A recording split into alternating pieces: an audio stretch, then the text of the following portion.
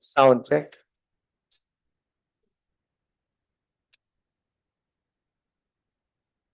Hello, sound check.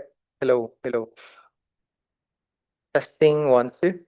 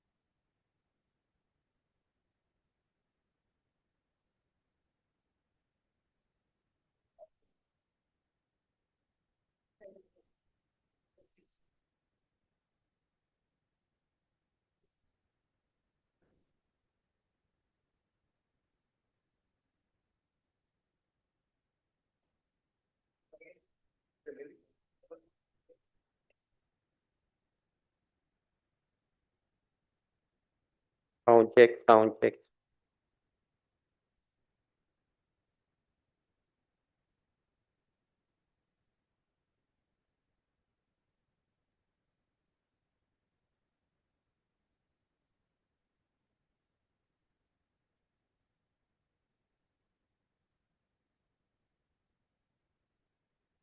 Sound check, sound check. Hello, testing, 1, 2.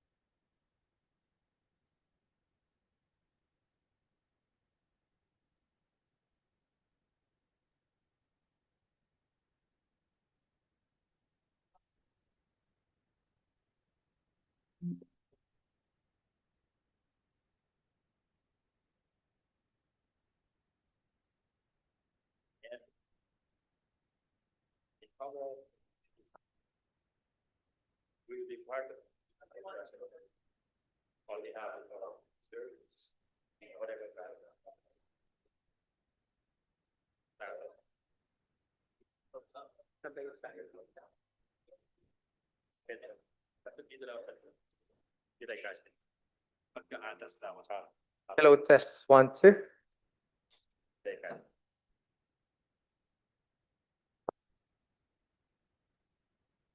Check, check. Okay na tayo. Restart na.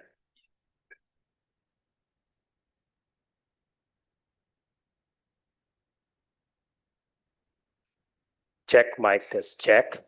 Hello? Mic test, check.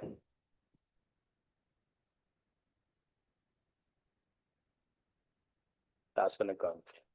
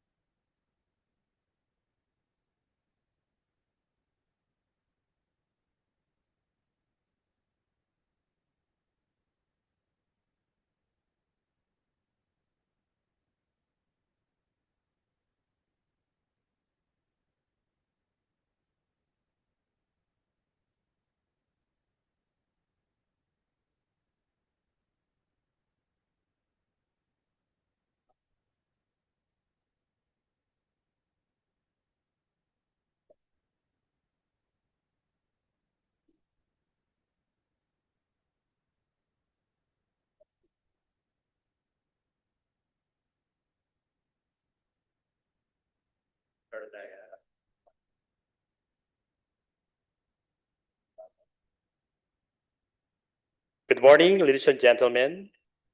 We welcome you to the Showcase Conference of the Certificate of Education Studies and Leadership, or the CESL. Can you take your seats? Could we request that you switch your phone to silent mode? We would begin in a short while.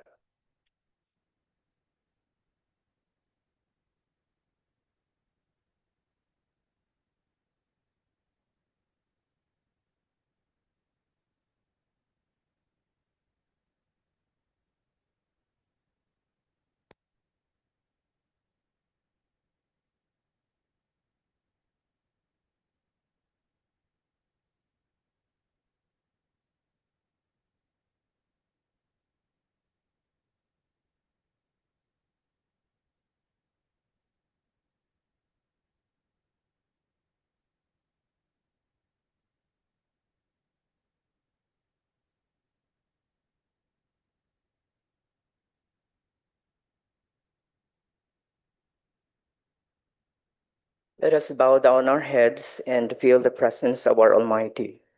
Heavenly Father, we come before you today with hearts full of gratitude for the opportunity to gather this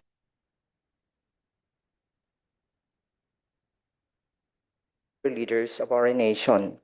Thank you for the vision, the passion, and the purpose behind this initiative. We acknowledge that leadership is a calling and a responsibility, and we seek your guidance as we prepare and empower those who will. Lord, bless every mentor and mentee present here today. May this be a space of learning, growth, and transformation. Instill in each of us the values of integrity, humility, service, and wisdom. Grow into strong leaders who will lead with courage, justice, and compassion. We ask for your presence to guide every discussion, every plan, and every connection made here today. Unite us in purpose, inspire us with hope, and help us build a foundation that leads to lasting impact for our communities and our nation. May everything we do here honor you and contribute to the greater good. In your holy name, we pray. Amen.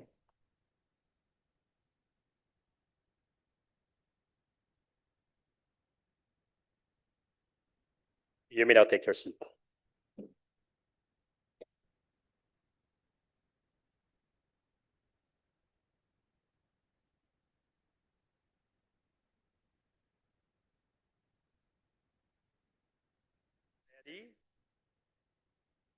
We will be part of this team of Masters of Ceremonies. On behalf of the organizers, the University of the Bristol,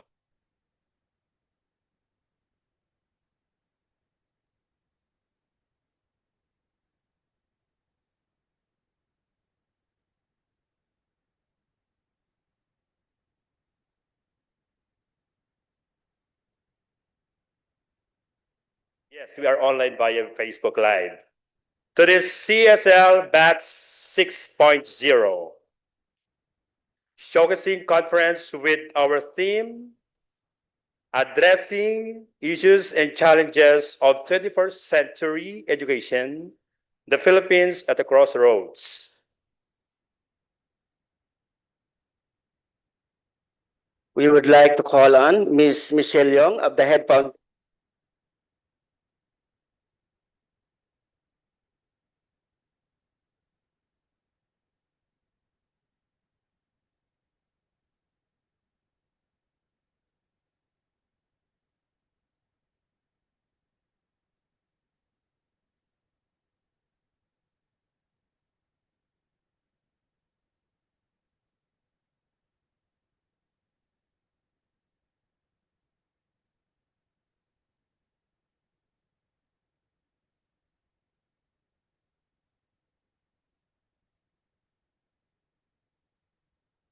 So, greetings to everyone, SBFI, Ms. Eileen, and also Mr. Louis Diriu, my fellow partners from Ateneo Center Education Development, Amy, LJ, and Judy. It's always nice to come back and meet you.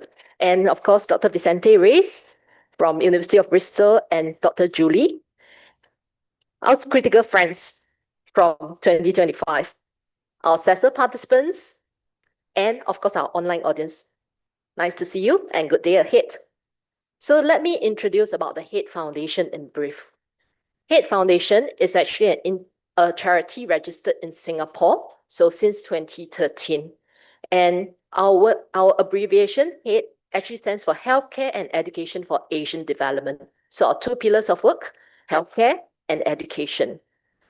So we want to impact lives in Asia through quality education and effective healthcare.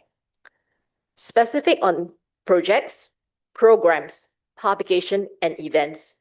We aim to help empower change makers with the relevant knowledge and key skills to transform the community.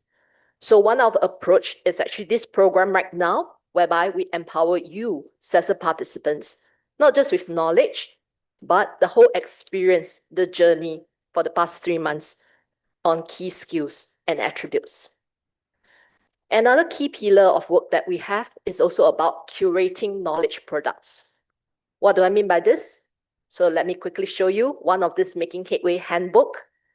So we know that in Southeast Asia, there's a lot of successful cases or experiences across fellow educators. What if there's more opportunities to learn from each other? Connection has grown over time, both with technology and with network. So the Head Foundation has curated some of these case studies, or what we call best practices, on some of the common issues, challenges, and what has been done by your fellow educators. They said knowledge is power, and I hope to share this power with every educator in the room right now. So it's also online available on our Head Foundation website. And for all the participants today, I'll have a hard copy for you to bring home today. Second point about CESL program, Certificate in Education Studies in Leadership. So 2025 is the sixth run that we have, and this marks our final and third run of this final iteration that we have with Security Bank, Ateneo Center, and also with University of Bristol, together with Head Foundation. As you reflect on your transformative action plan, who are we doing this for? What exactly needs to be done? How should it be done? I think these are the three key things that you have experienced it yourself as you talk with your fellow critical friends, your mentors, and also with Vicente, like what should be done. It's an ongoing journey. If you remember in May, when I spoke to you, it is a roller coaster ride. Maybe not so sharp, deep and everything, but there are definitely ups and downs. But more importantly is as you come together to showcase what you have done for the past 3 months, reflect on the journey that you went through, the ups, the downs, the trail, the journey, the sight. To some extent, you're getting off the roller coaster soon. It might be the last cycle because you still have your project completion report to do actually. You're not off the roller coaster yet. But I hope that you take this experience and also encourage more people to join you on this journey. It sounds scary at the start. We don't deny it. It's a lot of commitment. But think about how you feel and what is the purpose of it. So that's what I would like to say about CESL. So as you pause and reflect, so all the partners, we're glad to be partnering with you for this past 3 years of journey. So we're also taking it the chance to review what has been the outcomes, what are some of the impact. How do we ensure that the change is continuous and sustainable? Have we empowered you to be effective change makers? And when I say partners, it's not just about organization to organization.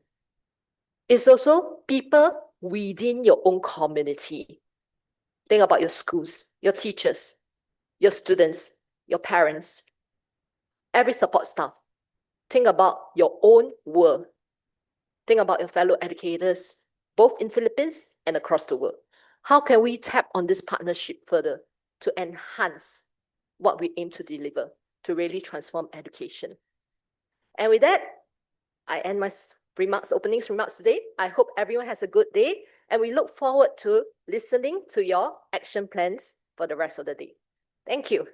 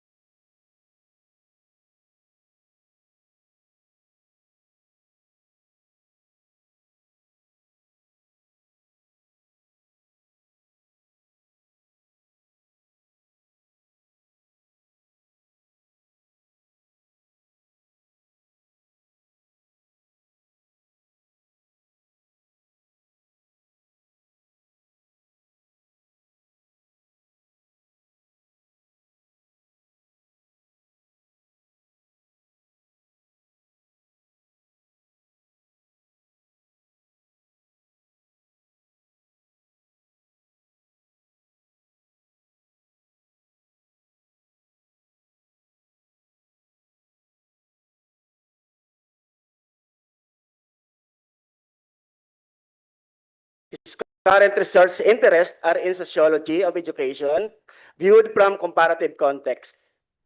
Vicente also pursued inquiries into the application of information, communication, and technology in education. Educational leadership, research methodologies, as well as investigating the phenomenon of corruption alongside governance in educational reform. He created and designing the CESL in partnership with the Head Foundation in 2018. Ladies and gentlemen, let us give a round of applause. Assistant Professor Dr. Vicente R. Reyes.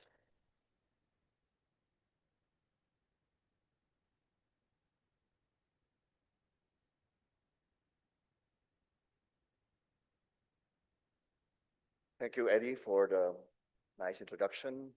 To our friends from the Head Foundation, Michelle, the University of Glasgow, Julie Harvey, our colleagues from the Ateneo Center for Education Development, Amy, Juby, LJ, and of course from Security Bank, Louis, Ma'am ER, and Carlo.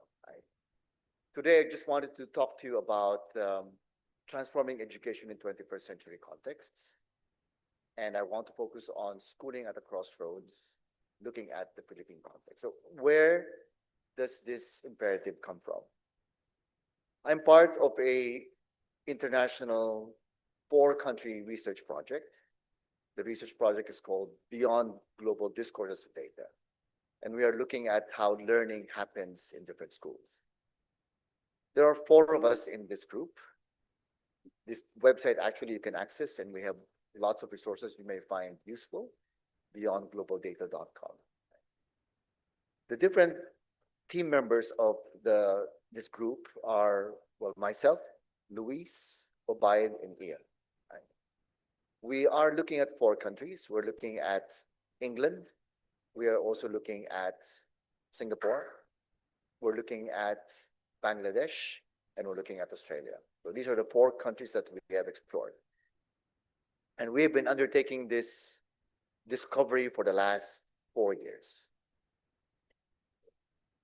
We have been generating scholarship and as well as publications, and this slide details what we have done.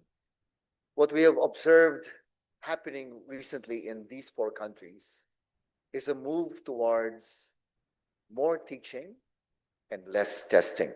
Believe it or not, there's this move to try to prioritize more teaching, more interactions between teachers and students, and less of the testing.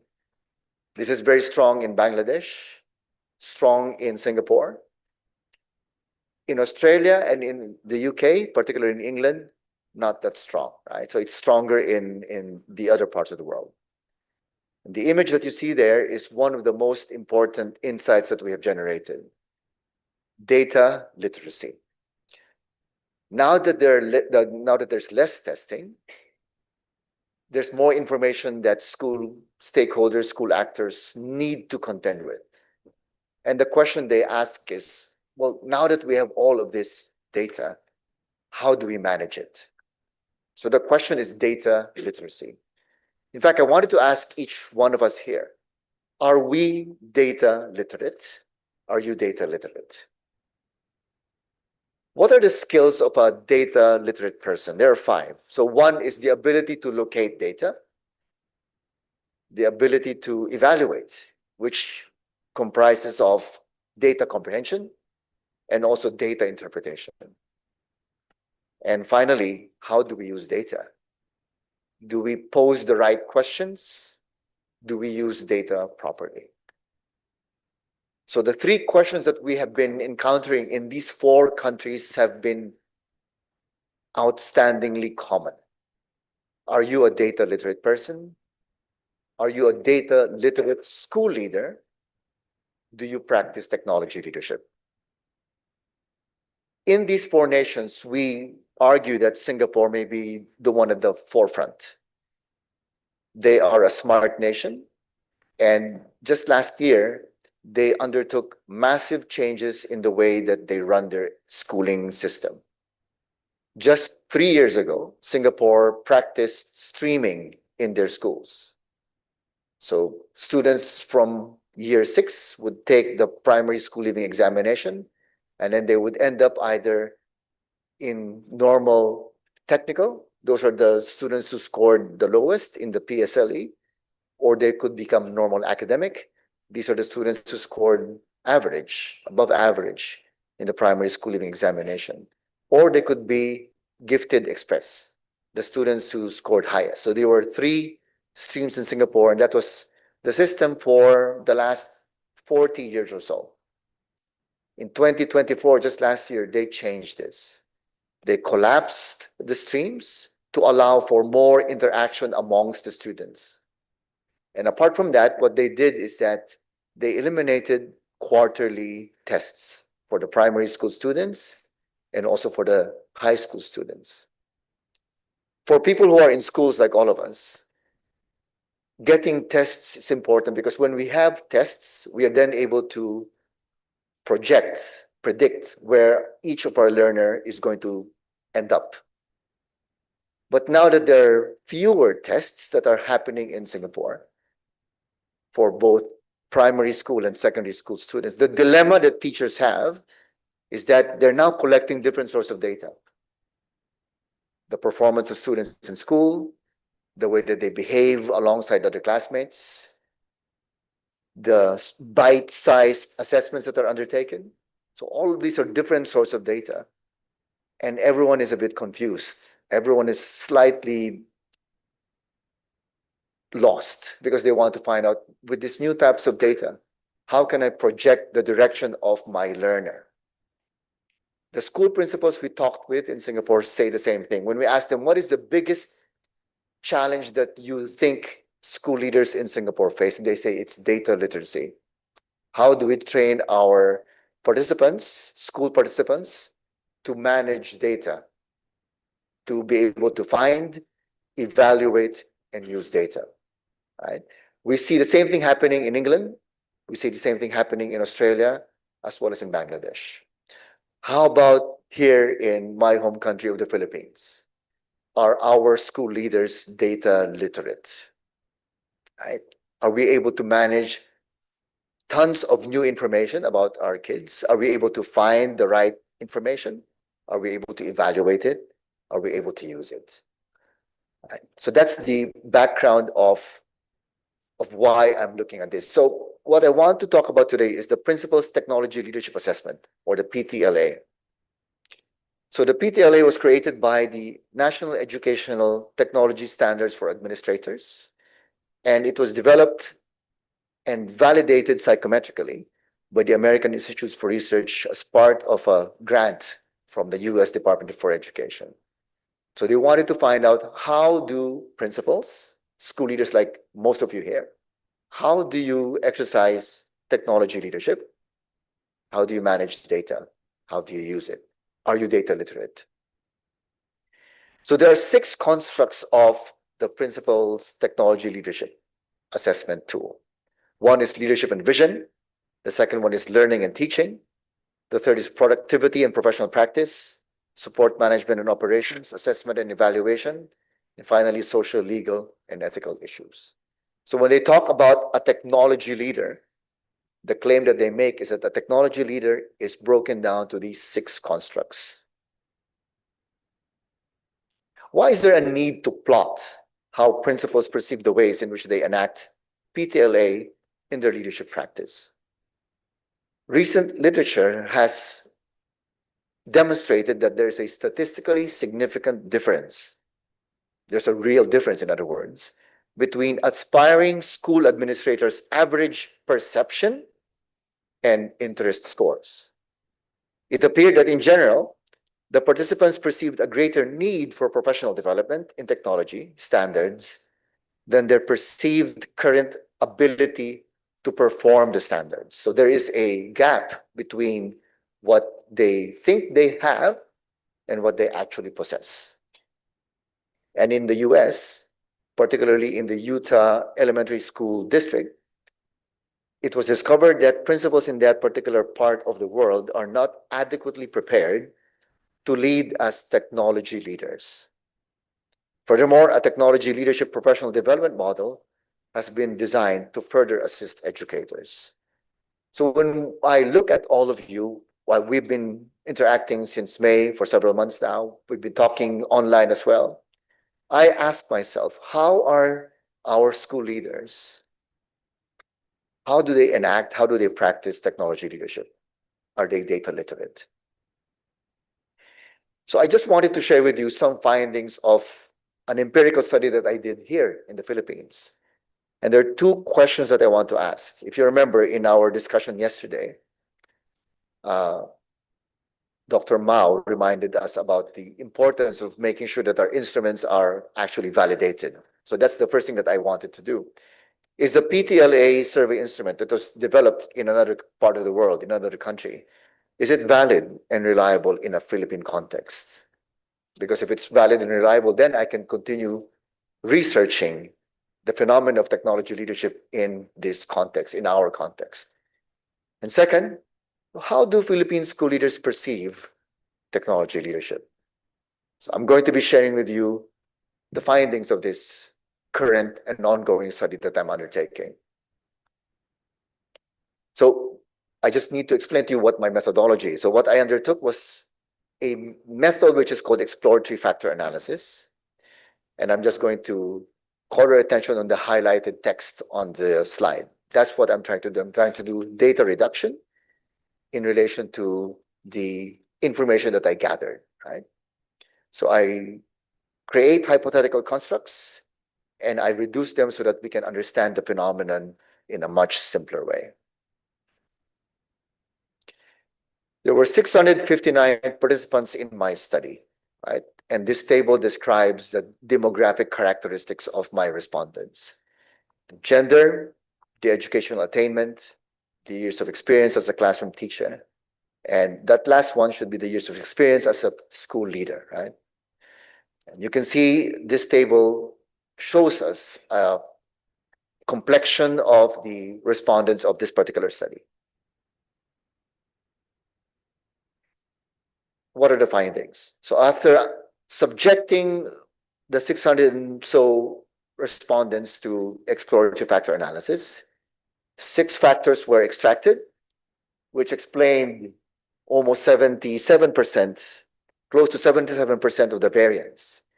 And the figure here on this side of the slide tells us how the different factors were extracted, right?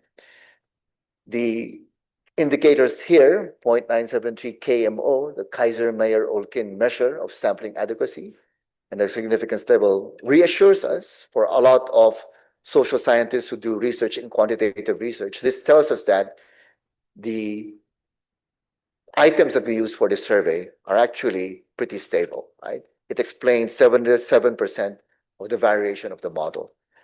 To simply putting it means that the model, the data that I was able to obtain, satisfies what the model is looking for, right? And in the Philippine context, the 6 constructs and their respective Cronbach's alpha is presented here, right? If you recall, when we take a look at a particular construct, the Cronbach alpha should be higher than 0.75. If they're higher than 0.75, then the items in that construct are coherent. They talk about the same construct. I'll explain that a bit later. Hopefully, I don't lose you early morning on a Friday, right? On a Thursday. So the results of the exploratory factor analysis confirm the validity and reliability of the PTLA survey instrument in a Philippine context. So we can use this survey instrument in a Philippine context indeed, right? So let's take a look at one of the constructs, leadership and vision. So leadership and vision is composed of 1, 2, 3, 6 items. This is the first item. This is the second, third, and all the way down to the 6th, right? So when the participants answered the survey questionnaire, they were asked, to what extent did you participate in your district's or school's most recent technology planning process? And then they were given response items using a Likert scale. And in that manner, we were able to collate the data about how the school leaders perceived technology leadership, right? So these are the constructs. You can see that the factor loadings are pretty good because they're all in the 0.9s, right? Which means that if we take a look at each of these items in the survey questionnaire, all of these 6, they are coherent. And above this 6 is the construct, the idea of leadership and vision. Okay? Because we cannot capture leadership and vision as a construct. That's the limitation of quantitative research. So it has to be broken down into more measurable indicators. The other construct that I wanted to take a look at is support, management, and operations. The Cronbach alpha is also impressive at 0.944. So this particular construct is made up also of 6 items. The first one says support faculty and staff in connecting to and using district and building level technology systems for management operations. For example, student information system, electronic gradebook, curriculum management system. So all of these items are familiar to us here in our context because we also have our own learning information system. Right? Our schools have, DepEd has its own learning information system. So these, in a similar manner as leadership and vision, that construct, support, management, and operations construct is propped up by 6 items, and these are these 6 items. And the Cronbach alphas are also pretty healthy at 0.944. So my research question 2 was about how Philippine school leaders perceive technology leadership. Of the 6 dimensions, leadership and vision, and support, management, and operations, the 2 constructs that I showed you just now, were the ones that received the lowest mean scores among the respondents. So in a Philippine context, when we take a look at the 6 components of technology leadership, the school leaders that I surveyed that covered Nueva Ecija, Tarlac, Quezon City, Valenzuela, these are participants from CESL as well, right? They demonstrated, based on their responses, that leadership and vision and support, management, and operations are the lowest constructs, right? So of all the components of technology leadership, these are the ones that they're not practicing that much. So that is interesting for us, right? Because the most important, we talk about leadership and vision as one of the most important components of any form of leadership. Instructional leadership, distributed leadership, transformational leadership, all talk about the primary importance of visioning. And it appears that when we take a look at technology leadership, this is the one that has the lowest, alongside support, management, and operations. Continuing this question, how do Philippine school leaders perceive technology? The main difference that we are seeing now in this ongoing research is that it depends on the span of control. The span of control is defined as the number of people that a person manages, right? And this table here demonstrates to us the disparity, okay, between principals who manage above 40 individuals. They have higher mean scores compared to those who manage below 14 subordinates within the dimension of leadership and vision.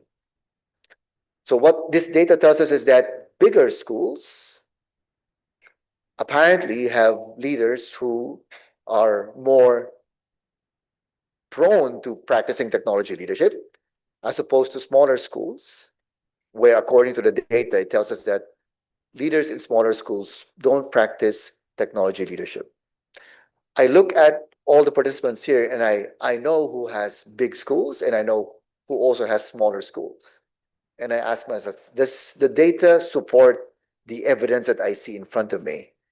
Are the smaller schools in this cohort, for example, when I take a look at the leaders, do they practice technology leadership less than their counterparts who have bigger schools? So the limitation of quantitative research is that it only tells you these numbers. In order for us to really find out what goes on, we have to go down deep, dig deep, and do qualitative research. And those are the next steps of what we are going to be doing for this ongoing research that I'm undertaking. But I think the takeaway here is that of all the control variables that we've seen, gender doesn't seem to matter. So both men and women practice technology leadership in the same way. Educational qualification also doesn't seem to matter. Years of experience matters quite a bit, as well as years of experience either as a teacher or as a school leader. These two control variables matter. But the one that really matters most based on our survey is the span of control, the number of people that the leaders are managing, the number of subordinates that they have. And this is an ongoing study that we are undertaking. We'd like to find out whether what we see in the Philippines is replicated in the 4 other countries that we are working with. So this is a space that I'd like you to be on the lookout. We'll be writing publications and perhaps saying more things about this particular phenomenon. And that's it. That's my sharing with you in relation to this particular phenomenon. Thank you for your patience. Thank you, sir, Associate Professor Vicente Reyes, for such an informative and insightful presentation. Are we good? I can feel now the excitement from our CSL scholars. At this point, we will hear our first set of CSL participants presenting their Transformational Action Plan, or TAPS. These TAPS are the capstone of the 4-month design-based research informed professional development program that we celebrate today. And now, we will hear the first set of presentations from the 9 CSL participants. Take it away.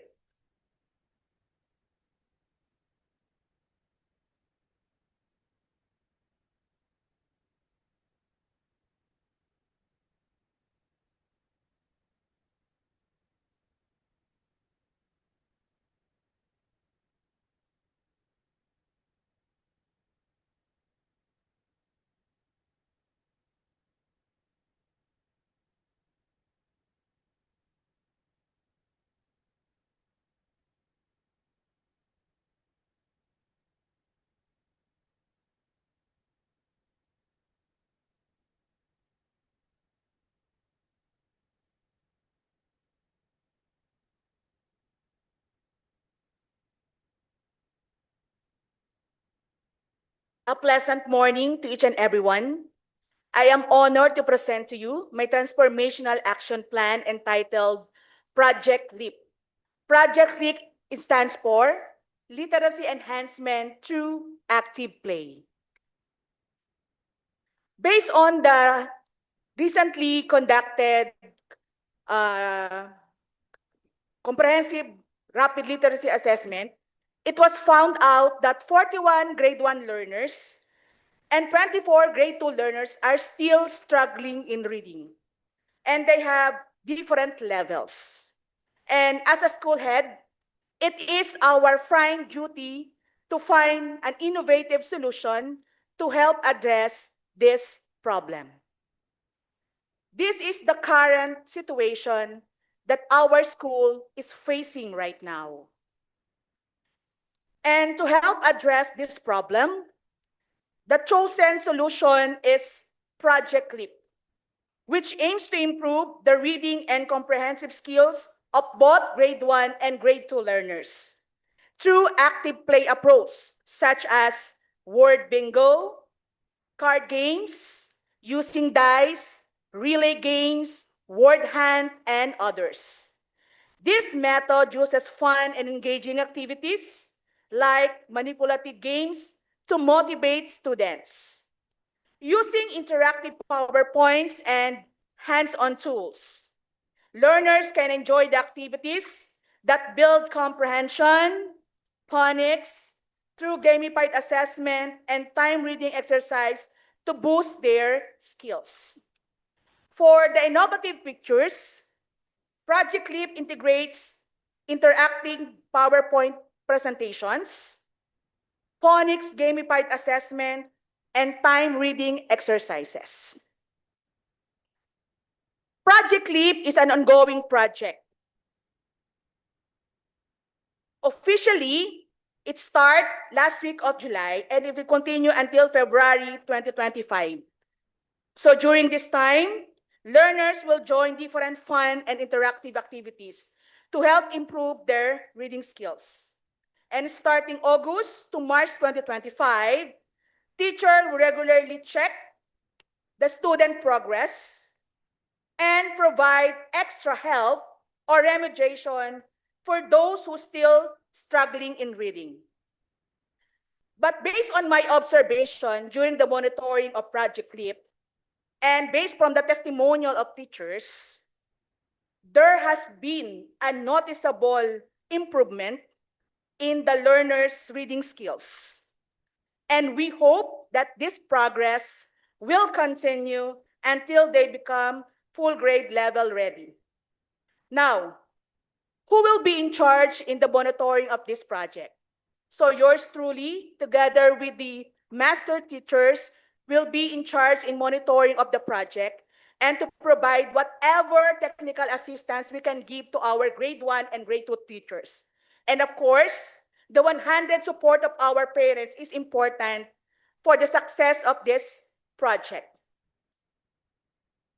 For the evidence of transformation, right now, we cannot say that Project LEAP is fully effective because it is ongoing project and it is still being implemented. However, we are hopeful that it will help our grade 1 and grade 2 learners to become 100% readers, because that is our goal, that all these grade 1 and grade 2 learners will become 100% readers. As sales participants, I realize that true transformation demands a clear vision, collaboration, and adaptive leadership driven by data.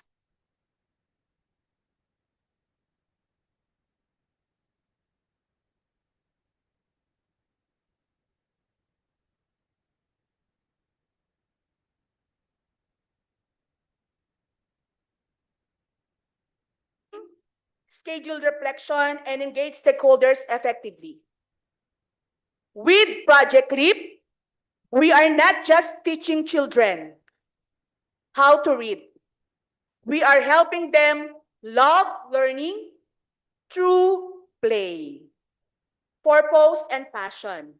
Together, let's leap toward a future where every child is a confident reader. So may I invite everyone to please watch the ongoing implementation of Project LEAP at Calvario Elementary School.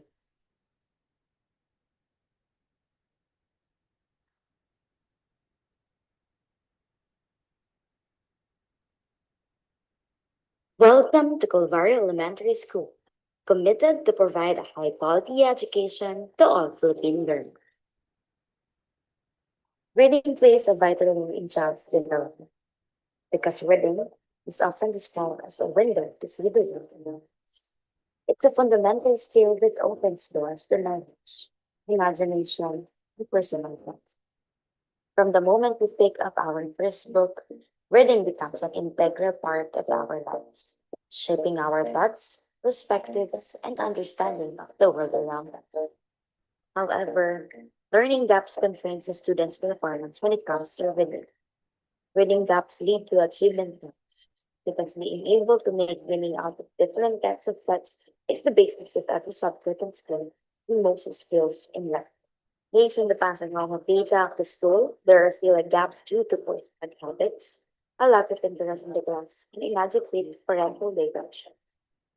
Furthermore, based on the assessment of Comprehensive Rapid Literacy Assessment or CARLA, some students from grades 1 and 2 got low emerging reader results. That's the reason why the teachers contemplated an innovation using technology and different reading materials to address the existing gap through the Project LEAP, which focuses on improving the reading and comprehension of grades 1 and 2 learners.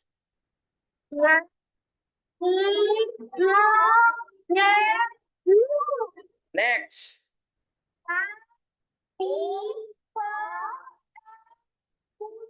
Next. Okay. Oh, kay Nostida naman.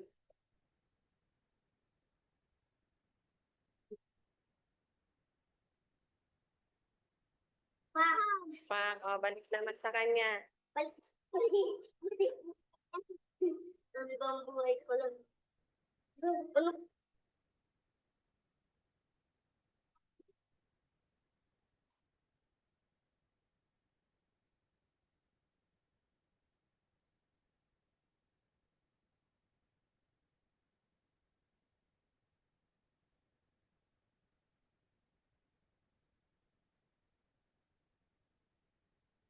Project Lead aims to change the perspective of a teacher using technology in helping learners who have difficulty in reading English Okay, accurately. so thank you very much.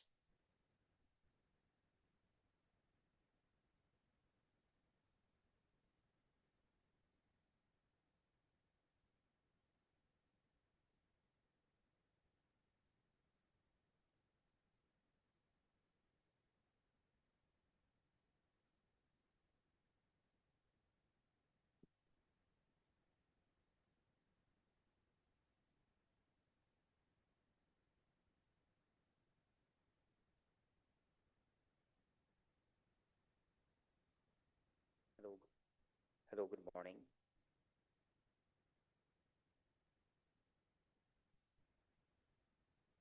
Hearing the phrase Science High School attached to a name of any school would give one impression of excellence, most especially in academics. In our case, the study could be quite different, for we, just like the regular schools in the country, are facing a challenge in making our learners at least good readers, if not best. Good morning, my fellow participants, and of course, to the distinguished guests of honors and academicians who are with us today. I am Nico J. Bagus, presenting this transformational action plan for Honorato C. Perez Senior Memorial Science High School from the division of Cabanatuan City. This is Project Rise Up, a reading improvement and skills enrichment unified program, a pathway to meaningful reading competence in response to DepEd ARAL program, academic recovery and accessible learning program. Reading isn't just an English problem, it's an everything problem. In science high school, where logic, data, and reasoning drive every subject, a lack of reading comprehension can derail performance across the board. So we created something different. Rise Up is more than a program. It's a movement toward meaningful, integrated, and student-centered reading development. This is not just about raising test scores. It is about helping students rise up across every subject and every skill. Let's be honest. Students today are overloaded. But here's the catch. Even in a high-performing science high school, many struggle with the most basic learning foundation, reading to understand. When comprehension suffers, it is not just English grades that drop. It affects science, math, even how students process instruction or analyze data. This means poor reading skills create a ripple effect across disciplines. Well, this project is rooted from the results of Philippine informal reading inventory conducted on the first or on the last week of June, wherein learners are expected to get a score of 28 and above, and those who failed have to be given attention. In total, we have 98 learners, or 42.42%, who will be needing enrichment activities. They scored below the expected reading level, not because they are incapable, but because they struggle with skills like inference, sequencing, and vocabulary. We are not facing learning disability, we are facing learning disconnect. And that's what Project Rise Up aims to fix. This project provides a holistic approach to enhancing students' reading skills by combining engaging and purposeful activities with technology, interactive learning, and well-planned task design. It is immersive, it is interactive, it is tech-friendly. Reading is no longer confined to paper tests. It becomes an experience because when students feel connected to reading, they are empowered to learn anything. So why this approach? Today's learners are shaped by technology and multimedia.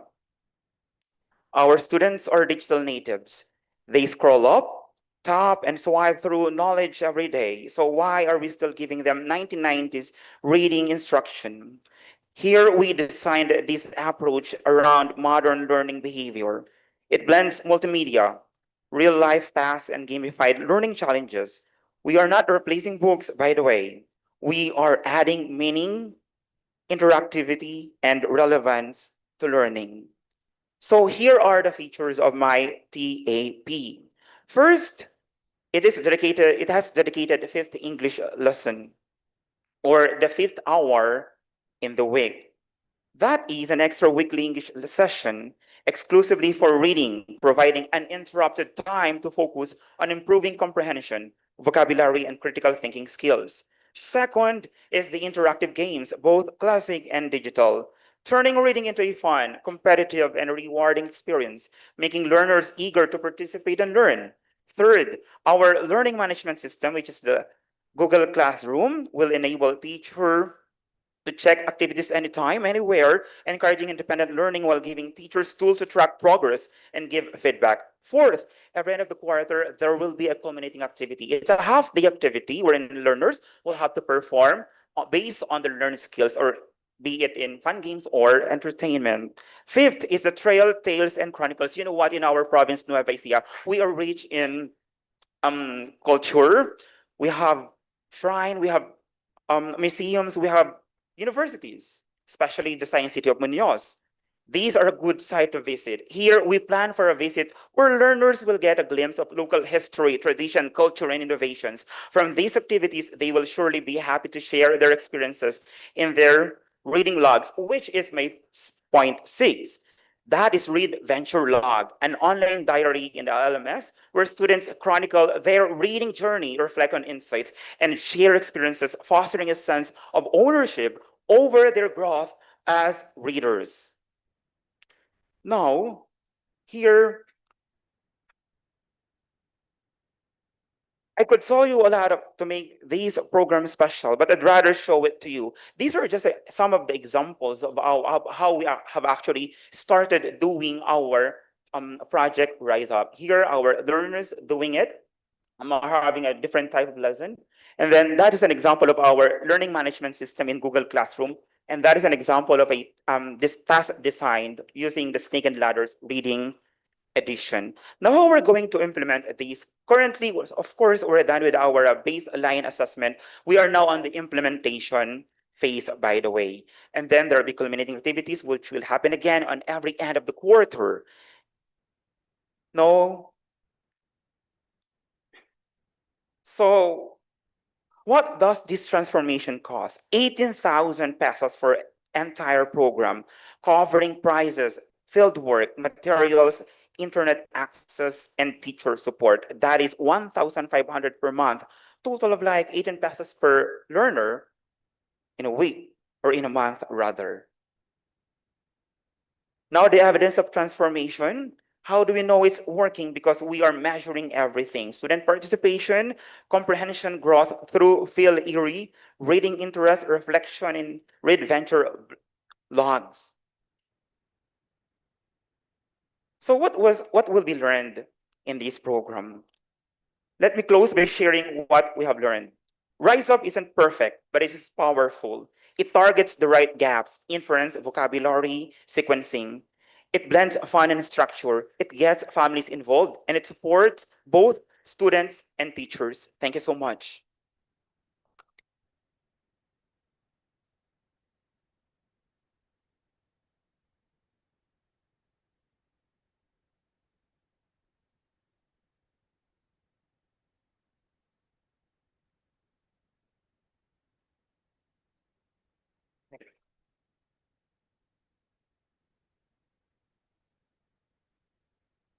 Good day, everyone. So I'm Sir Robert Benito from Naga City School of Arts and Trades, SDO Naga City, and I would like to, I'm honored to present to you Project Chat, a technology integrated learning program that utilizes artificial intelligence, tools, and programs to enhance students' comprehension and higher order arithmetic skills.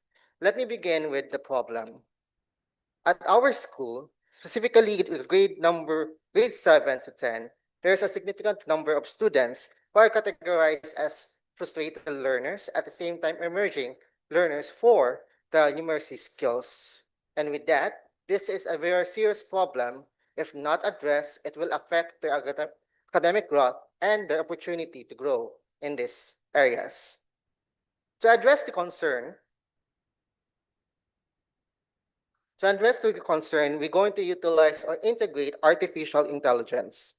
Why AI?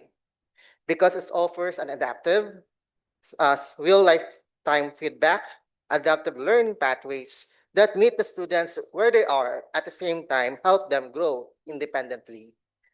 Aside from that, it is going to explore its growing yet overlooked role in the teaching and learning process. Currently, the program is under the implementation and monitoring phase, such that teachers for grade 7, math and English teachers are the facilitator for this program. At the same time, they are monitoring the progress of these learners. And consequently, we're going to have the pulse test or evaluation of the program by January 2026.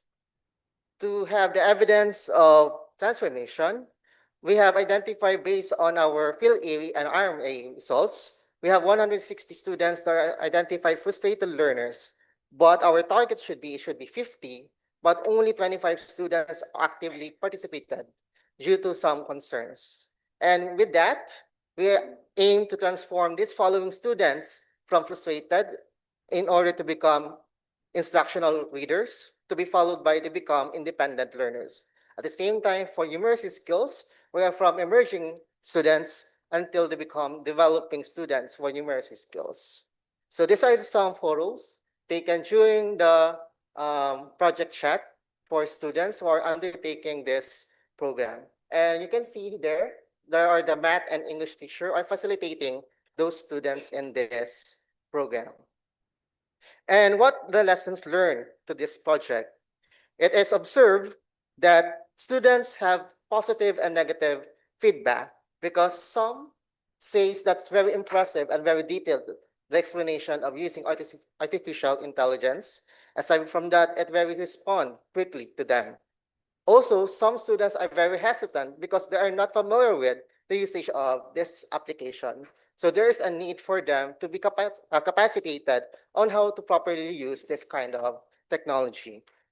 And with that, we use the SOAR analysis to identify the strengths, opportunity, aspirations, at the same time the results for this project.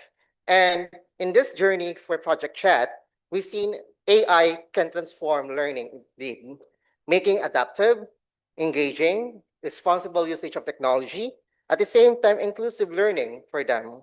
While challenges remain, but we can see there is a potential for this project. And when students are given the right tools in their hands, they are not catch up, but rather than they thrive in order to learn. So let's continue bridging understanding and innovation because every student deserves to think critically and compute confidently. That's all. Thank you.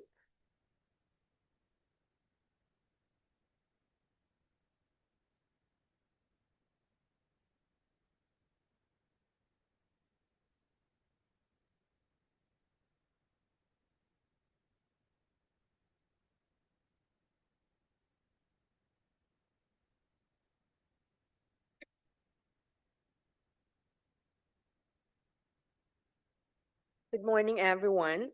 I am Cherish L. Flor of the Division of Bacolod City, Principal of Emiliano Lizares National High School. My TAP is Innovators at Work, a school head's action plan for Teachers Innovation Showdown. This project is designed to guide school head on how to create and promote a culture of diversified innovations among teachers at Emiliano Lizares National High School, with 1,788 junior high school and 1,068 senior high school learners. We are fall short, or we have a gap in our reading, in numeracy, even in our science, the same time in Filipino. With the implementation of various programs of DepEd, the National Mathematics Program, Reading Program, and of course, with the available lesson exemplars, data still shows that the learning gaps in reading, numeracy, and even in our division assessment of learning.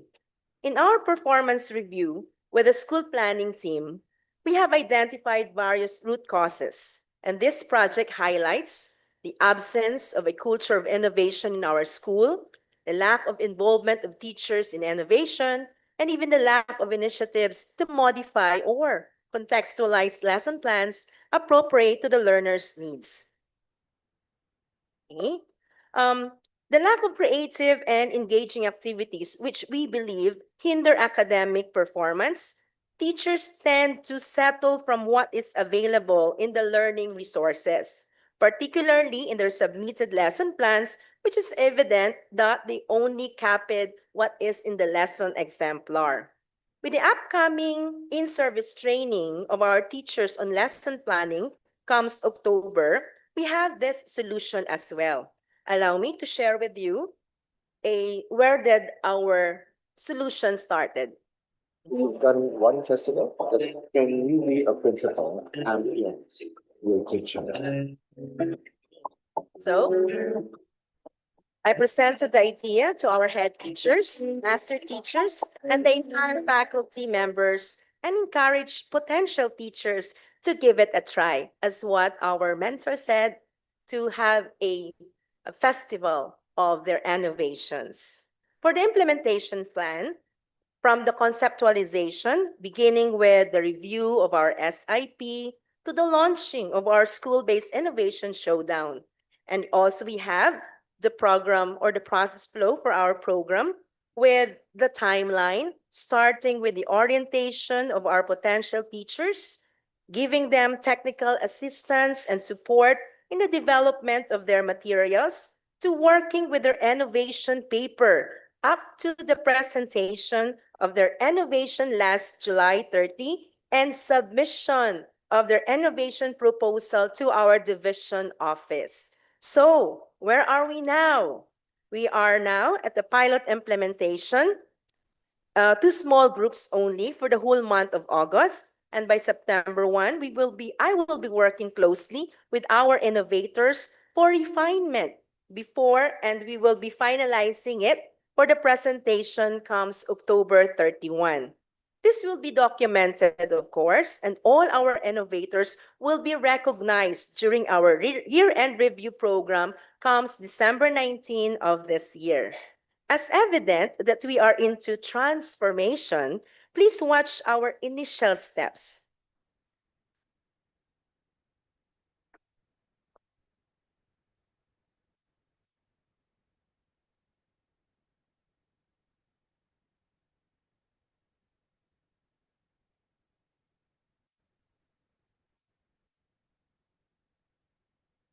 Okay, so sorry. So never mind. So from no innovations at all to 6 groups of innovators, including yours truly, make it 7.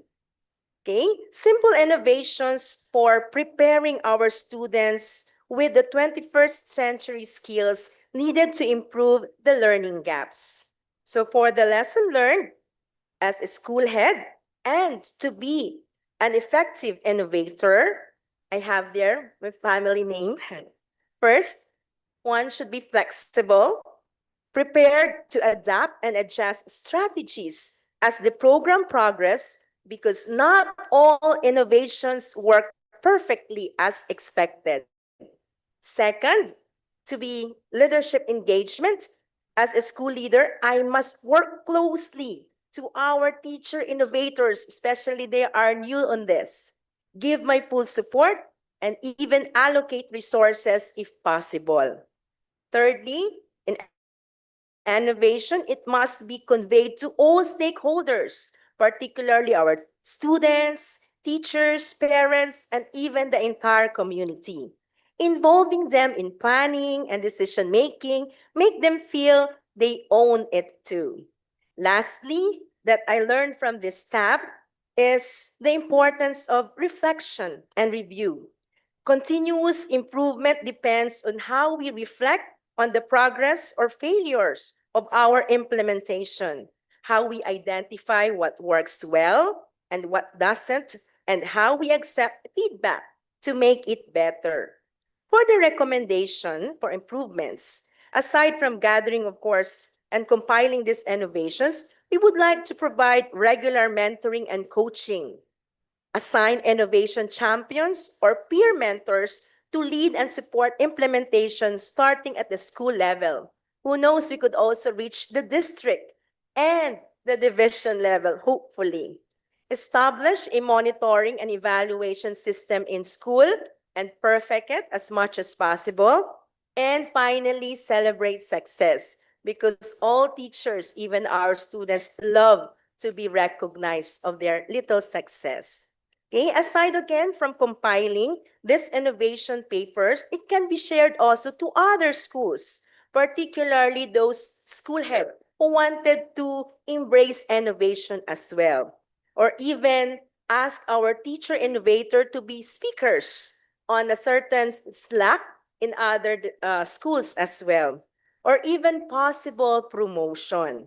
So finally, this action plan focus on fostering a culture of innovation, embracing failure as a learning opportunity, and encouraging diverse ideas and perspectives, doing new things para sa bata, para sa bayan. Good morning.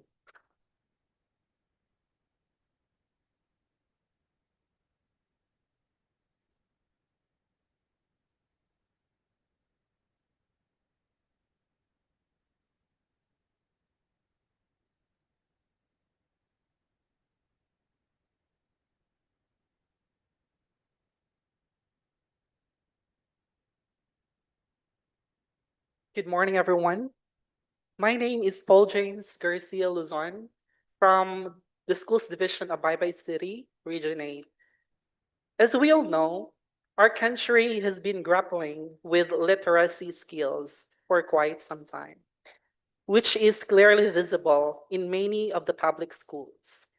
In response to this, the Department of Education is implementing a new nationwide initiative called Oral Reading Program, aimed at bridging this gap. It's important to note that all struggling readers are participants in this program, qualifying for the necessary interventions. However, our learners exhibit varying levels of reading difficulties. Some may struggle with letter sounds, others with words, sentences, or comprehension. So to address these diverse needs, I have developed a transformational action plan to support the oral reading program. This initiative is titled the Triad Reading Stations, or TRS, a ladderized reading approach designed to enhance literacy skills through progressive activities across 3 reading stations in all alignment with the DepEd's oral reading program. This situation is also evident at our school where I work, Punta National High School. According to the PhilAir previous result for school year 2025-2026, 83 out of 136 students, that is 61% of the overall student population, fall into frustration level category. And it is indeed deeply concerning statistic. So here's my solution. The Triad Reading Station. The Triad Reading Station is a support for the oral reading program and of the Department of Education, which facilitates the implementation by assigning the learners to specific station they are suited to belong. Station 1 is called teacher guided station, intended for non-readers or frustration level readers, where teachers will teach the literacy foundational skills from the basic, which is ladderized, until they reach sentence level. Station 2 is a peer-assisted station intended for instructional readers who has the ability to read but lacks comprehension. In this station, fluent readers will assist the instructional readers. And station 3 is for independent readers who will extend what they have read into outputs. And here are my salient features of the TRS. First is categorized reading levels, where we label or categorize readers by station based on the reading level. Number 2, we have ladderized reading interventions or focused progress monitoring, wherein learners who can accomplish a particular task will be monitored using a checklist. And of course, we have the ladderized reading interventions, wherein frustration readers will be assessed as to what foundational level they are at, as we have the back to basic ladder in station 1. We also have incentivized learning, wherein we give incentives to the learners who can advance to the next station. And of course, collaborative learning, which will happen in station 2 and station 3. So in station 1, or teacher guided station, we have, of course, different ladders.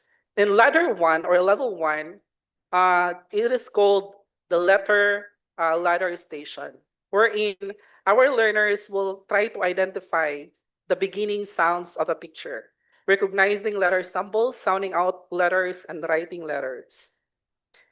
In level 2, or syllable ladder, our learners will read syllables, create words from syllable boxes, and matching pictures with syllables. Ladder 3, word ladder, our learners will have word breaking and word making. Then level 4, phrase ladder, reading phrases using the focus letters. And in ladder 5, sentence ladder, reading complete sentences accurately. So once our learners can complete all the ladders, that's the time that they can advance to station 2. So in station 2, it is called peer assisted station, wherein teachers provide appropriate reading materials, of course, with focus letters also. Students answer literal, interpretive, and applied questions to assess understanding. Fluent classmates assist peer in clarifying comprehension. Then follow the reading process, the pre-reading, during reading, after reading. And of course, mastery of station 2 allows the learners to advance to station 3. So station 3 is our final station, which is called independent station, wherein learners will read the article silently. Students will engage in creative projects, just like creating poster, recording vlogs, writing reflection papers, role-playing, conducting case studies, and other applicable activities. Of course, there will be graduation. Readers who successfully complete in station 3 will exit the triad reading station and will receive reward and certificate of recognition. So of course, in our solution implementation plan, we were done with the phase 1 planning and preparation last June 16 to 30, 2025. Then for our phase 2, implementation of TRS, it happens already starting July 2025 and will end on March 2026. Phase 3, there will be monitoring and evaluation starting July 2025, monthly monitoring and evaluation. And phase 4, there will be, of course, recognition and awards once our learners can complete a task. For the evidence of transformation, so as of July 1 to 31, using the triad learning station, we found out that there are 3 learners who were able to advance from station 1 to station 3, but there is no learner yet in station 3 right now. So station 1 to station 2, 3 learners. Lesson learned. So implementing the TRS has highlighted the value of differentiated instruction by providing targeted intervention through structured collaborative approach that fosters steady literary progress, confidence, and teacher autonomy. So for our strength, there will be clear progression pathway for non-reader to independent reader. So thank you very much. That's my action.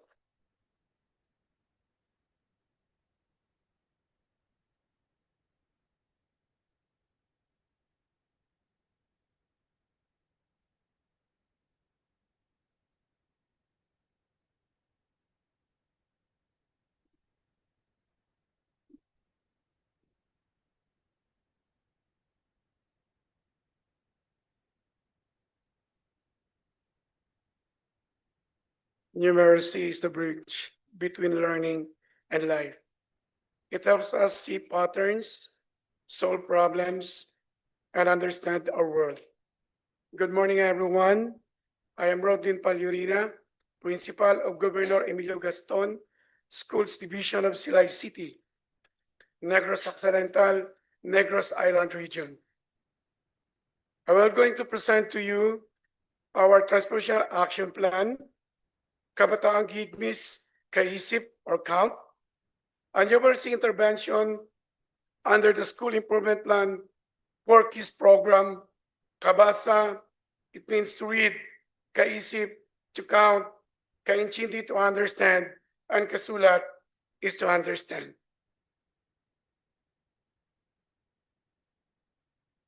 For our statement of the problem social analysis, I highlighted that numeracy's ability to understand and work with numbers in K-Stage 1 learner begin to explore, engage in basic mathematics skills. We have to develop numeracy skills to help learners solve everyday problems, build self-confidence, and explore themselves in the world of technology as young as they are in the age of 7 to 9. Based on our data, we have only 593 learners in K-Stage 1. It is very alarming that out of 593 learners, we have 142 considered as low and not proficiency, which is 23%. Our baseline here, 56, grade 1 out of 87, 29%, 37 out of 209, 17%. Grade 3, we have 49 out of 197, 24%, with a total of 23%. For our solution, we come up to this following solution: giving regular formative assessment and differentiated instructions. For the formative assessment, it is a learning process to monitor pupils' learners' understanding, to provide feedback, and give teaching decisions. At the same time, with differentiated instruction, teaching approach where lessons are adapted to meet the diverse learning needs and abilities and interests of our learners. Another one is the integrating technology for effective through interactive simulation. It means that this is a digital or hands-on activity that let learners explore mathematical concepts, manipulates virtual activity that allow learners actively engage with a learn expert concepts. You can click, drag, and drag. Another one is the data analysis, jigsaw games, adequate training resources, and utilization of our ICT room, and manipulative tools. Then for our rationale, we have to decrease the low and the not proficient to 55%, and conducting intervention using technology and to address the numeracy learning gap of our learners. our innovative features, giving regular formative assessment, real-life integration, educational math games, hands-on multisensory tools, peer collaboration, gamified learning, and interactive simulation. For the activities as shown in the pictures, we conduct errant assessment as our basis, utilization of our ICT room for a interactive simulation. We have teachers conference, PTA meeting, intervention through utilization of manipulative tools. For the resources needed, we have here, I highlighted the most important thing for sustainability, the monitoring tools, which is InMath app. This InMath app is lined with that. It is an online test system that helps teachers to monitor the progress of the learners in terms of numeracy. Track the individual pupils' progress, identify areas of support needed, help teachers plan lesson and basic pupils' needs. We have here the resources. We have the participation of, and then for the evidence of transformation, this is the data. Learners actively engage in digital tools, improve learners' attendance and participation, and foundational skills in mathematics improve. For the lesson learned, learners confidently answer math activities. Learners find math activities fun and engaging. Promote positive peer collaboration and strengthen partnership. Improve learners' focus and interest in technology. Teachers love mathematics. Develop commitment and teaching pedagogy. For our SWOT analysis, we have the threads. Now focuses on building foundational skills. And for the process improvement recommendation, as staff continues to be implemented, build a digital resource center for interactive simulation. Develop a reward system for learners. Sustainability of partnership with internal and external stakeholders, parents, LGUs, NGOs, teachers, and other potential stakeholders. And continuous monitoring and evaluation using the NMAT, which is the Electronic Numeracy Monitoring Assessment Tool, and showcase success stories in terms of improvement in numeracy. So, Kabataan Gigmis, this is our transformational action plan. As a mantra of our region, for every learner, we rise. Soar high, DepEd Silay. Thank you very much, and once again, good morning.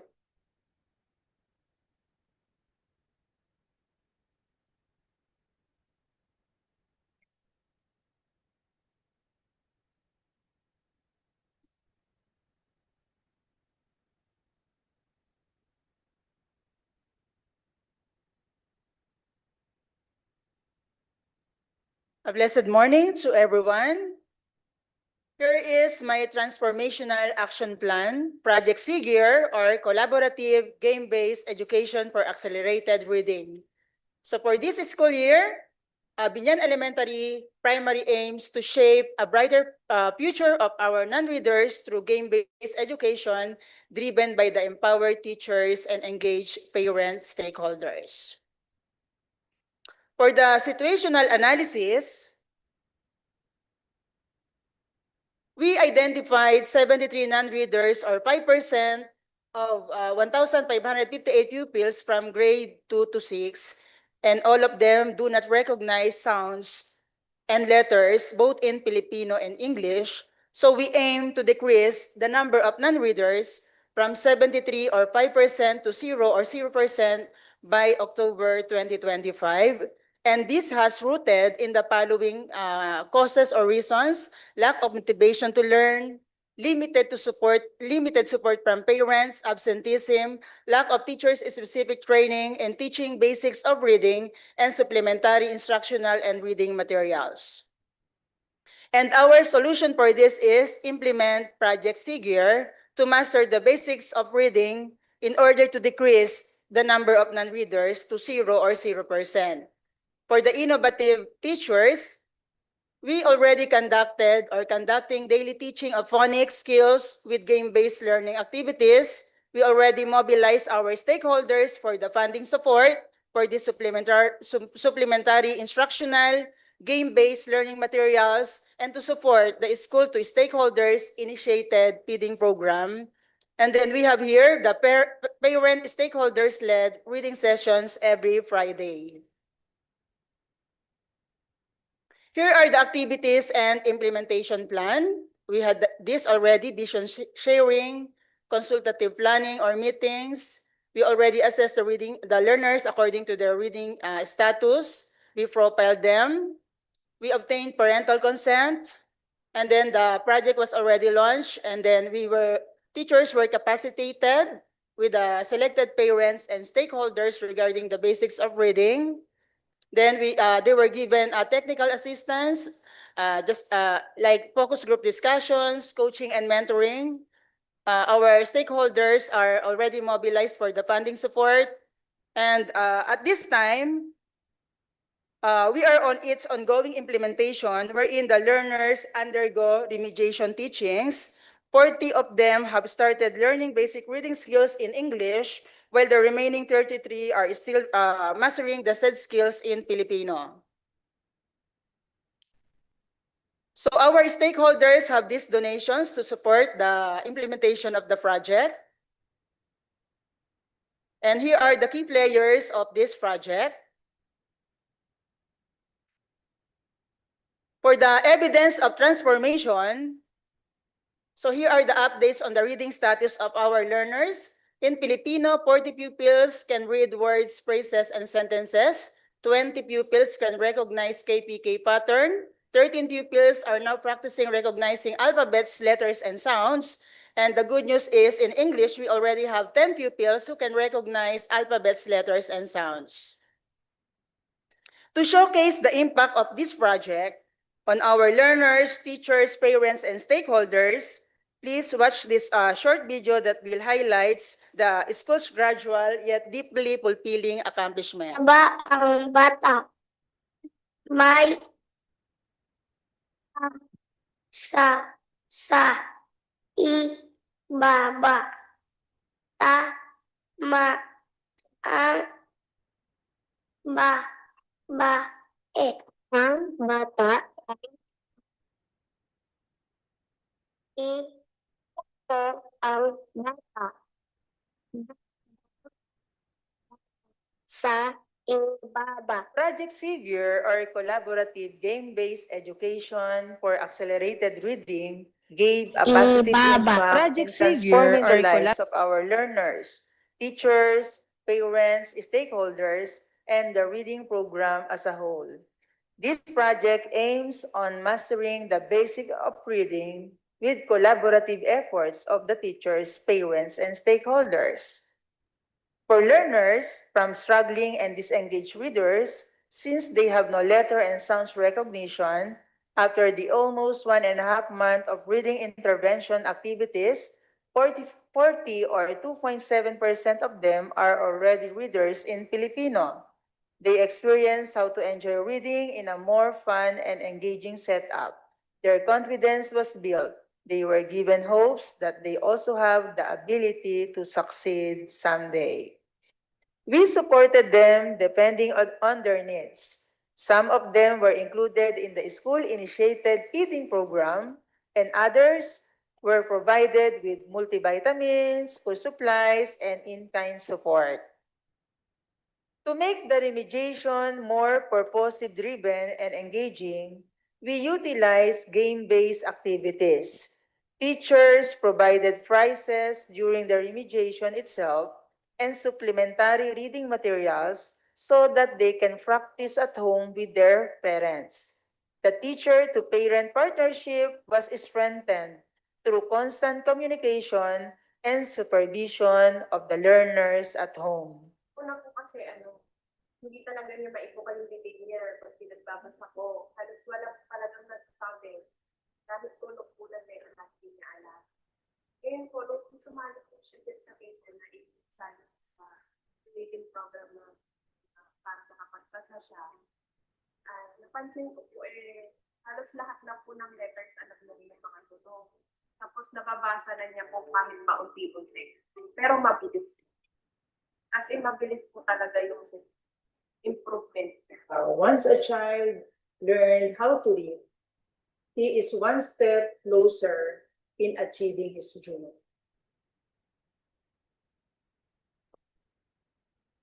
For the lessons learned, learners became more engaged and motivated to participate in reading activities. Their confidence was nurtured, and at the same time, their love for reading was developed. So by enriching learning with creativity, inclusivity, and more stakeholders' involvement, a sustained and improved learning outcomes is achieved. For the ways forward, so we will employ technology integration. We will improve the quality of the remediation materials. We will invite more stakeholders to take part in the activity or the project. Then we will conduct monitoring and evaluation religiously. So as a whole, the combined efforts of pupils, teachers, parents, and stakeholders proved very effective in achieving the project's objectives, giving us hope that no child will be left behind when everyone embraces full responsibility and accountability in fostering the holistic development of every child. So thank you, and God bless you.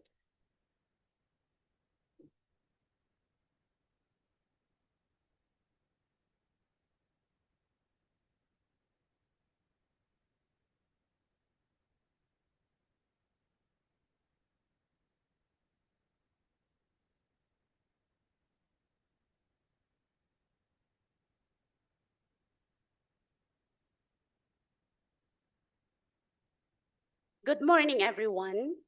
Today, I am honored to share the journey and success of Project Ahon Mag-aaral. Ahon stands for alalay, husay, at oportunidad sa mga nagbabagong mag-aaral. Transforming learners through guidance, competence, and opportunities. I am Rosalia Empas, School Principal 3 of Malhacan Integrated School, City of Maykawayan, Bulacan. This initiative was born out of the need to guide our 20 learners who struggled with behavioral issues, challenges, and low academic performance. When we first identified these learners, many of them were troublemakers, initiating riot. Some committed bullying cases, habitual absenteeism, and disengagement in school activities, smoking and vaping, gambling, and other offenses, which made the school community label them as problematic, troublemakers, and low achievers, which deepen their feeling of rejection, psychological distress, and a very low self-esteem, resulting to moral disengagement and recurring behavioral cases. To address these problems, we have 3 options, and we chose option 3, the implementation of Project Ahon. Project Ahon is a restorative leadership initiative wherein learners were given more than discipline. We gave them what they needed the most: support, guidance, and a second chance.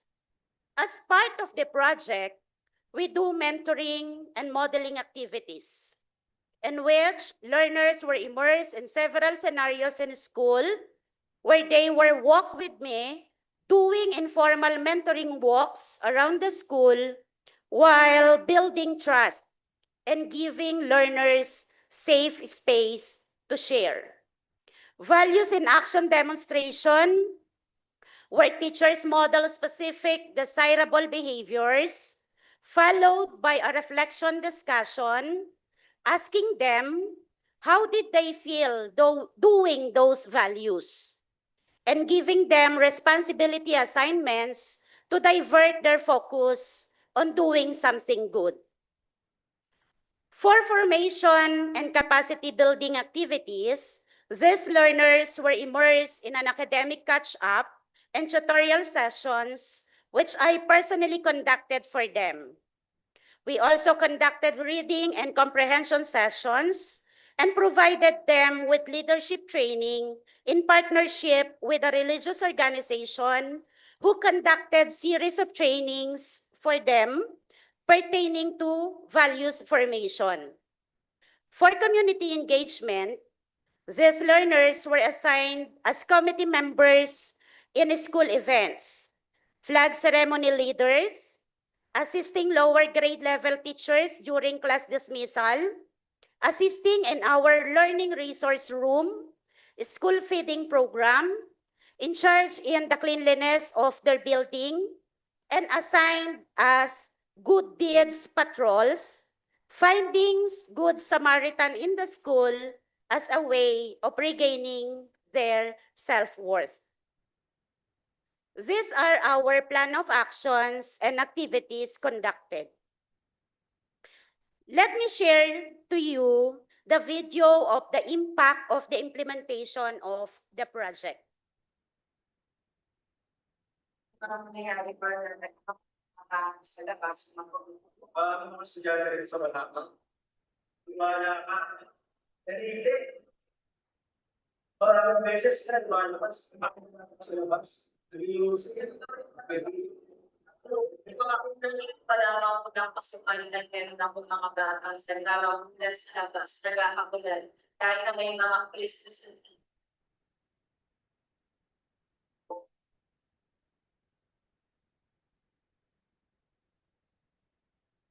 My name is Sir Henry Lumbera Jr. I'm the Junior High School Department Guidance Designate po ng Matacan Credit School. Kinikater po namin ngayon yung mga bata po na sinama po namin together with our principal Ma'am Paz sa Project Ahon.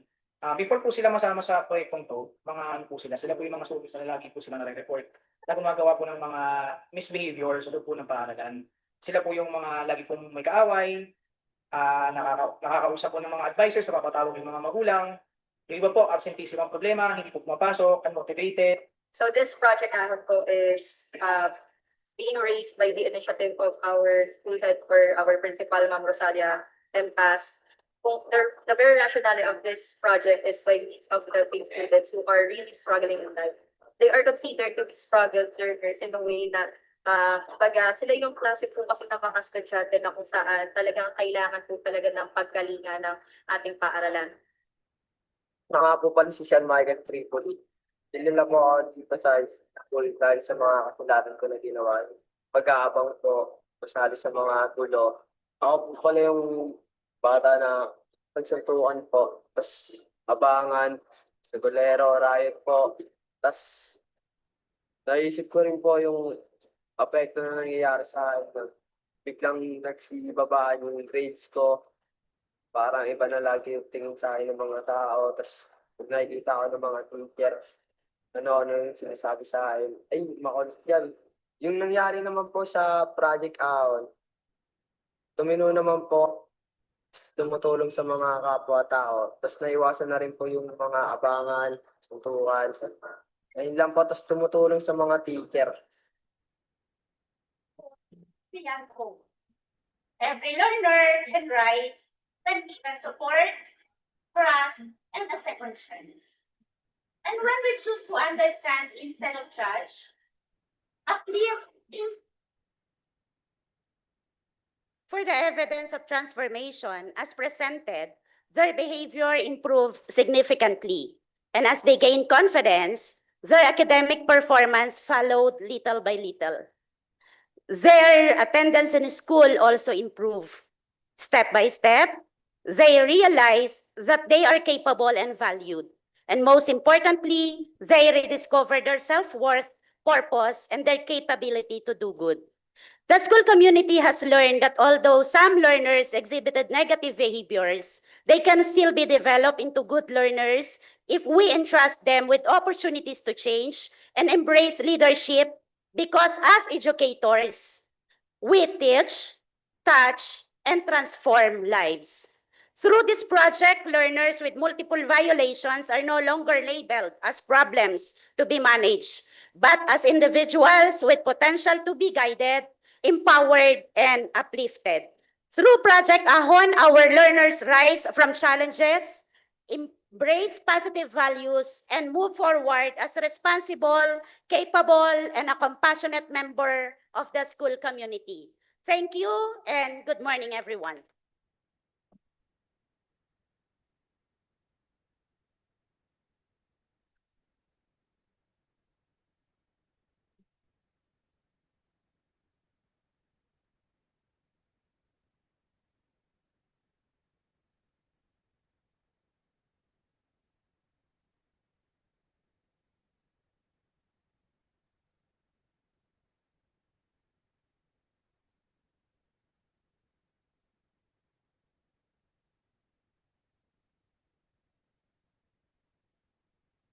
According to Frederick Douglass, once you learn to read, you will be forever free. Good morning, everyone. I am Mr. Jeremy B. Quinto, School Head of Silay South Elementary School from the Parish of Negros, Schools Division of Silay City, Negros Occidental, Negros Island Region. I am here this morning to present our transformational action plan entitled Literacy Enhancement and Advancement Program, or LEAP.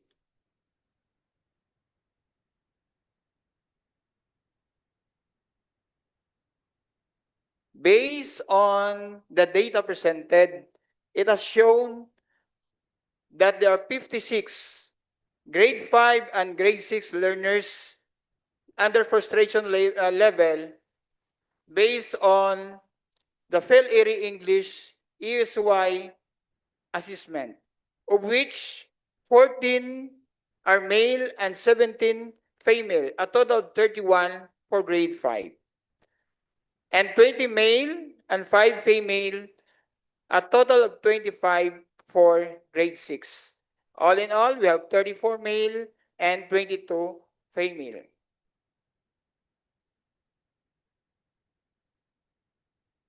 As the choosing solution, the Project LEAP, the end goal of this program is to move learners from frustration level to at least instructional or independent level by the end of the school year.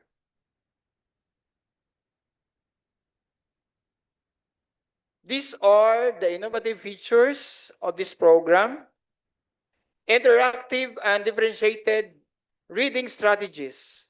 For example, employ read aloud, paired reading, eco-reading, and vocabulary building games. For peer-assisted learning and reading buddies, we have video recorded reading sessions at home. This is to ensure the 100% participation of our involved parents. In this program also, our pupils or our learners will be able to explore different strategies to fit the reading needs. For the activities, we are now on the months 2 to 4. Particularly, we are now on the 3rd week of our actual implementation. Using the pull-out strategy.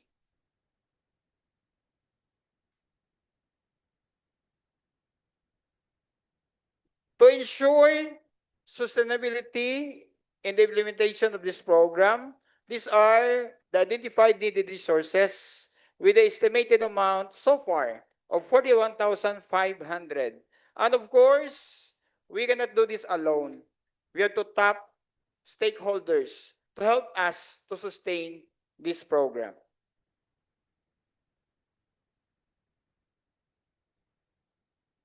For the evidence of transformation, as our main goal of this program, we really ensure the significant improvement in PhilErie reading levels from frustration to instructional and independent. This really our ROI, or return of investment after the implementation of this program. For the lesson learned, of course, we really acknowledge the effort of our parents as well as our stakeholders in order to fully implement this program.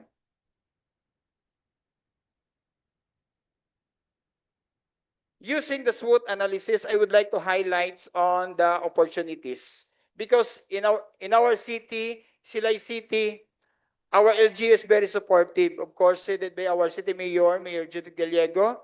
He's very supportive for all the programs and projects of DepEd. Likewise, I would like to take advantage of our available digital tools in school. We have available DCP packages, just like tablets and laptops, as well as utilizing the different reading resources from our DepEd programs. Especially now, we are implementing the ARAL program. And for the ways forward, so we need to improve and adjust for the future implementation, increase access to technology, and address technical issues proactively. And here are some of the testimonies of our learners, parents, and teachers. Hello, Irish. Ano ang nabatsagan mo nga isa ikaw sa napilian mag-remedial reading? Malipay ako, may remedial reading kami kay makabulig ini sa akon nga pagtuon. Ano ang imo na namian eksperyensya samtang naga-remedial reading ikaw? Ang pagbasa sa mga sari-sari, mga basahon, ang akon experience. Nangin madamo bala ang imo natun-an tungod sa adlaw-adlaw nga pag-remedial reading? Oo, madamo ako natun-an labi nagit sa phrases at sentence sa akon teacher. Nagapasalamat kita ko tungod kay daw natagaan importansya ang mga kabataan nga nabihain sa reading ang ginatawag kag nagapasalamat gid ko nga may amo sina nga programa ang Silay South Elementary School nga remediation abot sa mga kabataan nga hindi kabalo magbasa nga nabihain sa ginatawag nga reading tungod sang wala follow up sa mga ginikanan kay visit. Nagapasalamat ko sina kag daw pabor ginasamon nga mga ginikanan nga may amo sina nga I am happy that he can now, from identifying the sound of the letters, he can now blend the syllables having two letters. So he can now form the word baso, mesa, pusa, aso, just like that. And we are now in the part of enhancing these skills of reading the words that have two syllables. To end this presentation, through this program, in Silay South Elementary School, we say, every child reader, one lip at a time. Sorhay, David Silay, thank you so much.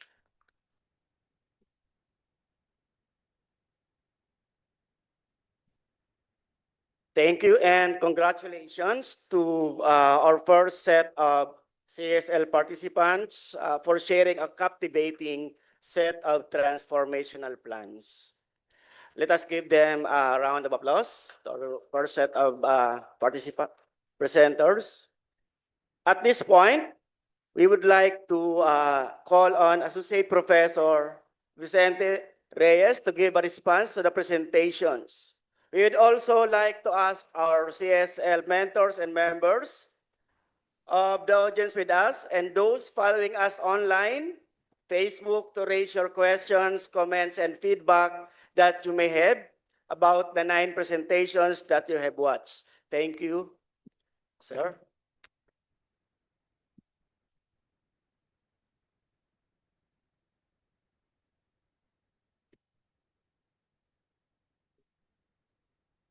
So first of all, congratulations to the first group of presenters.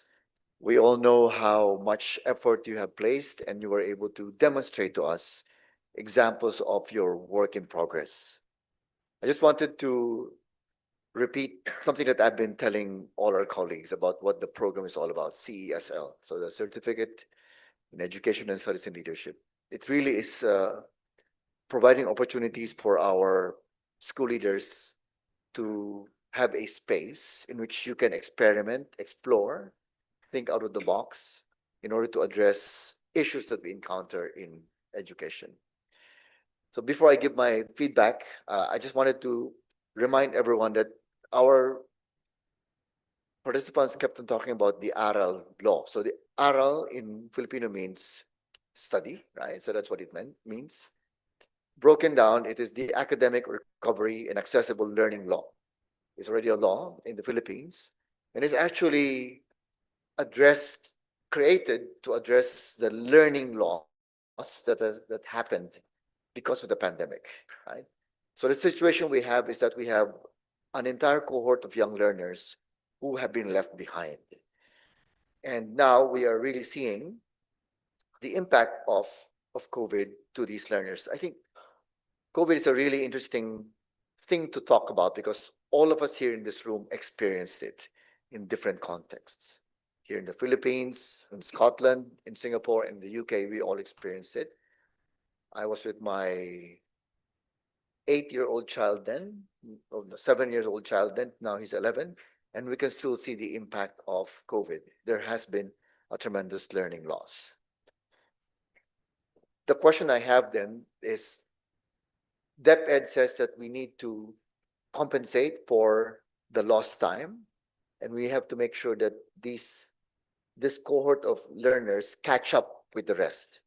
Right? So that's what the law is, and it really is a good platform for all of us to explore innovative ways in order for us to catch up. Right? I think intuitively we think, okay, let's make these kids catch up. So what do? We get them, we put them on aside, we do individualized instruction, and we sort of drill them almost to the point of killing them so that they learn, right? In Singapore, they have a phrase called drill and kill, right? That's what they do in order to prepare kids for tests. So the question I have is this the best way for us to do this? Do we subject young learners to the traditional modes so that they can catch up? CESL provides us an opportunity to find out whether that approach works or whether we can use that alongside other approaches. And that's what we want to see, right? Other approaches that we can do to realize that the times are now very different. The young people now are very different. So alongside the traditional drill and kill approaches, can we use other approaches? And we have seen attempts of our colleagues to do just that. Ma'am Marilu started with Project Leap, improving reading and comprehension for grade 1 and grade 2.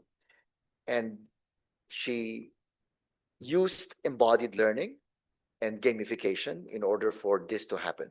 She showed us specific examples with the use of manipulatives. We saw the very entertaining videos and we saw how the young learners were engaged. And the target of Ma'am Marilu is 100% readers, right? So my question is, when we take a look at our readers, how do we define if they're 100% readers? In England, one of the issues we encounter is this struggle between outcomes and progression. I think I mentioned to you that I am a governor of a small primary school in England, and our school is a struggling school. We have about 56 languages in our school, 138 students in Bristol, England, and we only have 4 white students. Most of our students are from Somalia, from the Caribbean, and our white students are from the Ukraine. So language, English language is a big problem that we encounter. So we have given up, no, we have recalibrated how we see the progress of our students. Instead of using outcomes as a way to assure us that our students are moving forward, we use progression. We use their progress. So each child starts from a different starting point, and then we compare how they are today when they started. And we think that that might be something more productive, particularly if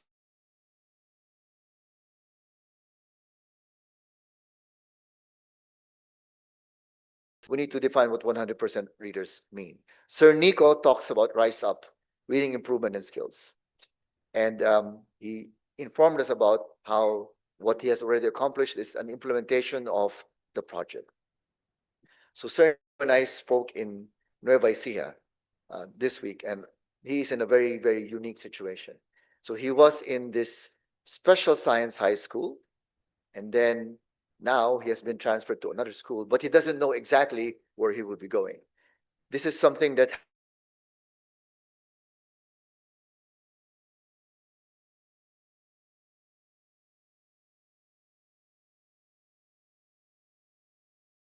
but when we look at special science high schools, I always am amazed that within a school, you have a big disparity. You have one or two classes that are performing well, they're brilliant, but then you have another group that is not performing well. In fact, they're almost left behind. And when you carefully reflect on that phenomenon, you ask yourself, is this a problem of resource allocation? Because what happens sometimes is that most of the resources in the school is pushed towards the really well-performing students, and then the rest may be neglected. I remember many years ago when I was doing research in Mindanao, when I went to a library, it was really a very brand new library, and I was interviewing the librarian, and a child came running up, and then the librarian told the student, "Hey, you, get out of the library." And I asked the librarian, "Why did you do that, ma'am?" And she was saying, "That student comes from the last class. The library is only for the first two sections of the year level." So I was stunned when I heard that, right? But I hope that doesn't happen anymore. But does that kind of almost discrimination that happens in school, is this still prevalent? Sir Nico said 42.42% of the students are having difficulties in reading, and he correctly pointed out that difficulties in reading are then they multiply into difficulties in understanding other aspects. I would venture to say that 42.42% could most probably be students who are not in the top classes, right? And Sir Nico can explain that later, right? So, but is it a problem of resource allocation? Are we allocating resources properly to all our student learners? Sir Robert's project chat, using AI to improve higher order arithmetic skills. Plan was clear. There were some broad examples of how technology could be used, but I could not actually see the specific AI tools that were used. I was hoping that that could be pointed out. Sir Robert, maybe you can answer that later when we are given a chance to respond. Um, you were talking about higher order arithmetic skills, but there was no mention of Bloom's taxonomy. There was also no mention of, for example, Pointadura's Samir approach in technology use, substitution, augmentation, modification, and redesign in the use of technology. I think theory that's the contribution I think that universities can give to our schools. That's what I can give. That's what Dr. Julie Harvey can give. We swim in theory, but theories are not useless. They have been born out of many years of study, and the phenomenon have been translated into elegant statements that help us understand what's happening in our world. So theories are not something for us to forget and neglect. Ma'am Charish talked about the innovation showdown, creating and promoting a culture of diversified innovations. And she gave us an example of what I think are really an interesting suite of innovations done in the school. I was fortunate enough to also visit her school in May of this year in Negros Island, and I can see a real difference. The challenge I want to ask Ma'am Sharice is when we take a look at David Hargreaves, he says that innovation is next practice, not best practice. So that's what I would like our participants to really discover. That when we talk about innovation, it's not just collecting best practices, but actually discovering next practice, something new, right? Sir Paul, the triad reading station. I really like the detailed step description of the innovation. This is really one of the examples where I can really see clearly what the innovation is. So well done, Sir Paul. Maybe a suggestion, when you write your project completion report, which all of you are going to be doing, perhaps you can incorporate the work of Lev Vygotsky, zone of proximal development, because when I was listening to you, I said, this is really Vygotsky, or maybe even Jerome Bruner's learning loop, scaffolding of how students learn from one step to the other. So Rodlin, 4Ks to address numeracy challenges, formative assessment, and differentiated instruction. I also did not, I was struggling to see the transformation. Maybe it was embedded in your presentation, but it wasn't too clear to me. I think in when you prepare your project completion report, it needs to be very clear. You have a chance later to tell me what it is exactly. And then maybe when you write your project completion report, remember what Sir Jose Buot reminded us yesterday, Howard Gardner's multiple intelligences. That is actually the theoretical basis for differentiated instruction. Ma'am Rowan, C gear. So I really like Ma'am Rowan's presentation. It's the only presentation that actually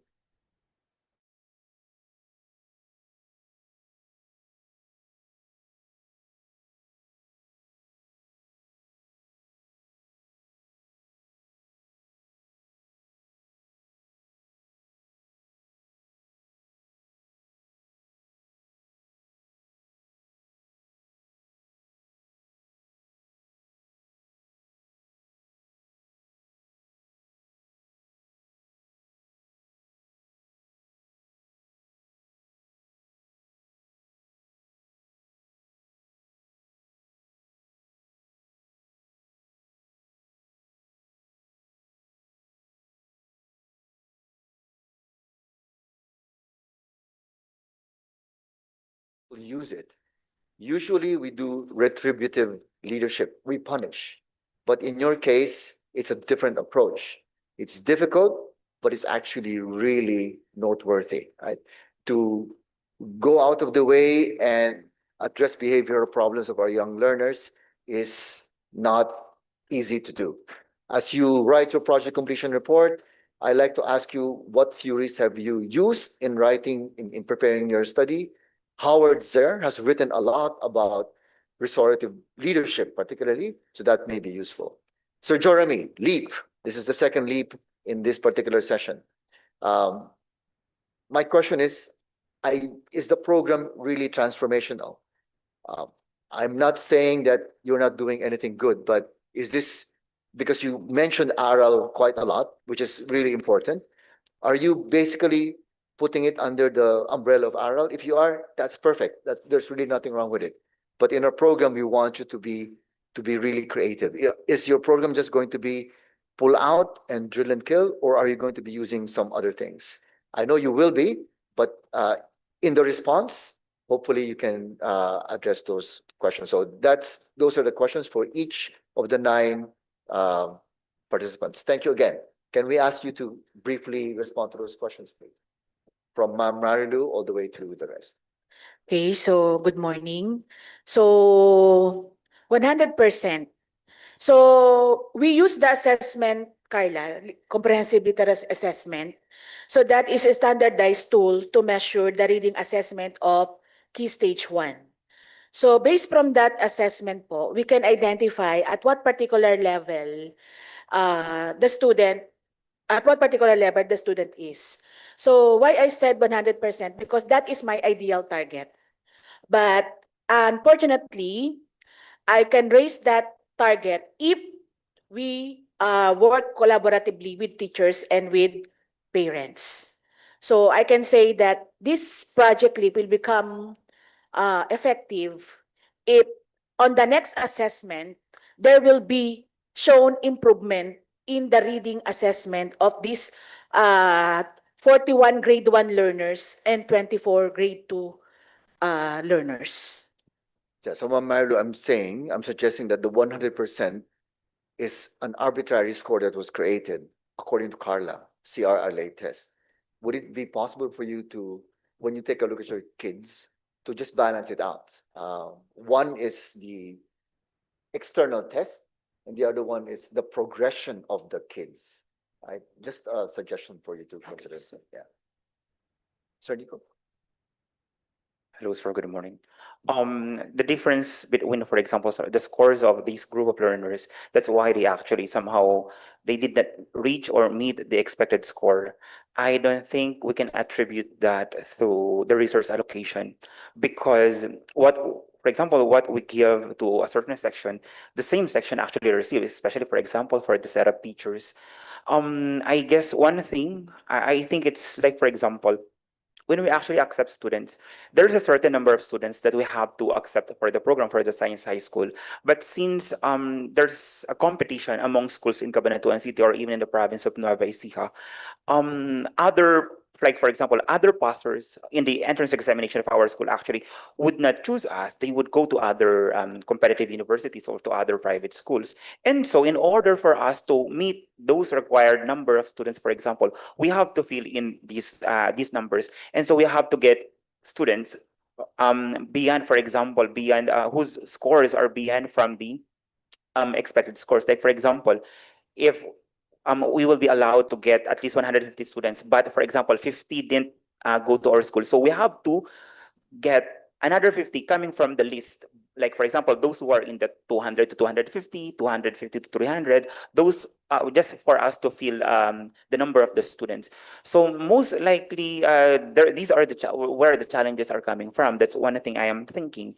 And another would be perhaps in terms of the readiness of the kids when they take that test. And one thing that teachers actually commented on the type of test is really the test is quite challenging for them. It's a 40-item test that they would have to finish in 1 hour, but the reading selection is quite long. So that's one challenge. Thus, there were kids who didn't meet these needed score. That is why they are now part of the enrichment program. Thank you. Thank you. Sir Robert? Thank you, sir.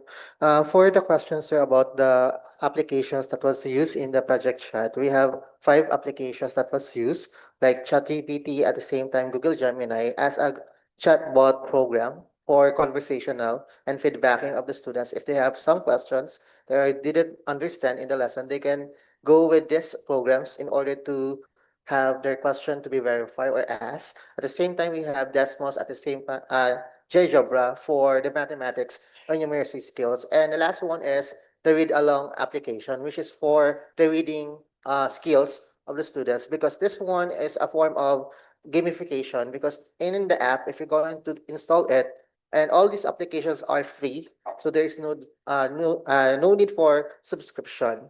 At the same time, students will have a time for there will be prizes, at the same time some certificates in the read along application and some stories. And there is also a chatbot that will help them to uh, read along, because there is you needed a cell phone or any device that is the microphone, at the same time the speaker is ano pa, what do you call that, is functional during the testing of that. So that's also. Thank you, Sir Robert. Good morning again. Aside from putting process on how to make innovations in our school, I ensure that our teachers are going to give new ideas on how to assess the level of our learners.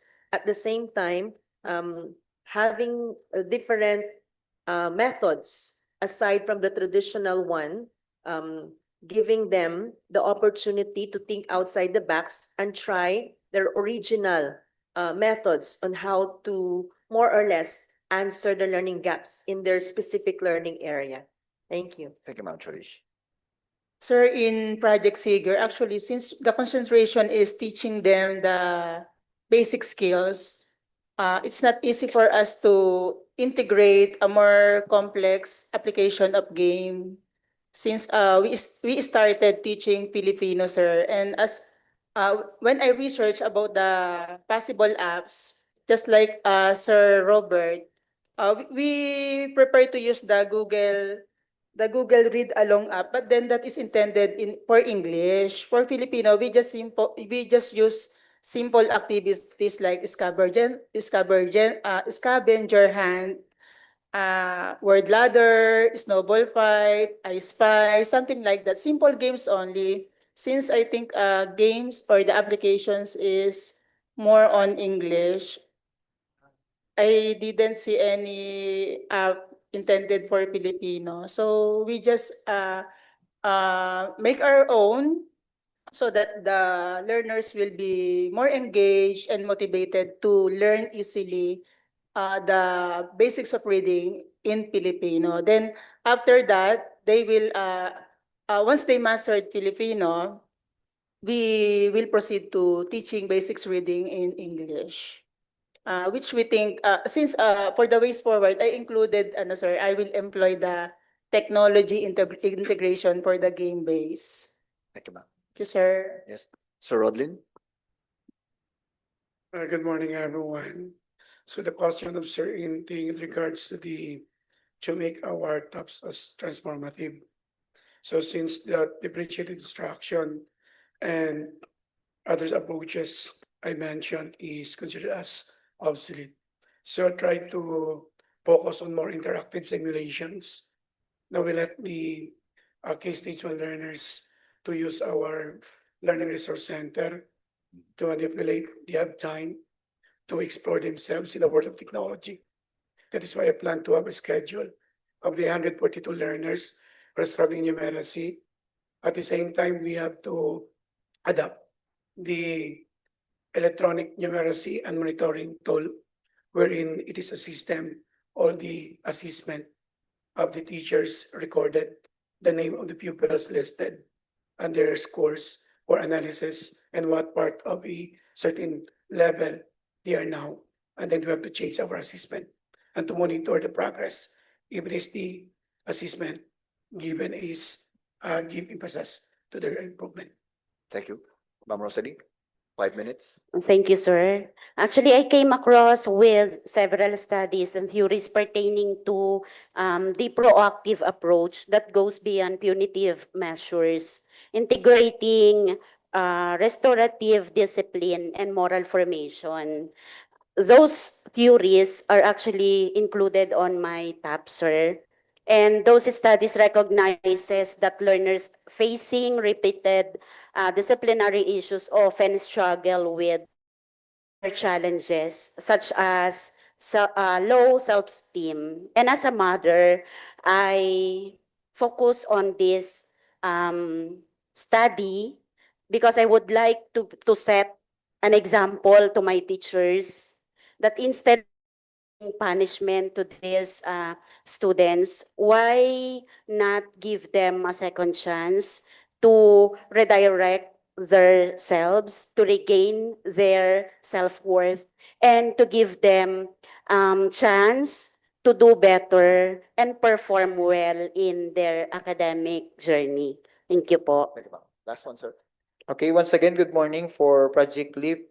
So part of the program is the emphasis on the collaboration between the parents and the school. So part of the plan, we're planning to capacitate our parents, no, as partners at home, no, to assist our identified learners for follow up. Likewise, we are now on the process of crafting and preparing learning materials using digital tools just like our tablets and laptops available in school.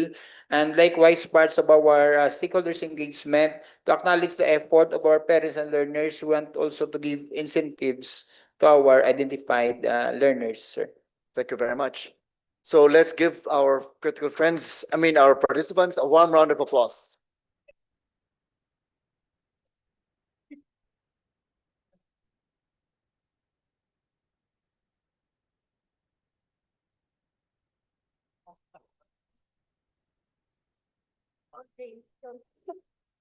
Okay. So thank you very much, Dr. Vicente, for your comment. When I will be making my action plan, maybe it will be anchored by Gina Piaget and Levi Lutsky, which states that when teaching reading, we should start from the most basic to more complex. So that's all, sir.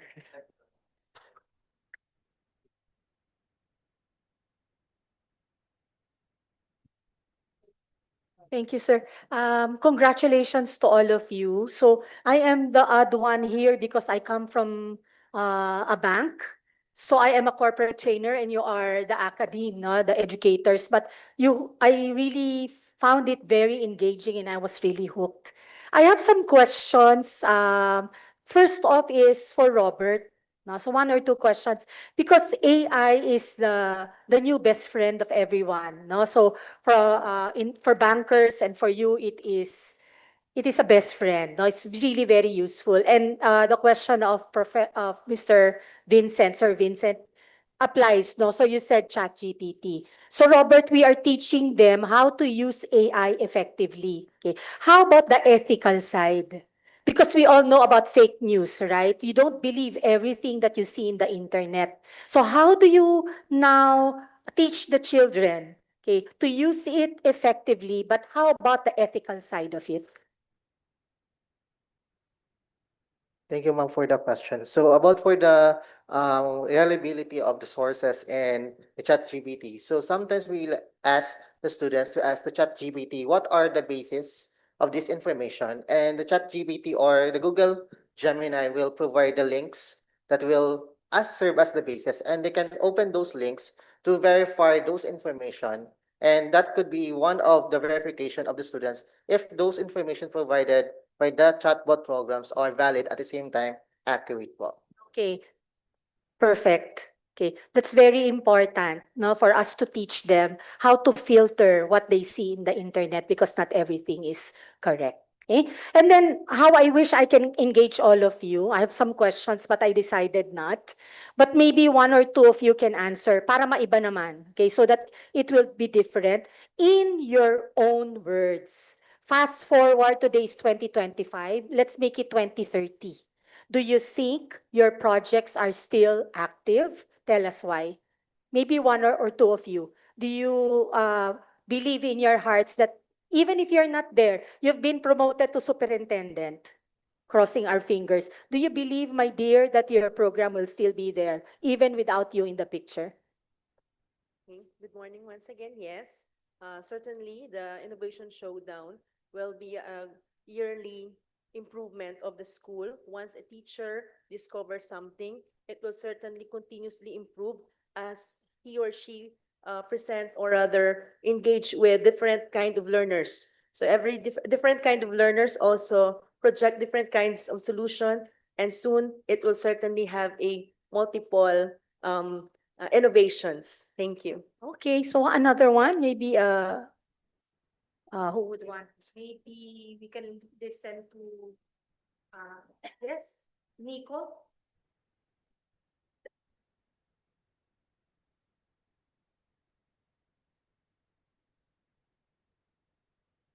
For me, a project has to be a legacy. And for that legacy, it has to be part of the culture. And what becomes a part of the culture are actually the good practices that we do. I believe the project is a good practice because it goes beyond the classroom setup. And the teachers would somehow, I believe, realize that part of developing the young minds is actually giving them a real life experiences. And that's what my project actually offers to them. Thank you. Okay, so thanks so much. Anybody else? Anyone else? And one last. Yes, my friend. In 2030, Yeah, in the 2030. program is still there. So I think even if it's 2030, my project in reading is still maybe applicable. That's why even Dr. Vicente, Levi Gutsky, John Piaget are the people already in the past, but still we are adapting their theory until this day. So I think even in 2030, 2050, teachers will not be replaced. teachers are always teachers, I think. Yes, and your spirit will linger even if you're not there anymore. Because Nico said it's a culture, it's a way of life. No, that's the legacy we leave behind. Okay, so my last statements will just be a comment of what I heard. And also to commend some of you that I really found very compelling the message and the program. I learned from Sir Vincent about more interactions, less testing, correct?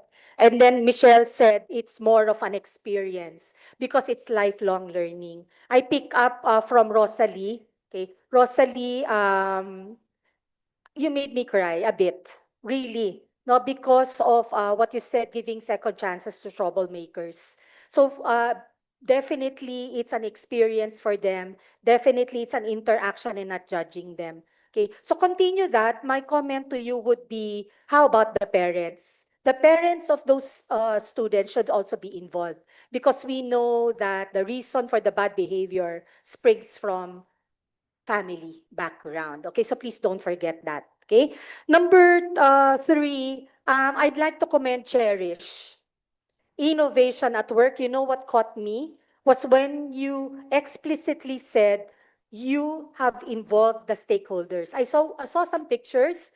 Team, we said that it has to be collaboration. You cannot do it alone. You need to allow the stakeholders to be part of it, to take ownership and accountability, correct? That's one way for you to sustain your projects. Even without you there, the next generation of teachers and principals will follow through because of that ownership and accountability. So cherish, fantastic. I like that. Okay. And for the rest of you, again, I'd like to the point of Sir Vincent on data. We are too into data in the bank. Okay, so we are also into data fluency, data literacy. Please use data to tell your story. Okay. Again, what I found a little missing or lacking in the presentation would be leveraging on your data. Okay. What did we learn from Sir Vincent? You know where to get your data. That's very important. To the right sources. Okay. Number two is to comprehend, understand, so that you interpret data. No? From there, you'd be able to determine what your problem is. And then, of course, the solution should also be leveraging on the same data. Okay. And lastly, use that data. Now, we say, in the bank, we have what we call data storytelling. Okay. When we present to our seniors, okay, we always use data. We tell our story using that data. Now it becomes more compelling. No? We say if data gets managed, okay, if you use data, okay, you use your data very well, then it will be sustainable later on because you see that story, that compelling story, that yes, you chose the right problem with the right solution. And lastly, of course, presentations. I am happy to be here. I saw the big change from yesterday. All right, more compelling. It has a story. The slides are shorter. Though even if it's long, you put highlights. So my eyes would only be on the red marks. Okay, so congratulations. I learned a lot too from you today. Thank you for having me here. We thank Associate Professor Vicente and Ma'am Eileen from Security Bank Foundation for providing feedbacks to our first set of CESL presenters. For now, we will have a short morning tea break. So we'll proceed to the foyer for refreshment and be back after 10 minutes strictly. So it's now 11:07. So we'll be back by 11:18. Thank you so much.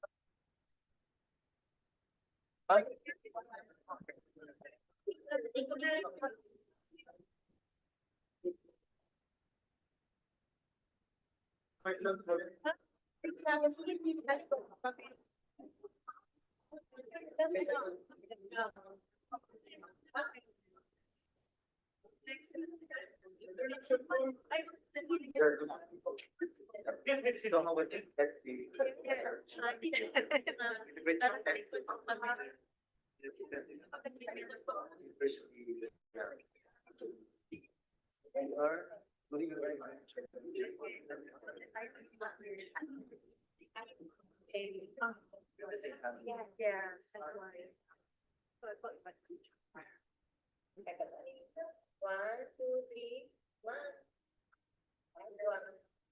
One, two, three, one.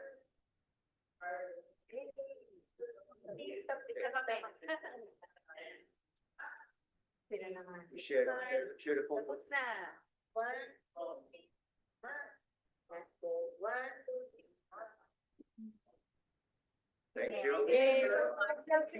Share the photo. Okay, let's keep it though. Okay, on top, easy. That's easy. That's great.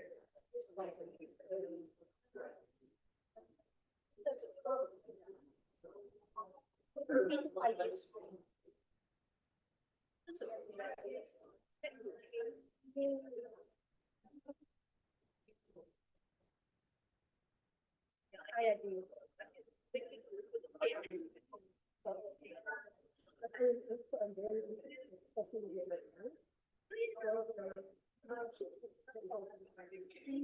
Though I, of course, coming from the corporate line. My goals. Our goals.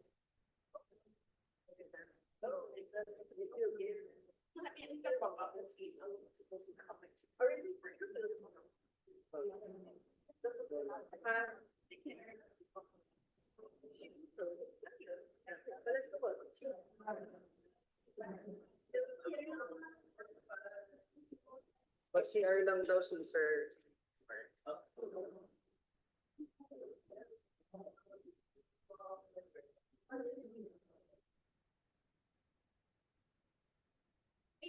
Vote pa kayo. Vote pa kayo.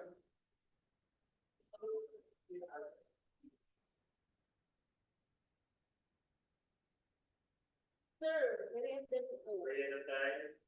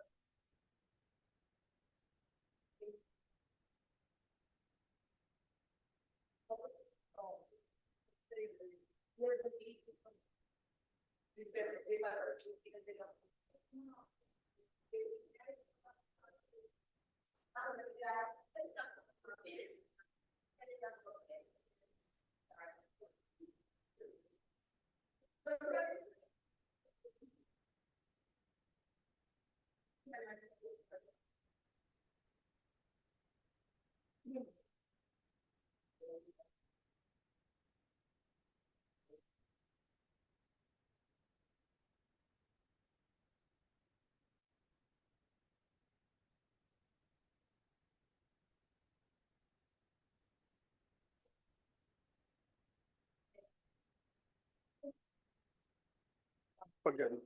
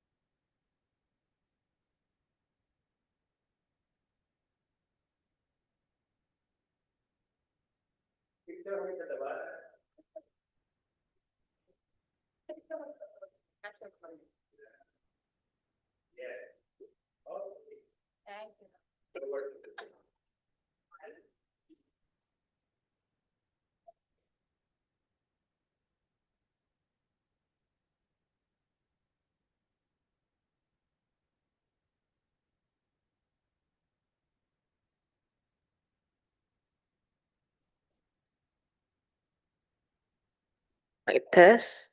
Where does this mic belong to? If not, a karaoke session would start.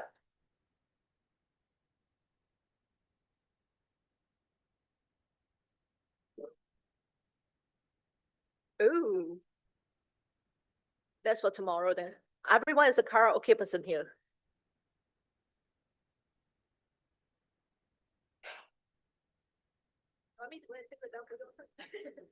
Michelle is good at that. She's really good at Michelle will be our chief.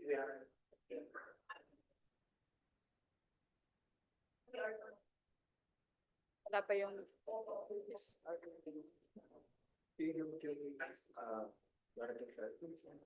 Okay, may we request the next set of presenters to stay at this side, just like the first batch?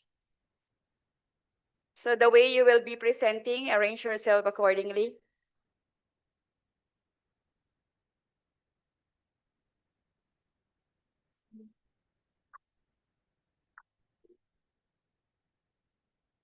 And please turn off your cell phones. Please mute your cell phones.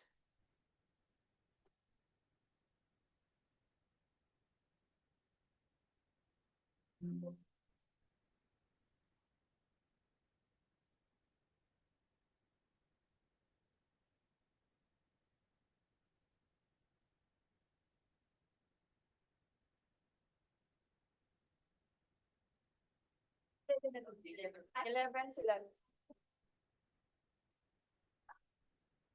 Na lang. Kinuha ko.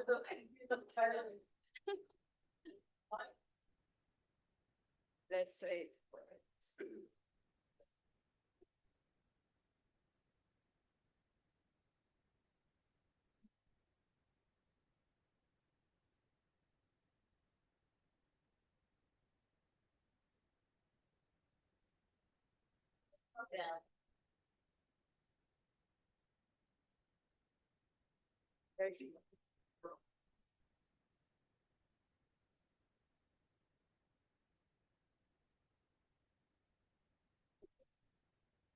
Yan na si Ma'am. Okay, at this point, we will be listening to our second keynote speaker, our critical friend, Dr. Julie Harvey from the University of Glasgow. The title of her keynote is The Values of School Leaders Undertaking Transformations.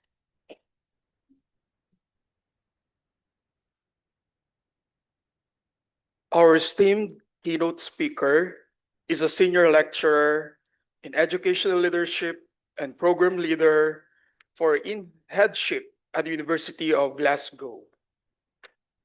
She is currently a member of the National Design Group for Educational Leadership within Scotland and the Future of Headship Research Team. Within the School of Education, Julie has held roles as Deputy of the Educational Leadership and Policy Research and Teaching Group and Quality and Enhancement Officer. He has also been a member of the School of Education Ethics Committee and was an external examiner at the University of Nottingham for 3 years. Julie supervises doctoral and master's students and also teaches on a variety of postgraduate and undergraduate courses. She was previously a primary school head teacher and has experience working at system level within North Lanarkshire Council. Her educational doctorate was focused on interdisciplinary learning. Let's all welcome Dr. Julie Harvey.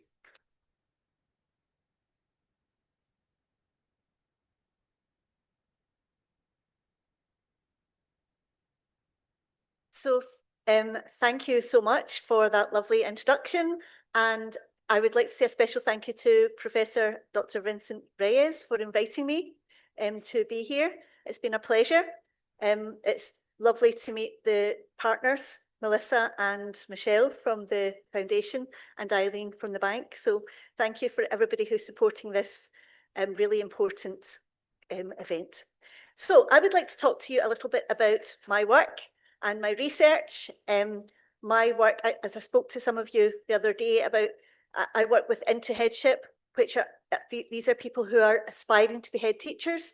Into Headship's a mandatory qualification now, so you can't become a school principal in Scotland without having undertaken this, this professional learning.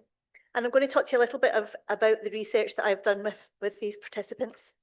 First of all, to put this in context, so the United Kingdom is made up of 4 different countries, and we all are quite proud of our own unique identities.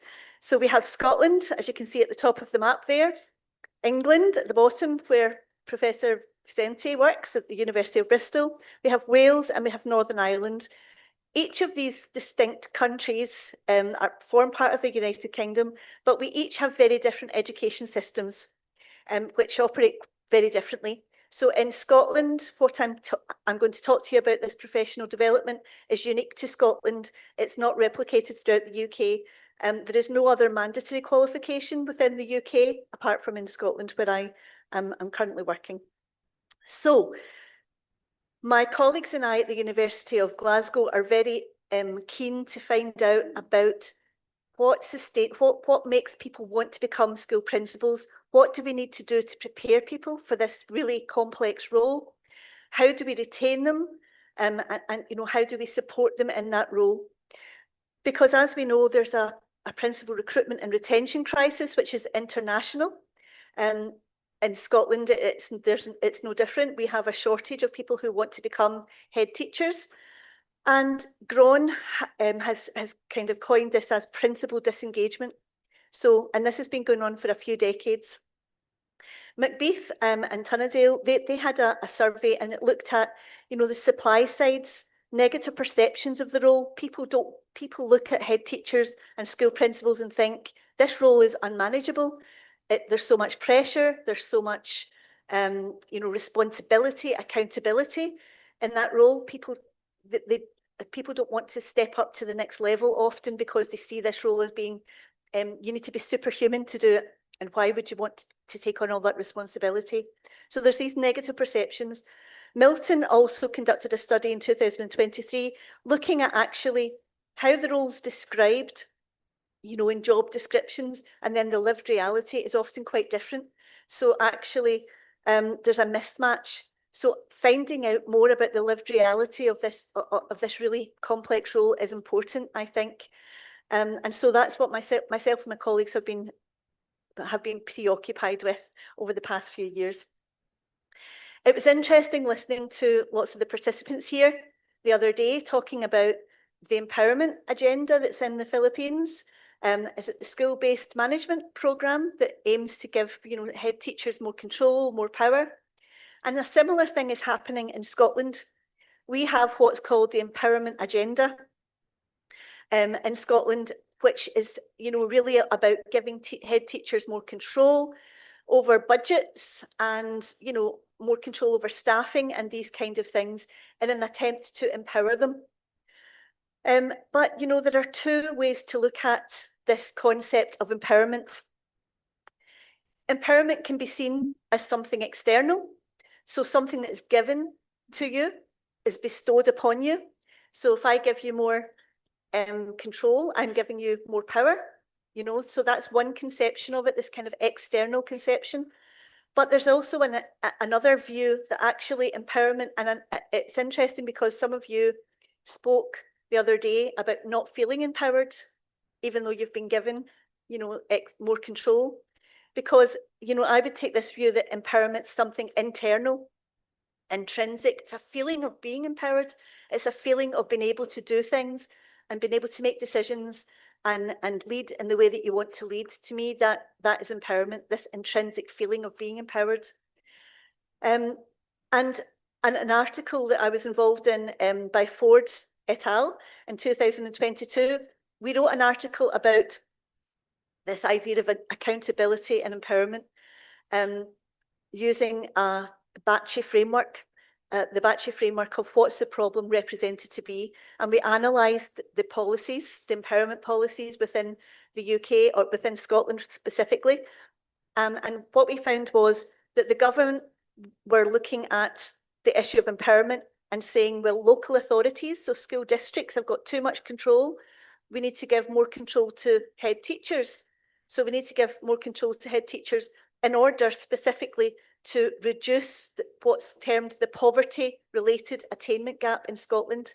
So that's the difference between, you know, pupils attaining highly who come from affluent areas against pupils from low attainment because of poverty. So the government answer to this was give head teachers more money. They'll be able to solve the problem of the poverty-related attainment gap if we give them more money and take power away from the local districts. But of course, that doesn't take account of the societal issues that create poverty. And actually giving head teachers more money, we argue, just makes them more accountable. Because now it's up to the head teachers to do this. They've got the money, they've got the control. Why is this not changing? Well, it must be the head teacher's fault. So actually, it's not empowering, it's actually making head teachers more accountable and perhaps more vulnerable. And Paige and Scuba talk about empowerment is more than just giving somebody control, giving somebody power.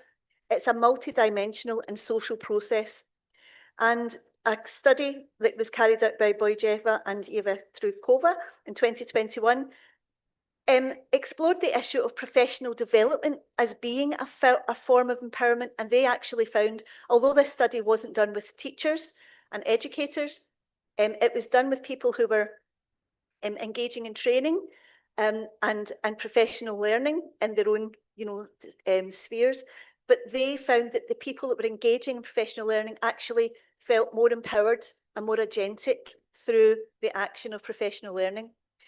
So we, myself and my colleagues from the University of Edinburgh, teach on this qualification called Into Headship, this programme. And I'll tell you a little bit about it, but what we wanted to do was we wanted to see actually do some research with a participant in terms of, does this make you feel more empowered and in what ways? And we used a model of agency, which I'll talk a little bit about in a minute, and to guide our work. So Into Headship is a one-year programme. It's 2 courses. And again, as I said, it's now mandatory since 2020 to undertake this if you want to be a head teacher in Scotland. There's two courses. One is about developing as a strategic leader. So participants are asked to focus on the school context, but also on themselves and think about models of strategic leadership. And then the course 2 is about leading strategic change.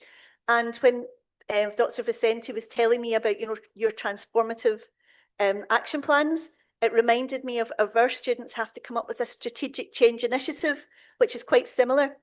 I admire you because you have done this in a very condensed period of time. Our students get a year to really think and theorize and problematize and then they begin to lead the change. And it's recognised that strategic change can take between 3 to 5 years. So participants are not asked to do wonders overnight. They're asked to begin the process and reflect on what's going well, what's not going well, and actually just start that change process. So one of the unique things about our programme is that it involves 7 universities within Scotland, the local authorities, Education Scotland, who are the executive arm of the Scottish Government, and also the General Teaching Council of Scotland. So all of these bodies, these national bodies, come together have come to get together to design this programme. And we have a design group that meet regularly to evaluate and talk about this. So I think this is one of the unique aspects. The General Teaching Council of Scotland have the standards, and the whole programme is geared towards the standards for headship, so that when our participants partake in, they do the strategic change initiative and they're evidencing that they meet these standards. So I'm not going to go into too much detail.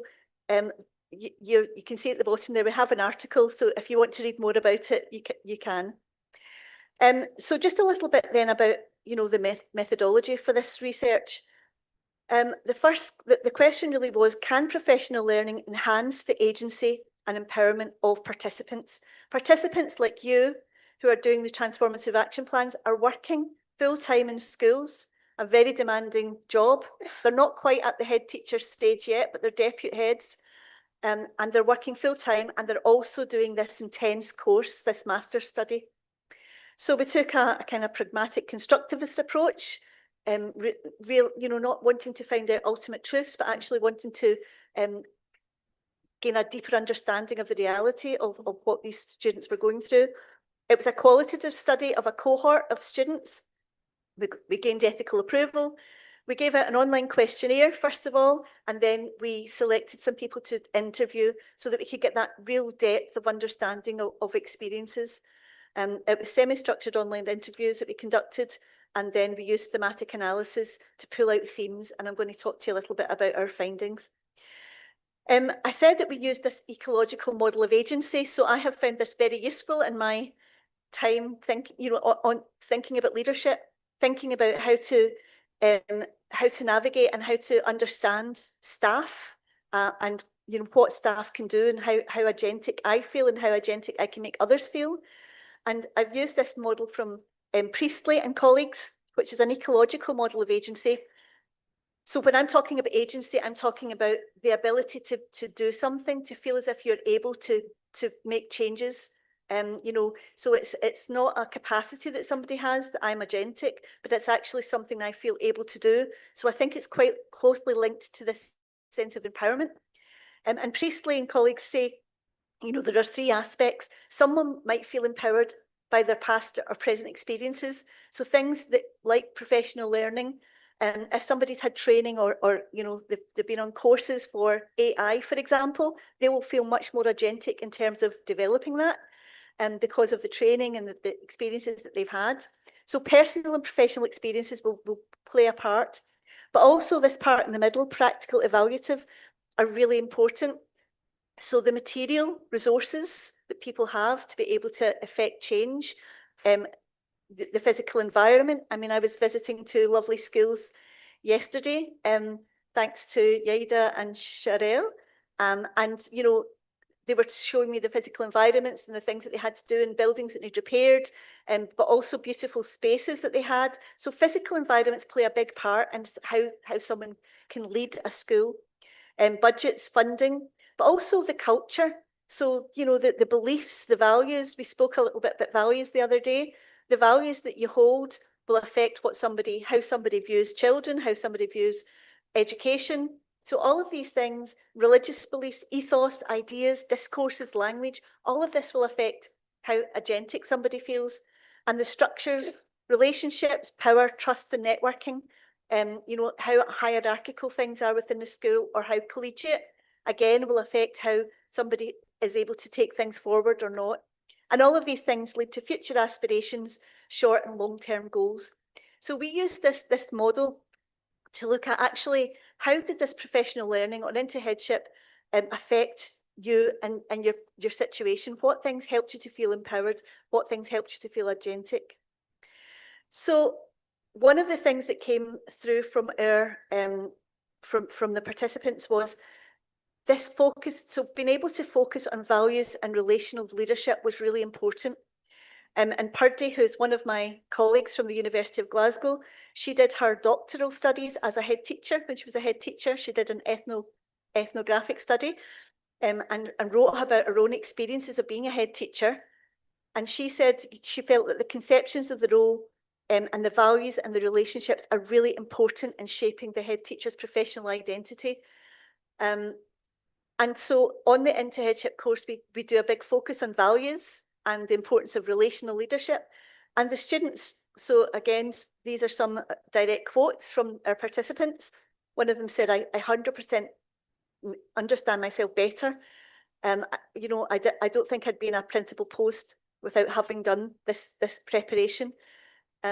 Somebody else said it's about, you know, shaping your own identity, how you become your own leader and develop your own broader perspectives and make your own judgments. They began to see that they could lead in the way that they wanted to. And then, you know, the one in the middle there from Alison, she felt that it gave her confidence to lead, you know, focusing on values gave her the confidence to lead in the way she felt she always knew was right, but didn't really have the courage to do before.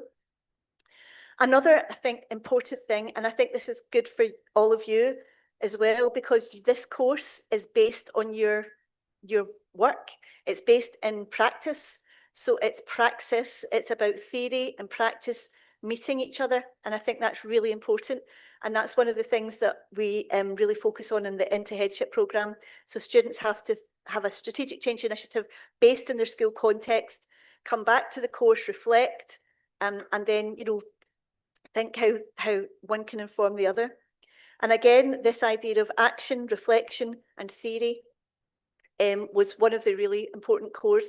And as you see, this anonymised, the person's not called Jackie, this is anonymised, but Jackie said, I really enjoyed the theory in the course. Everything was relevant to what I was doing. So participants said, yes, it was extra reading, it was extra work. Actually, it was informing what they were already doing, as your transformative action plans are as well. So conceptions of leadership spoke a wee bit about, you know, these negative perceptions that people have, and the participants kind of echoed that. They said that, you know, they did have negative perceptions of the role. They felt that they would have to be superhuman, they would have to be, you know, charismatic and all the things that they felt they weren't. But actually reflecting on leadership, reflecting on what it means to be a good leader, reflecting on themselves and their own strengths and development needs, they felt, yes, I can be a leader. So they began through reflection, through theory, began to see that they could be a head teacher, they could be a school principal. It was, you know, within their grasp. So again, exploring these conceptions of leadership was important. And another really important aspect was critical literacy. So the role of the head teacher, the role of the school principal is so complex. You're navigating so many things, there's so many policies that are impacting. So having this critical literacy was seen as critical by the students. Some of the students said, you know, I used to think a policy came and I just had to implement it, but now I question whether I should be implementing this. Is it good for my students? And they said through engaging with, you know, and gaining that kind of critical literacy, it gave them confidence and it made them feel more empowered and more agentic in terms of being able to navigate the system. Networking and trust also came out. So that's people getting together. And I think for you as well, you know, doing your transformative changes, through this network, you've got a network of support now. And I think people that I've spoken to have said they've found that really beneficial. And that was exactly the same as our students. They said having these networks of support really helped them and sustained them, not only to get through the course, but actually to do their job and to, you know, to make decisions with having critical friends and a network of peers. So really, just to conclude, the future implications for practice and research that kind of came out from our work was that there really should be at system level investment, like the investment that you are getting as well, for high quality professional learning. This is critical. Providing opportunities for networking. I think at system level, our educational systems should be making spaces for practitioners to get together, to talk, to share experiences, to develop a culture of trust as well. At programme level, so for universities, I think we need to foster criticality and political acuity in our students. We need to focus on values and relationship leadership and develop practice-based approaches, and also engage in critical reflection, help students to engage in critical reflection. And I saw evidence of that in our last participants, you know, who were talking. And then research level, we need to investigate, continue to investigate the lived experiences of head teachers and school principals and explore ways education systems can promote the agency and empowerment of our senior educational leaders. So thank you so much for listening, and these are the references. Thank you.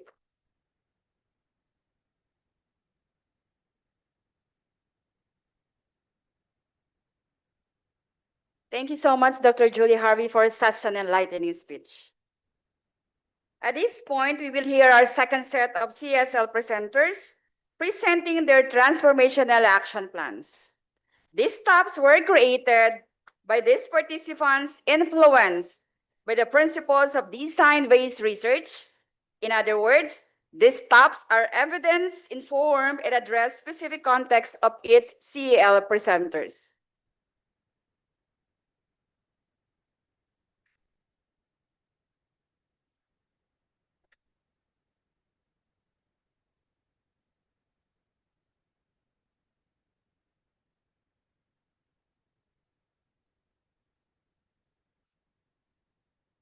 I'm Jeremy Arieta from Balatong Integrated School from Lawag City, Ilocos Norte. My project is Project BCBs. It is an acronym actually. It means Balatong Integrated School Initiative, Bringing Inclusion to Success. Actually, BCBs is a term for to water or to sprinkle water. So this is actually a term that is very related to my transformation action plan.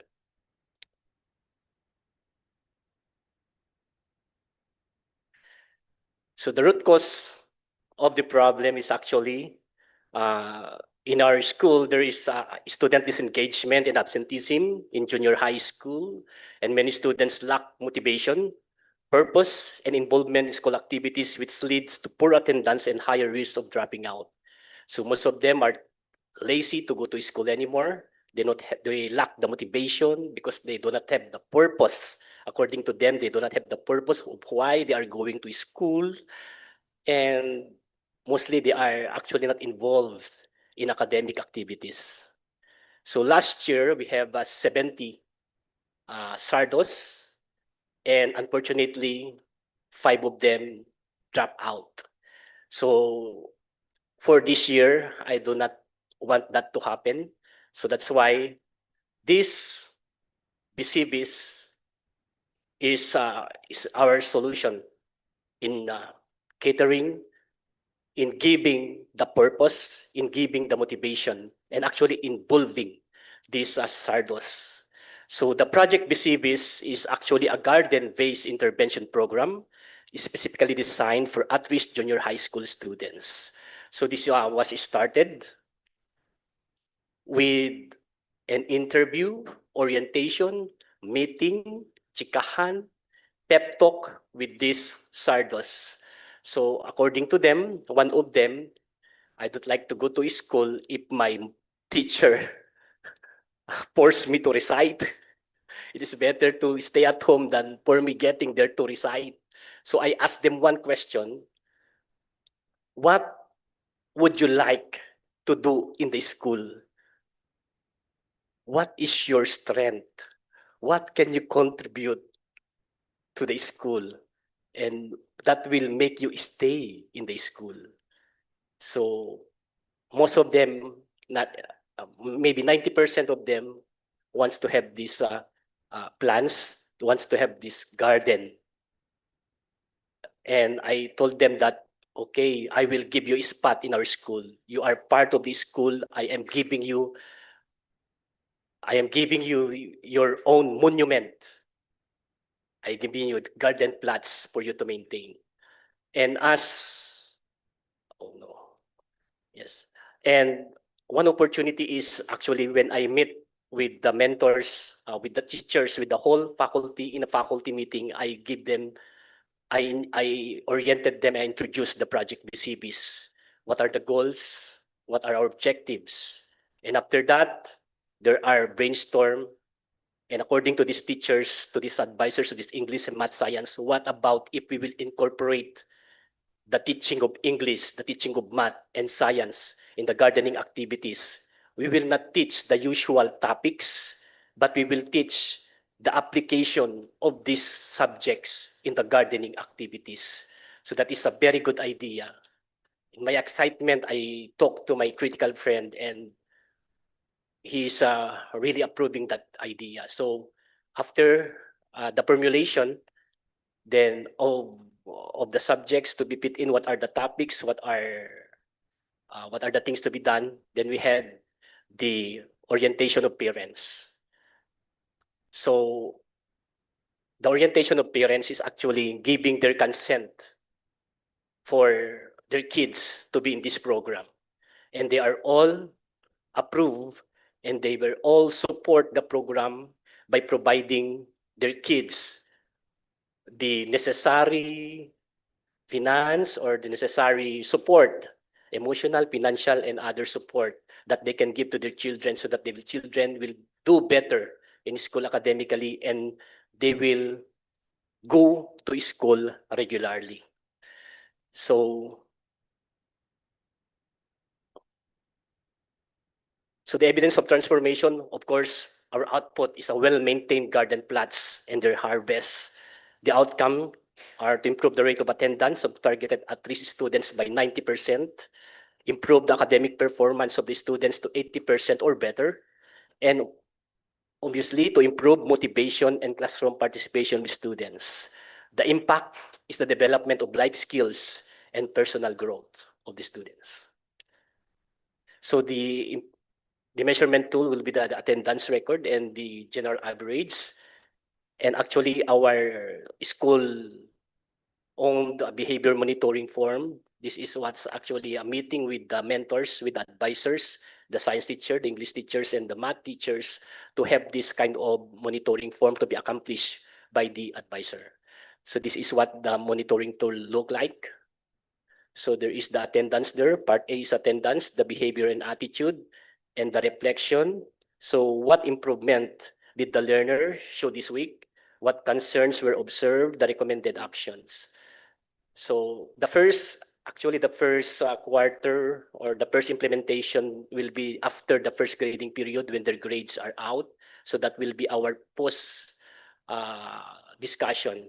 And with that, in the solution action plan, based from the discussions that we will make, then we will have. So reflections insight, of course, this lesson learned is empathy and understanding. That is my personal reflection on this because I really empathize and now understand how Sardos feel, why they are not coming to school. Creativity in intervention because I use the gardening activity, somewhat not usual, but it's I think it is effective. So for more, I prepared a very short video for all. BCBs Balatong Integrated School Initiative, bringing inclusion to success. Project Bisibis transforms at-risk students' lives through a garden-based learning initiative that cultivates inclusion, purpose, and academic engagement by integrating hands-on activities with core subjects and emotional support.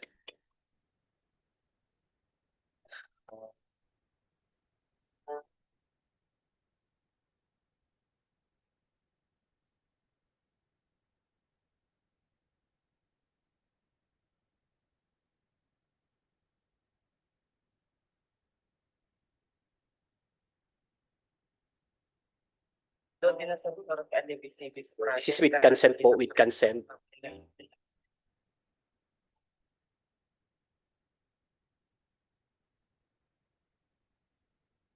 That ends the discussion. Thanks so much.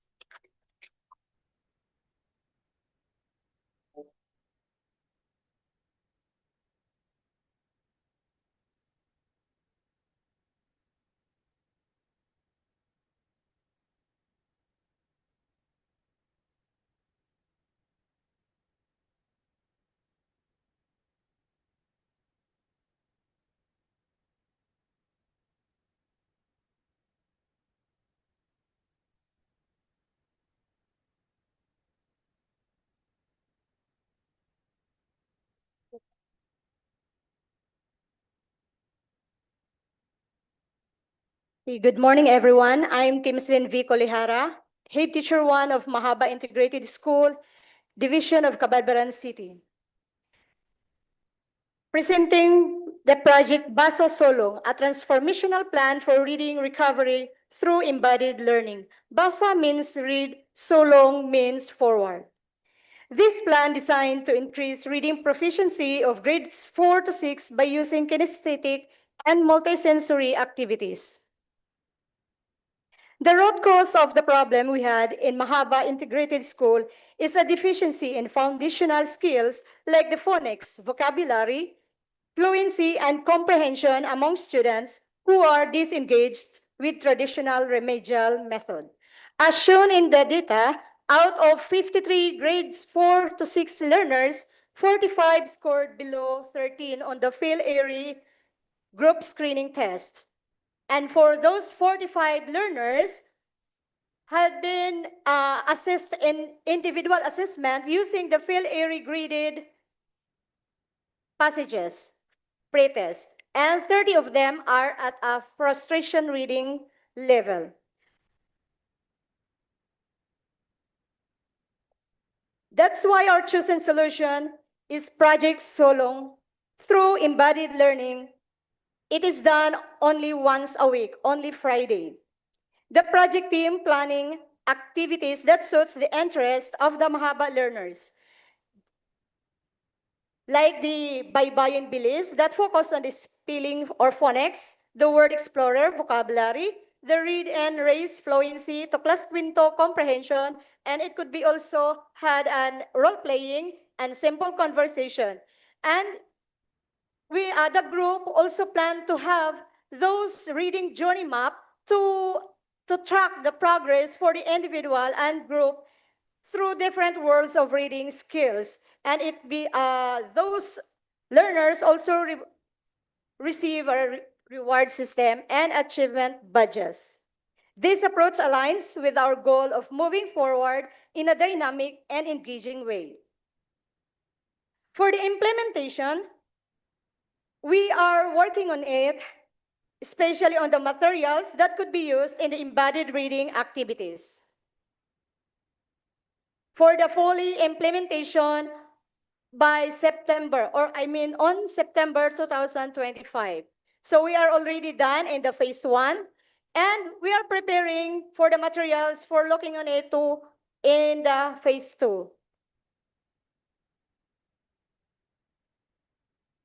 And with the help of our teachers, parents, learners, Barangay LGU and DepEd Division for the technical assistance in the M&E tool.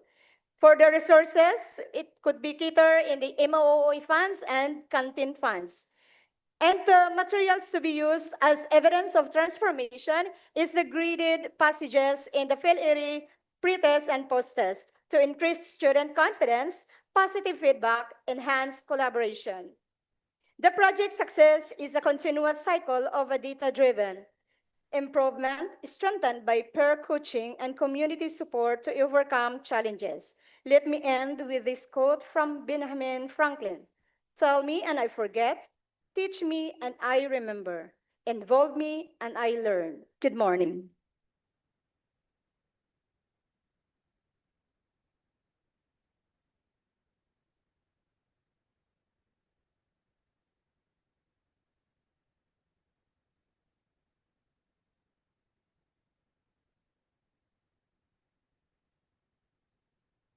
My respect and greetings to everyone.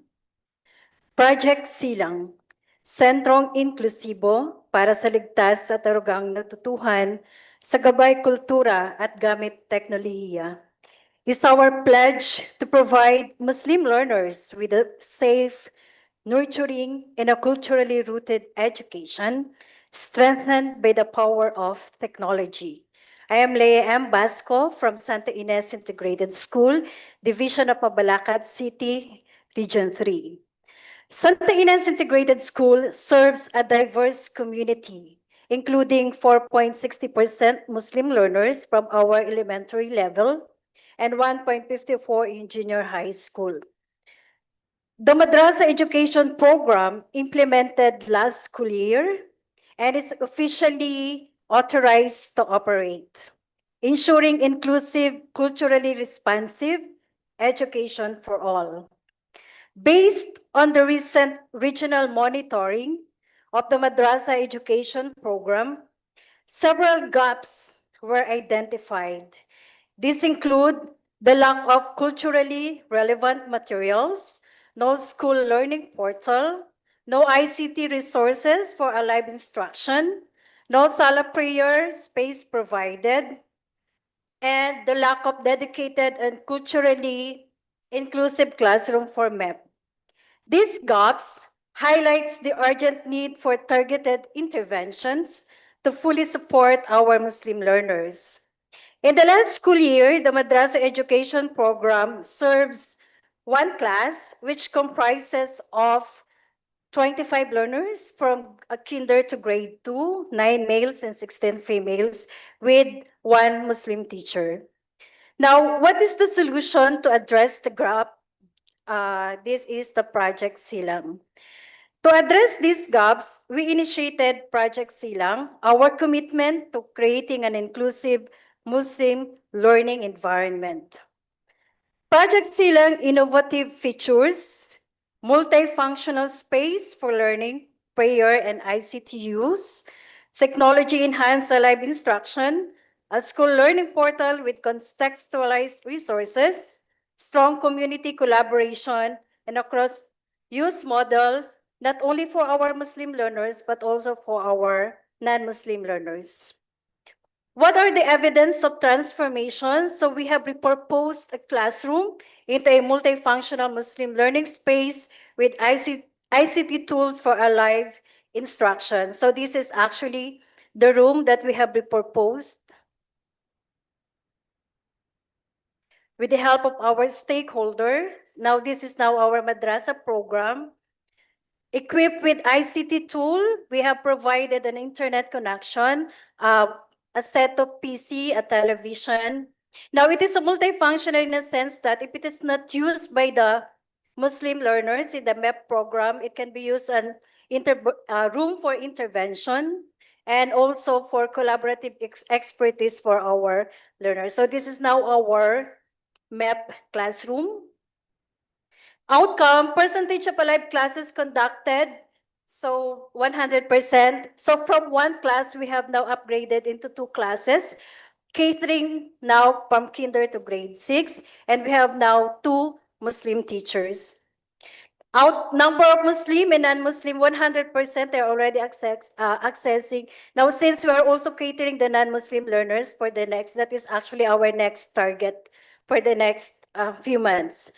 Develop school learning portal for the digital resources These are our planning process, and ma'am, kindly click the link so that we can navigate the learning portal that we have created.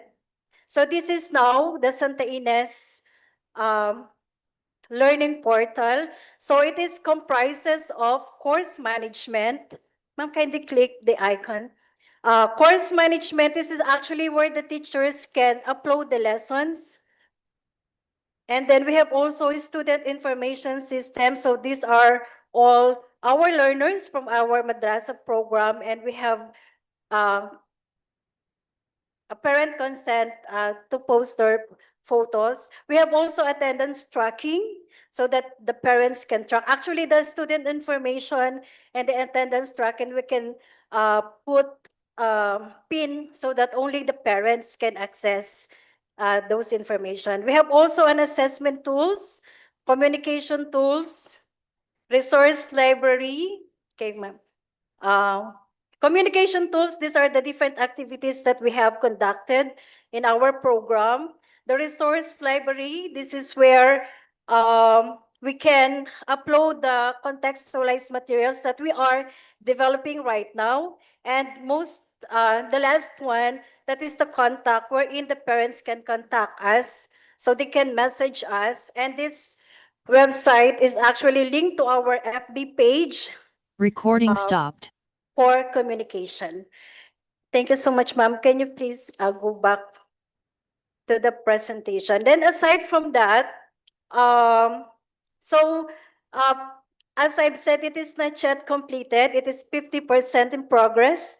So for the next, probably next grading period, we will improve this one. Next, that we strengthened also the partnership with Muslim parents and community. With this project Silang, we receive monetary donations, voluntary works, kaya po, that's why we finish our repurposed classroom. This is our volunteers. This we have a parents meeting, consultation to our different, and also with the ICT tools that we have provided to the classroom, it is also donated. The PC and the television.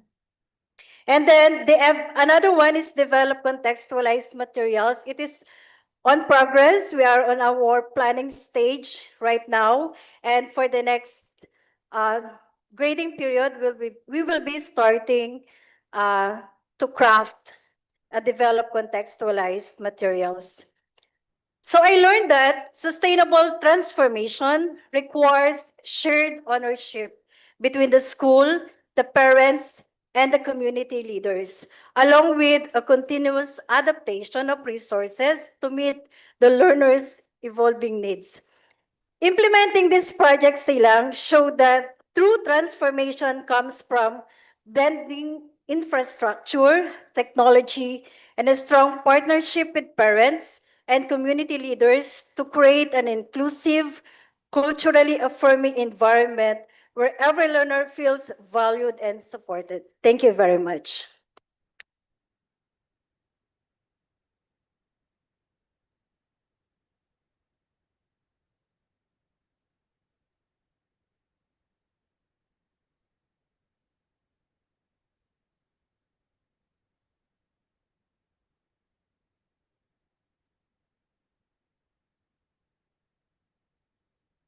Okay, a pleasant good morning to each and everyone. I am honored today to present to you my transformational action plan, Project Inspire. When I was given the position of an assistant school principal, I really exerted effort to know the nature and the current situation of this organization that I am about to lead. Through focus group discussions, formal and informal classroom observations, and even engaging in conversations with the teachers, these are some of the most notable observations I was able to jot down. I sense that there is some sort of a problem when it comes to my teacher's current condition. So I tried to dig deeper into this problem. I dared to conduct a survey of job satisfaction among them, which yielded a 3.17 overall mean, interpreted as moderate satisfaction for my teachers at the moment. Digging deeper and navigating this problem, I also tried to look into the professional growth in the organization through the data available in our BEIS, which showed us that we have teachers currently who are occupying teacher one position for staying in the department for 13 to 15 years, and there are around 16 who are still teacher two, having with us for that long years also. At the same time, I tried to grab this stagnation and found out that for the past 3 years, only one teacher was promoted, while on the other hand, what I observed to be resignation are continuously spiking up throughout the years. This sad observation that I found out actually led me to think that there is an impact in our learners. So I decided also to look into our terminal report of the past 3 SIP, wherein I recognized that we actually recorded a 1.35 decrease in our learners' performance. Seeing this sad condition prompted me to launch Project Inspire, instituting a nurturing service for a productive, inspired, reassured, and enriched teacher. The objective of which is to establish a structured yet human-centered coaching and mentoring session or framework that draws inspiration for the warmth and openness of a traditional kapihan.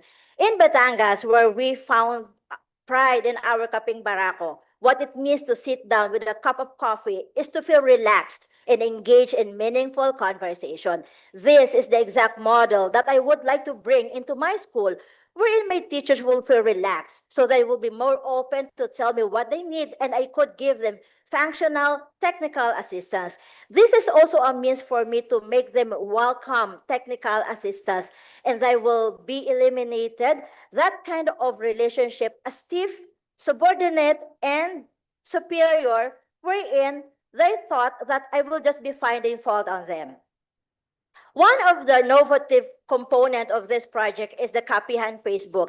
This is actually an extension of a physical Kapihan wherein teachers can go to if they need technical assistance even beyond the premises of the school and beyond office hours. We encourage collaboration in this page wherein teachers can also exchange resources and materials, thereby helping one another grow professionally. Based on the metrics that I was able to acquire and capture, teachers are very active in this page, specifically during Fridays, 3 p.m. onwards, and throughout the weekend. For a month of its rollout, I can already sense some evidences of transformation. First and foremost, I found out that our teachers now have that confidence to step up and pursue career progression. Right now, we have 10 teachers who are strong contenders for promotion to Teacher 1 and Teacher 2 positions.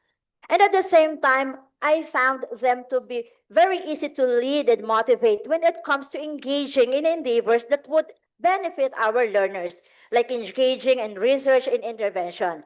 At the moment, we already have 4 action research and 16 intervention initiative, all fully approved by the school principal and now waiting approval as the school's division office.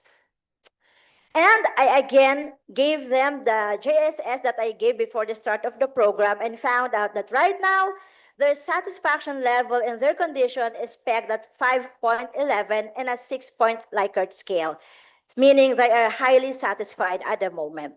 To give flesh and more heart to these numbers, I also solicited some stories of inspiration from my teachers, and they all agreed that that feeling of relaxation, that feeling that they are being heard, they are being nurtured, really gave them the confidence to find their track once more. They are now motivated and more engaged in their profession. So at the end, although this project started as a professional responsibility and a requirement for this program, it has now grown in me into a mission. This shift happened the moment I realized that beyond politics, policies rather, frameworks and school improvement plans, what truly matters and fuels change are the quiet moments when people feel heard, valued, and inspired. Not just a program, but a movement that transforms people to practices, to ultimately quality of education. I used to think that my voice didn't carry much weight that my role was simply to follow along. But being part of Project Inspire under the guidance of Ma'am Alma Di Maano was truly transformational. Her vision and commitment created a space where I felt seen, heard, and empowered. It shifted my mindset and reminded me why I chose to teach in the first place. Experience and my practices, how purpose, and taught me that real growth begins when we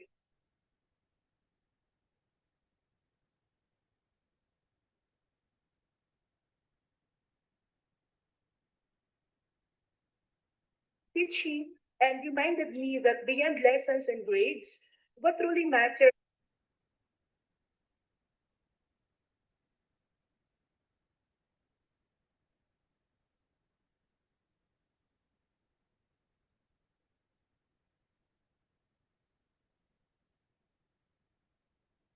and a deeper sense of intention, knowing that even the smallest act can spark lasting change.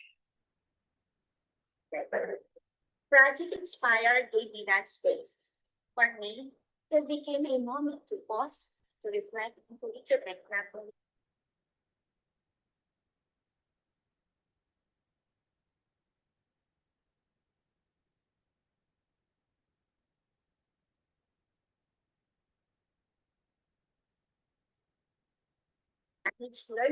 This is actually a journey in motion. There is still a long way to go, and I do hope that it would inspire more of my teachers in the days to come.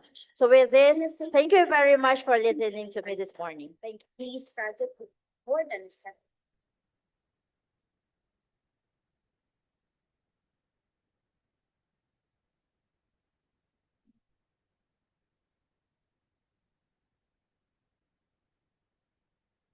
Good afternoon, everyone. I am Frederick G. Del Rosario, School Principal of Banga High School, Schools Division of Bulacan, and let me present to you my Transformational Action Plan.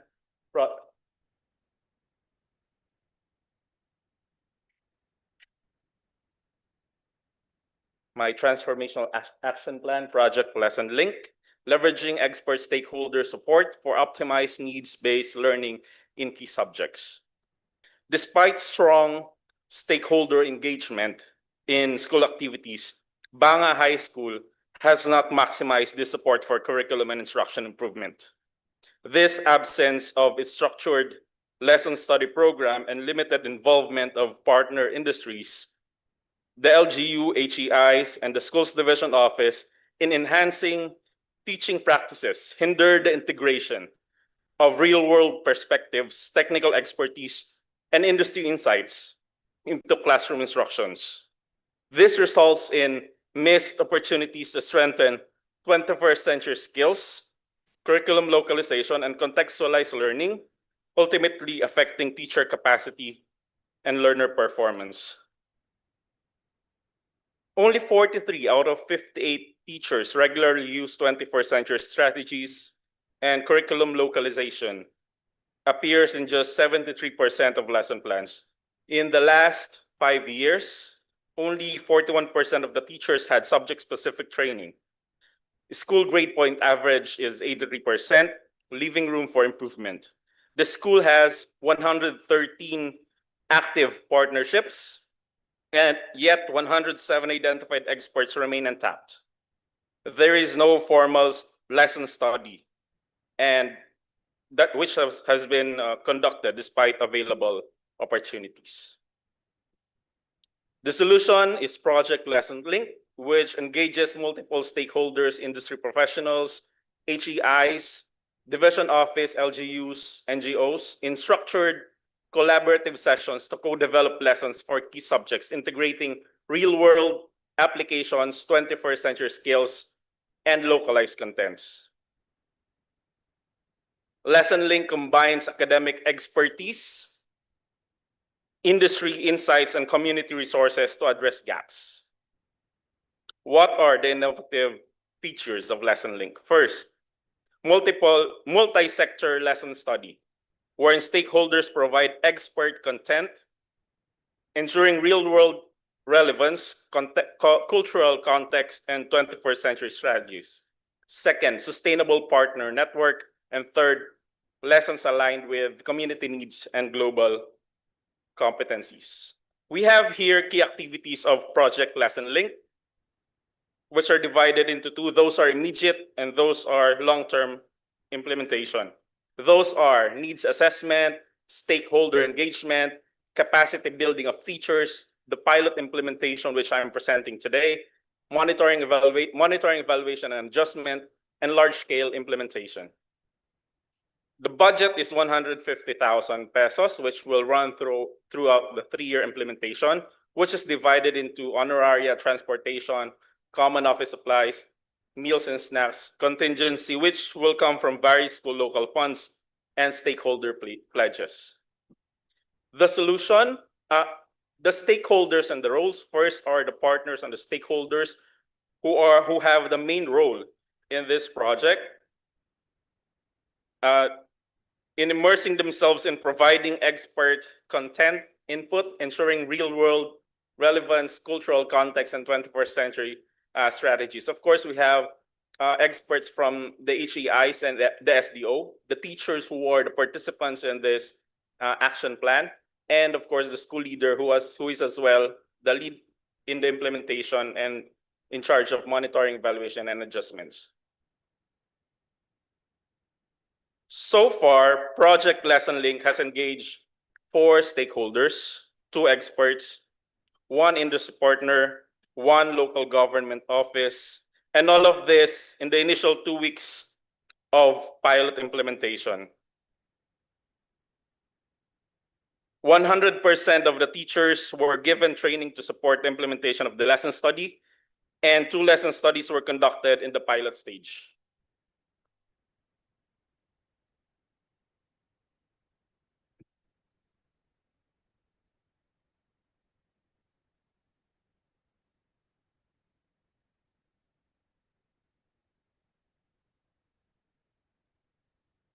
As a responder, as much we want to help, we need to consider our safeguards. Also, as a grade 7, I learned that the best way to help is to report properly and emergencies. Their constructive feedback enhance quality of the context that we are going to teach. Sir, what changes did you observe in the teachers' or learners' perspectives during the process?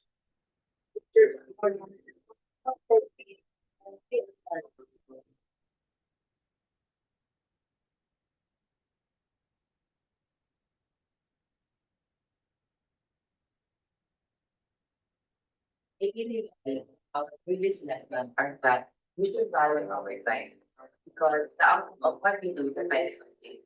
And also in intervening. Basically, what we saw are 2 of the stakeholders, which are one coming from the Municipal Disaster Risk Reduction and Management Council. The other is from the HR of a higher educational institution. The lessons learned or the reflections and insights. Transformation is a gradual, collaborative process built on clear data, strong partnerships, and sustained capacity building. Project Lesson Link showed that co-designing lessons with experts enriches the content, boosts teacher confidence, and makes learning more relevant. The key lesson is that lasting change comes from systems like structured lesson studies and formal partnerships that outlive a single project cycle. The project aligns with DepEd's mission and school goals, and it's supported by active partnerships from experts and resources, for experts and resources. Limited teacher experience in lesson study and heavy workloads pose challenges, but opportunities include engaging untapped expert partners and growing interest in the 21st century pedagogies. Leadership changes and limited resources may threaten. These are the recommendations to implement as well the planned training on lesson study, and the rest of those. Basta banga, kahanga-hanga. Magandang hapon po sa ating lahat. Salamat po.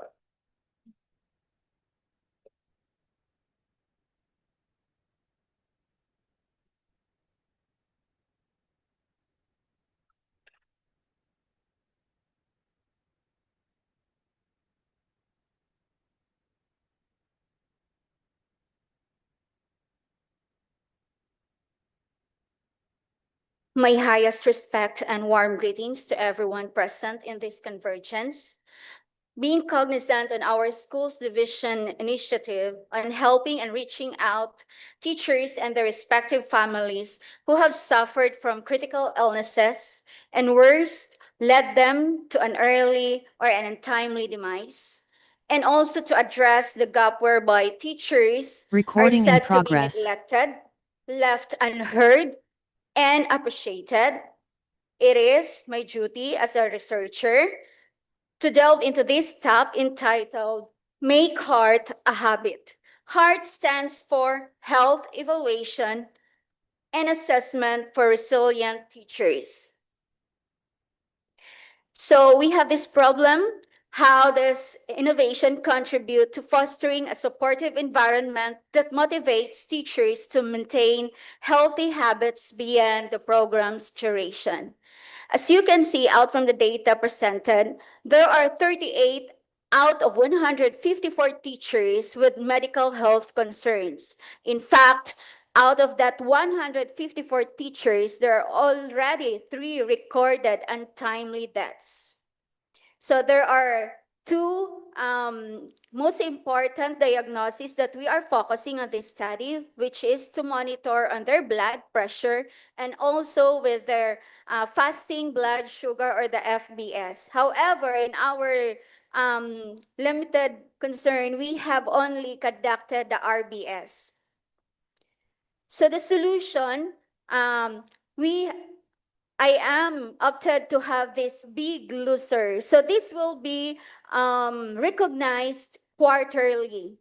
So the big loser is in a positive side, wherein those teachers who will have to accumulate the biggest points in doing everything such as attending weekly check-in wherein they are going to receive 2 points, choosing free fruit or vegetable every Friday, that is 1 point per serving and a maximum of 2 servings, weight change for about 1 pound per month, so that's a challenge for them also, 2 points, and the FBS within the target range, that is an equivalent for 3 points. So those who can get the highest or the maximum number of points, then eventually the top 3 big losers will be commended.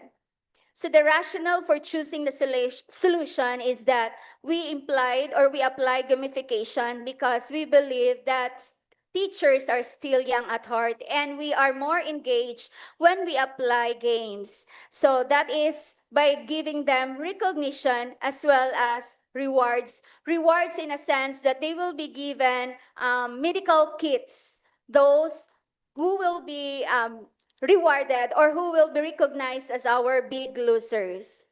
Now, for the innovative feature, we believe that empowering student health advocates with basic medical practices. So instead, we have only, so though we are very lucky enough because our school has this one nurse exclusively assigned to our school.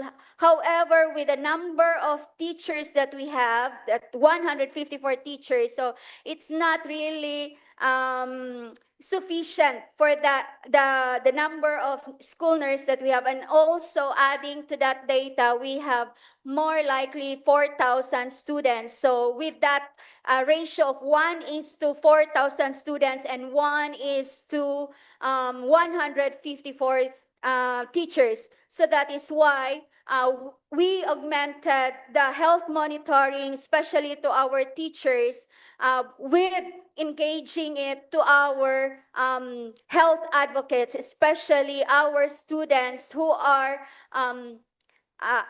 who are actually members of the Red Cross organization and also with the Teen Health organization. So as you can see here, we have already implemented the Project Heart, wherein our school nurse, the collaboration of our school nurse, our Red Cross coordinator, Teen Health coordinator had this training with our health advocates.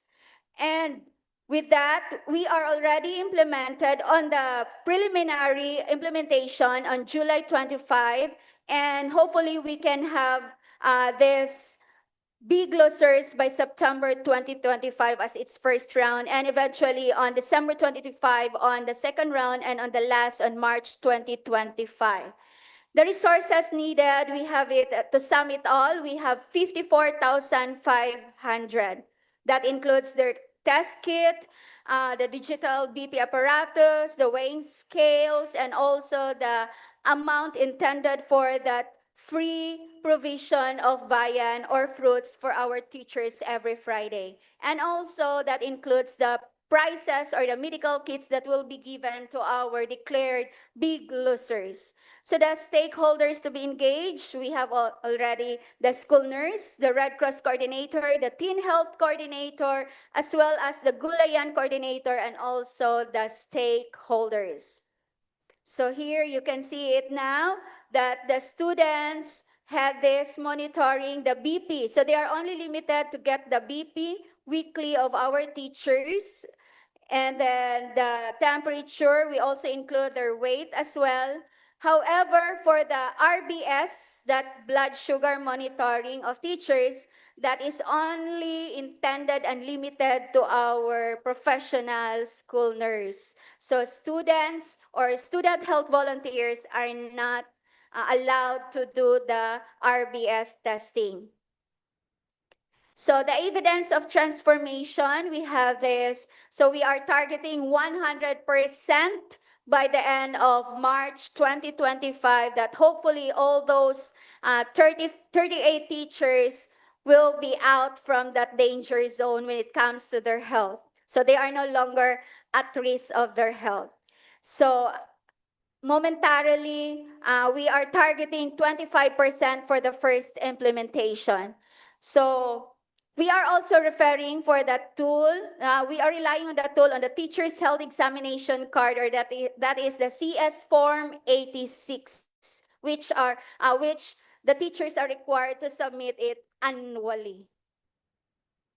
So the reflection is that this Project Heart needs collaboration, self-discipline, peer support, and of course, accountability of all respondents who are engaged in this project. And with this, I leave this quote: healthier teachers, brighter future.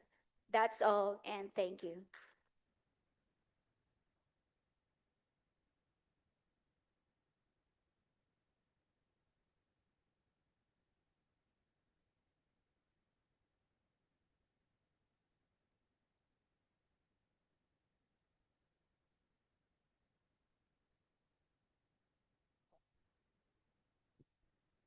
To all present, buenas tardes.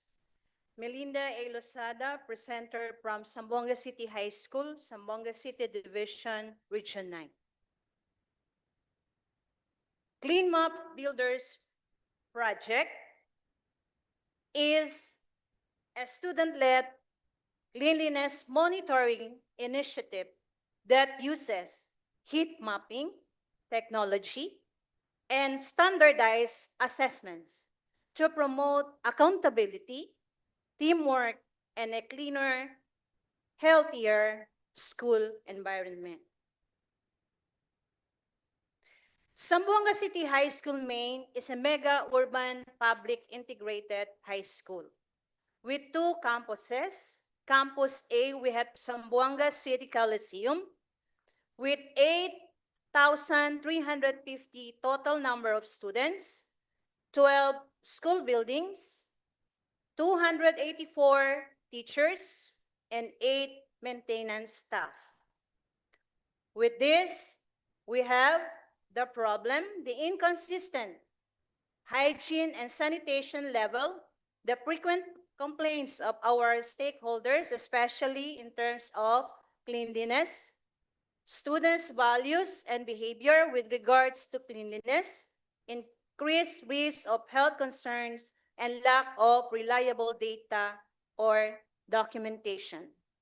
With this project, we were able to come up with the baseline statistic to explain the gravity of the problem. With this, as you can see, we have the overall rating with 3.23, which need improvement in maintaining the cleanliness of the room.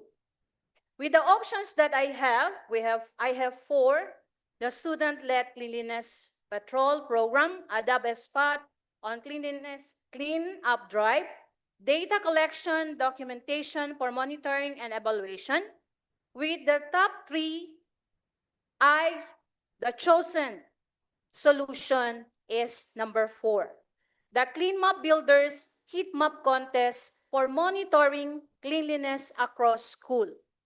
Target area with this project, the team have to have a target area for assessment and cleanup, target learners for clean map builders, and target outputs. Now, with this improves student values and behaviors about cleanliness, get a sense of responsibility and accountability, provides accurate data and documentation for reporting and monitoring, encourages learners' collaboration, creativity in making the heat map. For the innovative features, we have student-centered action research, wherein they will be the one to collect data as well as they're going to assess the data. Heat mapping as an educational tool, gamification of school responsibilities, wherein they're going to participate actively in the set contest with friendly atmosphere during the contest, integration process across all learning areas wherein mathematics, research, science, communication skills, as well as values education are there. For the planning and coordination, as you can see, we were able to have our first dry run, planning, coordination, launching, and orientation, the contest proper, the display and judging of the entries, as well as the awarding of prizes. Today, I'm going to share with you the message of our school principal. Ma'am, please.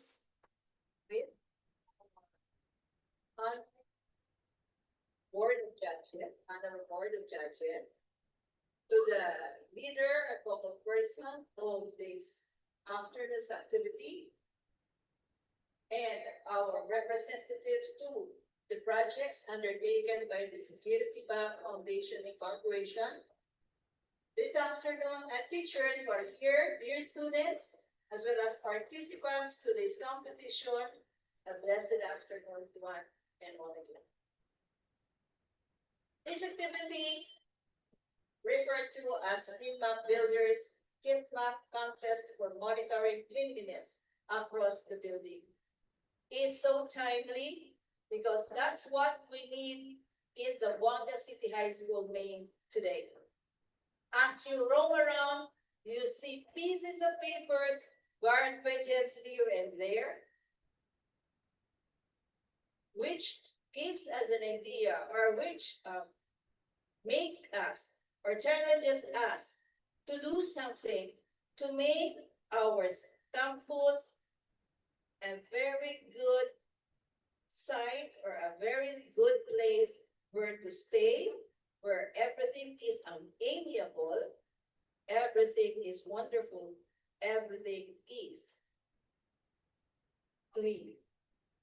There was once upon a time, a director who was espousing the kind of campus that we should have. Sparklingly clean, amazingly beautiful, parang nakalimutan ko na yata kung ano yun. Basta, it zeroes in the kind of campus one should have so that learning can take place well. So with this group, especially the contestants as well as the supporters, may you be the ambassadors in making our campus a better place to stay and make it a very clean campus from this day forward. To everyone, have a blessed day. Okay. I also have the activities and implementation timeline here with the stakeholders from the school head down to the department head, the department heads, OICs, the ESP bodies, as well as Mr. Joseph S.W. and the students. With this, the resources needed and the evidence of transformation, as you can see from the 12 teams, we have 10, and then we were able to come up with 10 teams for that particular contest. And these are the heat map entries. And with this is the result. Meaning to say, classroom cleanliness entries, entire school surroundings, behavior of the learners need improvement. Thank you so much.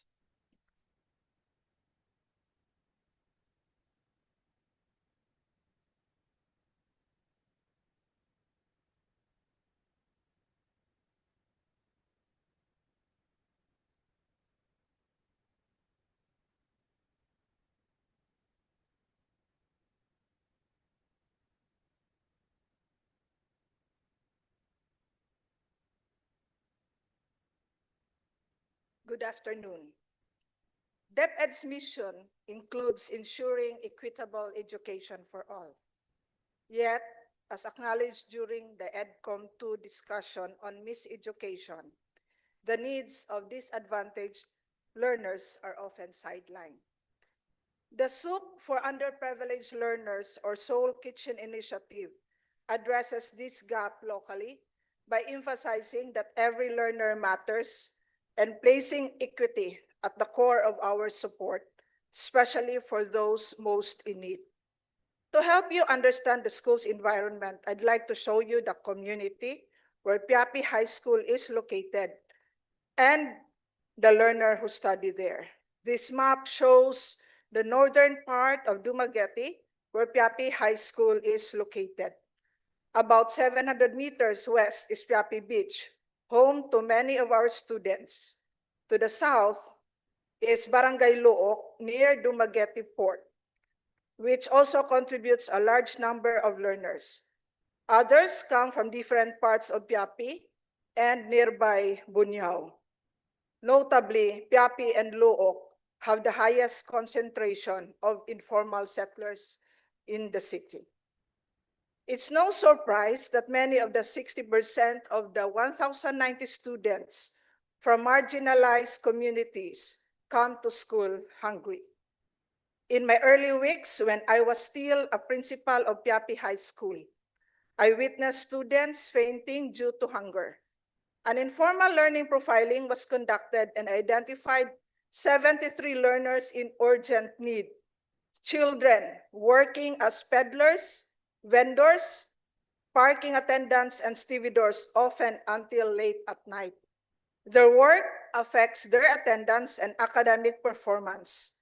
By the start of this school year, the number of disadvantaged learners rose from 73 to 94. Of the 94 identified disadvantaged learners, 60 are from junior high school and 34 from senior high school. While baseline data for senior high school is not yet available, the PhilErie result for junior high school showed that 24 are independent readers, 29 are instructional, and 7 are frustration level. In the rapid mathematics assessment, none of the 60 junior high school learners were found to be proficient. Hungry children struggle to learn. This is a well-known reality. To address this, the Philippine passed RA 11037 in 2017 and launching the National Feeding Program for kindergarten to grade 6 learners. In 2020, DepEd Order number 23 reinforced school-based feeding for elementary learners. But what about high school students? That's where Project Soul Kitchen steps in, an initiative dedicated to nourishing and supporting disadvantaged secondary learners. Feeding 94 to 100 learners is actually an ambitious goal, but the impact is deeply rewarding. It promotes equity, improves attendance, protects students from risks like child labor and exploitation. More than just providing meals, Project Soul Kitchen fosters a sense of belonging, supports emotional and social development, and encourages shared responsibility among teachers, community partners, and other stakeholders. This page presents the action plan. Some steps are already complete, others ongoing, or some are yet to be implemented. The sequence is flexible, but securing committed partner is actually the key. Piapi High School is proud to partner with ECE Contact Call Services, which officially began providing weekday meals to 100 plus disadvantaged students starting June 30 of 2025, serving from 9:30 to 11:30 in the morning daily. As to the impact of Soul Kitchen, kindly watch this.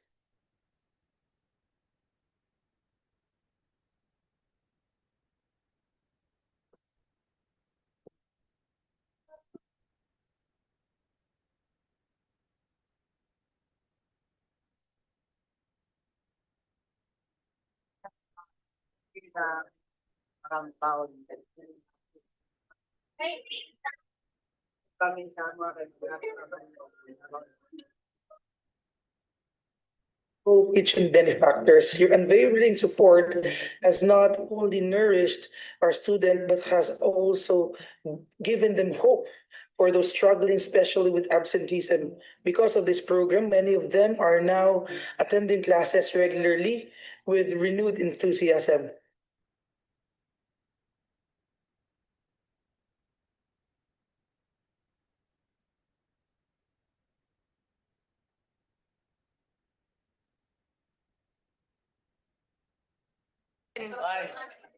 Ako, alam, tabang na mo kayo. Pwede na medyo muli, pambundo, kay balik, ikita, libre lang kaon. Dati na naman magpukipat na punch. Itong pagka kay, alam, may libre kaon na rin. Wala di ako'y mama and then broken family ko, so ako na lang din mag-asikaso sa akong kagalingon, pero thankful ko na napil ko sa feeding program kay mas nakasave ko, mas nakakaon ko kog tarong, wala na ko gi-ulcer, mas nakatabang siya nako sa ako ang health food, mas nitambok ko gamay. For me, it's not just about food. I can really feel the love, care, and support from our school and community.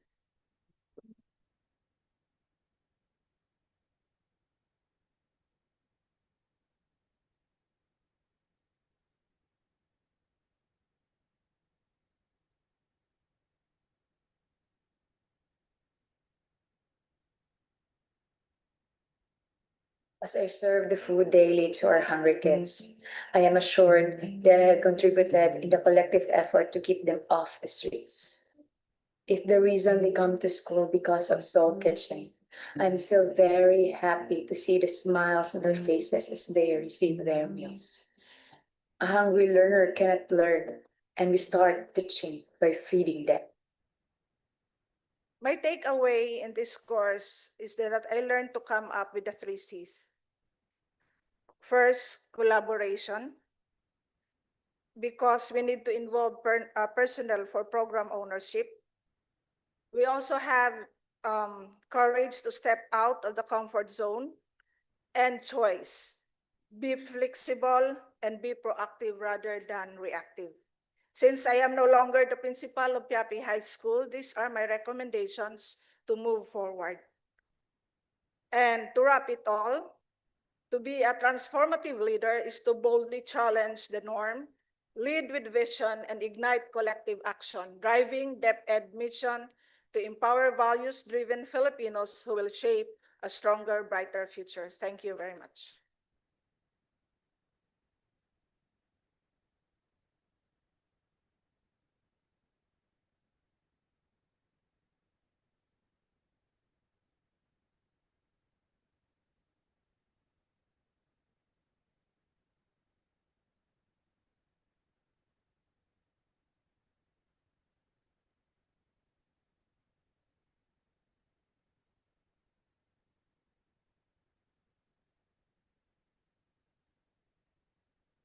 Good afternoon, everyone.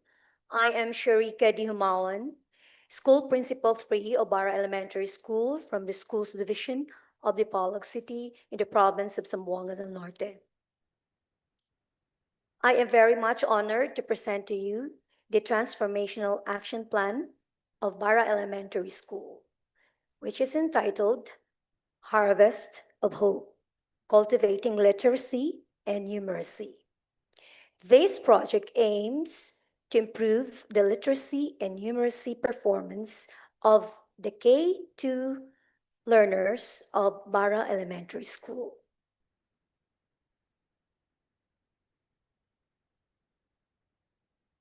Bara Elementary School has 48% out of 183 K-Stage 2 learners who are struggling readers. It also has 55% of 183 KS2 learners who are poor in numeracy skill. This can be substantiated by the data presented that 88 out of 183 learners are frustrated readers, and 101 out of 183 learners are poor in their numeracy skill. We tried to find out the cause of this, so we identified absenteeism, sickness, hunger, and poverty. Because poverty is beyond our control, we opted to solve hunger. So solving hunger for learners to stay in school and learn the foundational skills in literacy and numeracy. Our chosen solution is gardening and conducting regular feeding. The rationale for choosing the solution is that they produce vegetables, will supplement the regular feeding, sustain regular class attendance, improve nutritional status, thus improving literacy and numeracy skills of the learners. The innovative features of this Harvest of Hope is that making simple field trip outside the classroom to break the monotony in confining learners in four corner area and making the garden as the learning space for literacy and numeracy and as an avenue to acquire life skills. The pedagogy to improve literacy and numeracy skills is identified as experiential learning approach, that when we do activity in the garden, and gamification approach when we conduct regular feeding activity. Before the children are given food, they have to complete a literacy and numeracy task in a way following the principle of points and reward system. Again, when we do gardening, we do experiential learning approach. There are more to experience when children experience, they learn. Activities in the course of implementation. Parents and learners plant vegetables every 45 to 60 days or in accordance to the span of time of a particular seed to grow. And during this time, learners acquire practical skills and develop sense of responsibility and discipline, thus making them have the aspiration to learn more. Produce will be used to supplement feeding or be sold. When they do this, there is entrepreneurship, valuing of the produce. Thus, numeracy comes in. Regular feeding will be conducted every Friday at 9 a.m. because we assume that these identified learners are hungry. Literacy and numeracy tasks must be completed before feeding. The monitoring and evaluation, we develop a checklist, will be used to monitor its implementation every Friday. To solution implementation plan, activity 1 that happens last June to July 2025, the organization and orientation. July 25 to March 2026, this implementation, because we plan to implement this for 1 year. And monitoring and midline assessment is going to happen in December 2025. And the endline assessment will be on March 2026. Resources needed, we budgeted 20,000 for the orientation, trainings, procurement of TNL, foods, and garden seeds. The stakeholders involved are principal, the TLA club advisor. We choose to have the TLA club advisor because they are the ones exposed to gardening, the technology and livelihood education. The master teacher to develop activity sheets. Teachers and parents, they will use the context-wise laws developed and the recipes created. The reading coordinators will design pre-tests and post-tests on reading and numeracy skill, and the school health and nutrition in charge tracks the nutritional status improvement and checks health status. The evidence of transformation, as I said, we will target 25% of these identified learners to be independent readers by the end of March 2026 and numerates by the end of March 2026. Outcome impact measurement tool, the field area standardized test, and the RMA tool develop sense of responsibility and practice discipline to learn. And the qualitative measures is that parents have positive feedback to the objective of the project because they are involved, the stakeholders. And we also have external stakeholders to support our regular feeding program. Then attendance rate has improved and learners said they had fun. Reflections and Insights, Harvest with Hope is a simple integrated project on gardening and feeding that ensures improvement of literacy and numeracy skills. And we have a SWOT analysis. We use SOAR. We know that our strength is that we have dedicated community. We practice teamwork, and the opportunity is that there are lots of local programs like the agriculture department. They have seeds to give, and then we have to take the opportunity. We will get those seeds and plant it, and we have partnerships. And of course, our aspiration is short term because we have to target 25% of those identified learners. And then the result could be better literacy and numeracy performance. Process improvements, engage parents to continue doing at least once a week gardening or cooking, and direct teachers to use the experiential learning and gamification approaches. If you could play that, please. This is the evidence of initial implementation.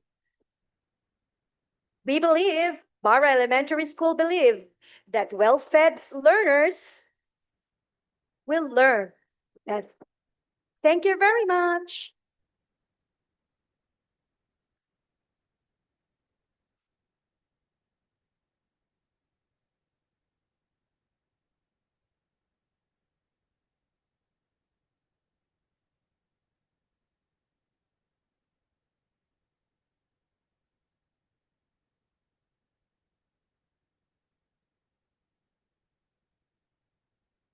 What if mercies of this land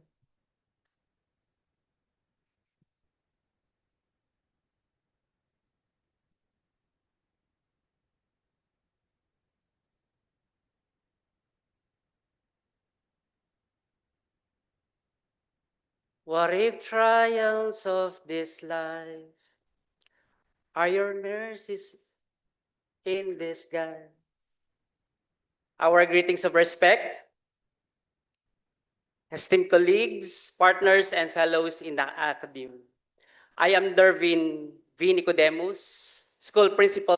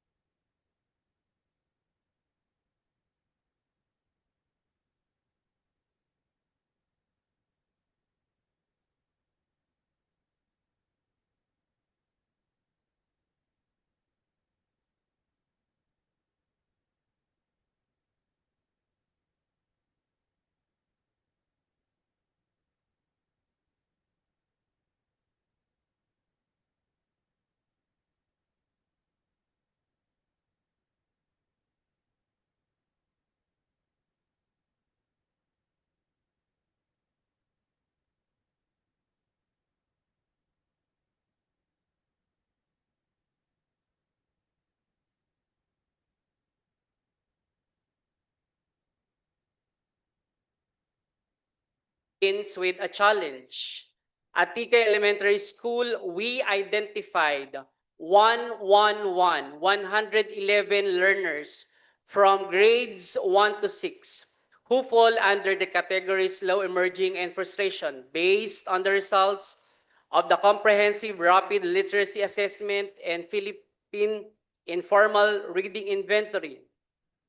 And out of this overwhelming number are 10 retained learners from from grades 1 to 6, age 7 to 13 years of age, who were retained in their respective levels. The reasons were consistent: chronic absences, poor parental involvement, and very poor reading skills.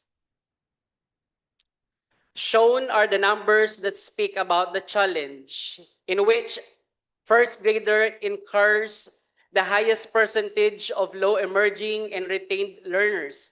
Specifically, grade or such grade level houses almost 72 low emerging learners and 6 retained learners.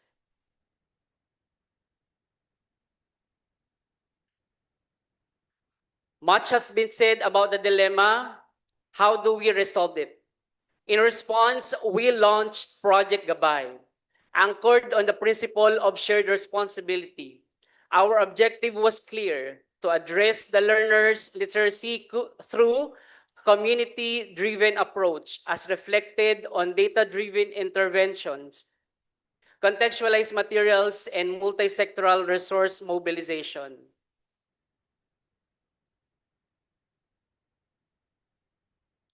These solutions ensures that learners receive data-driven interventions, anchored on data through contextualized instructional materials. With SPTA foster parents, learners are immersed on schools, fostering a sense of belonging. Why Project Gabay? Here are the project features. Number 1, foster parenting by SPTA officers. SPTA officers act as foster parents, providing extended reading interventions and support. Data-driven literacy interventions uses Carla and Phil-Erie results to create targeted literacy intervention, triangulated support system, collaboration between parents, SPTA foster parents, and teacher advisors.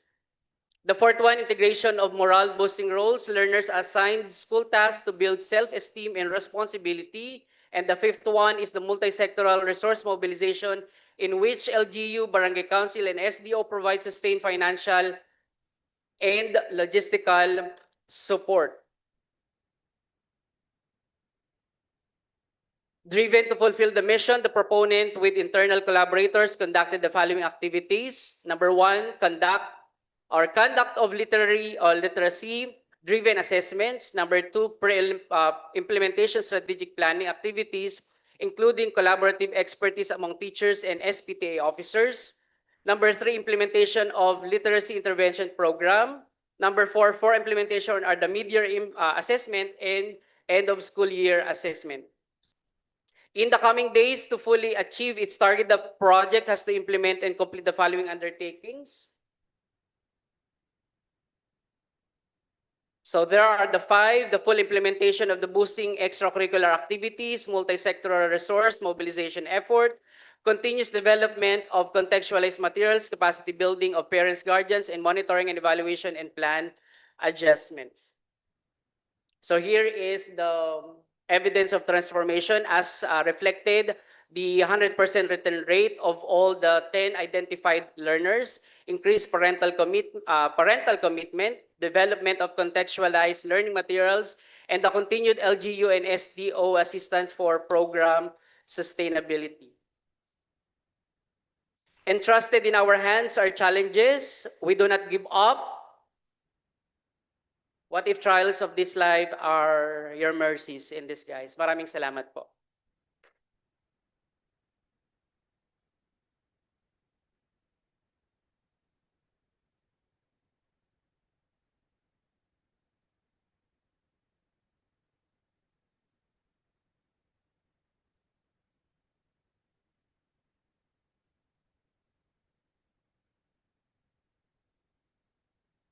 Good afternoon. I am Agnes B. Malvar, Master Teacher 1 from Santa Anastasia Elementary School, SDO of Santo Tomas City. I am here to present to you Project LEAP, or Literacy Empowerment and Advancement Program.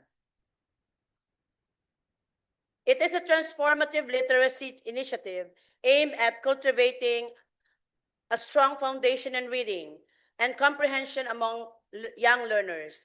It provides access to engaging, inclusive learning material to empower learners to unlock their full potential through literacy. It focuses on developing essential reading skills, fostering love for reading, and bridging educational gaps.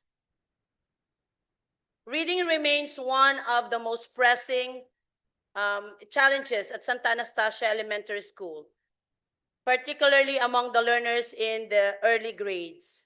We identified several root causes, such as limited parental support at home, weak foundation in reading, lack of motivation, short attention spans, low STEM linked to academic failure. Based on the recently conducted CARLA, it showed that 39 out of 258 grade 3 learners were identified high emergent readers both in English and in Filipino. But only 27 or 10.47 learners, a percent of learners were officially included in the intervention program Project LEAP due to the requirement of parental consent. To address the reading challenges identified, we developed Project LEAP. The rationale behind Project LEAP is to use engaging learner-centered strategies to develop reading skills, promote teacher and stakeholder involvement to build lifelong literacy, to foster a love for reading, and to bridge educational gaps. Innovative features are drama-based reading strategies, which includes role-playing, storytelling, choral reading, and dramatization, experiential and play-based learning, and safe and nurturing learning spaces by creating a mini library through a book donations after program played by our targeted learners. The implementation plan for the first activity 1 from July to August 2025, we conducted project proposal, baseline reading assessment, orientation of teachers, parents, and learners, distribution and collection of consent, checking of attendance, conduct of reading remediation or intervention, and participation of learners in school program.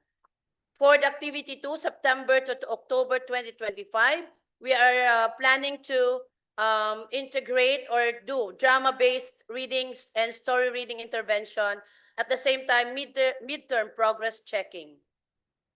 The pictures show that we conducted the activity from the month of July to August. To successfully implement Project LEAP, we allocated a budget of 10,000 for the food and snacks and rewards and reading materials. Sources from the school fund and donations. In terms of evidence of transformation, we saw significant progress.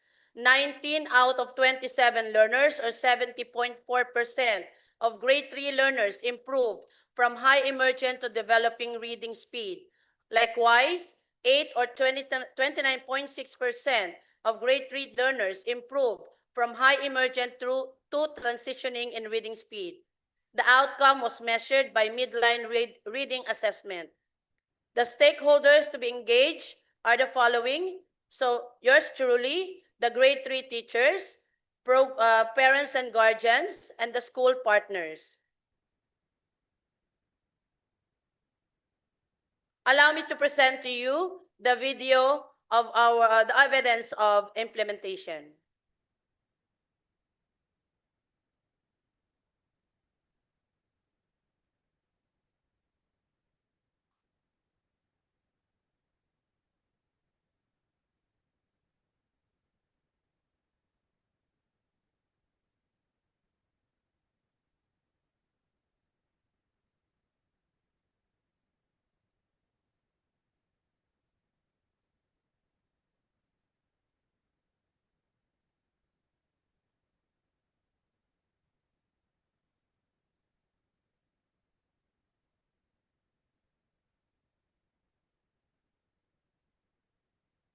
Salita, isulat ang paaralan.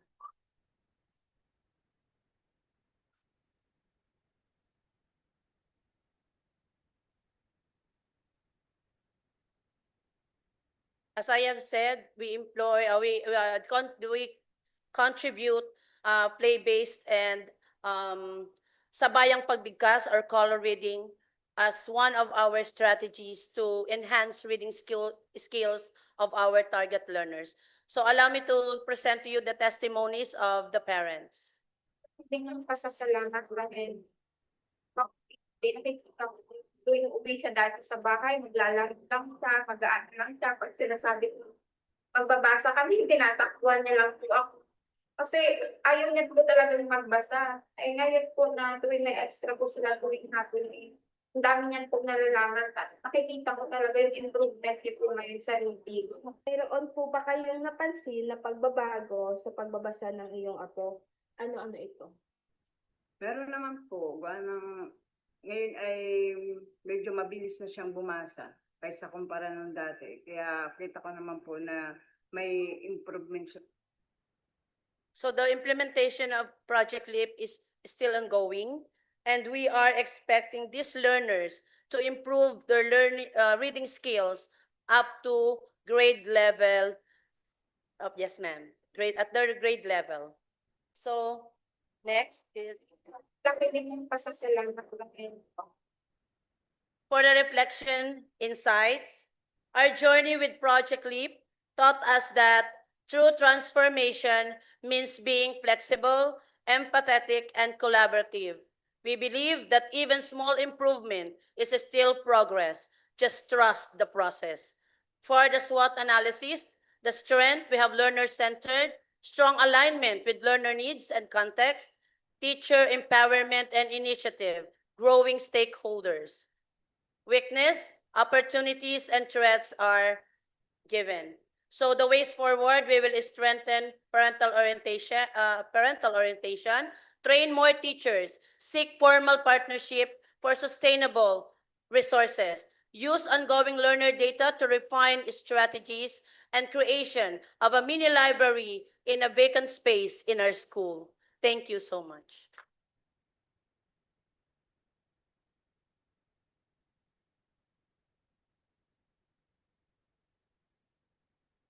Thank you and congratulations to the second batch of our presenters. Another round of applause for them. And before we proceed to the giving of comments or feedbacks to the presentation, we will break for lunch. So I invite everyone to proceed to the foyer for the lunch and then be back at exactly 2 o'clock, 2:10. Thank you.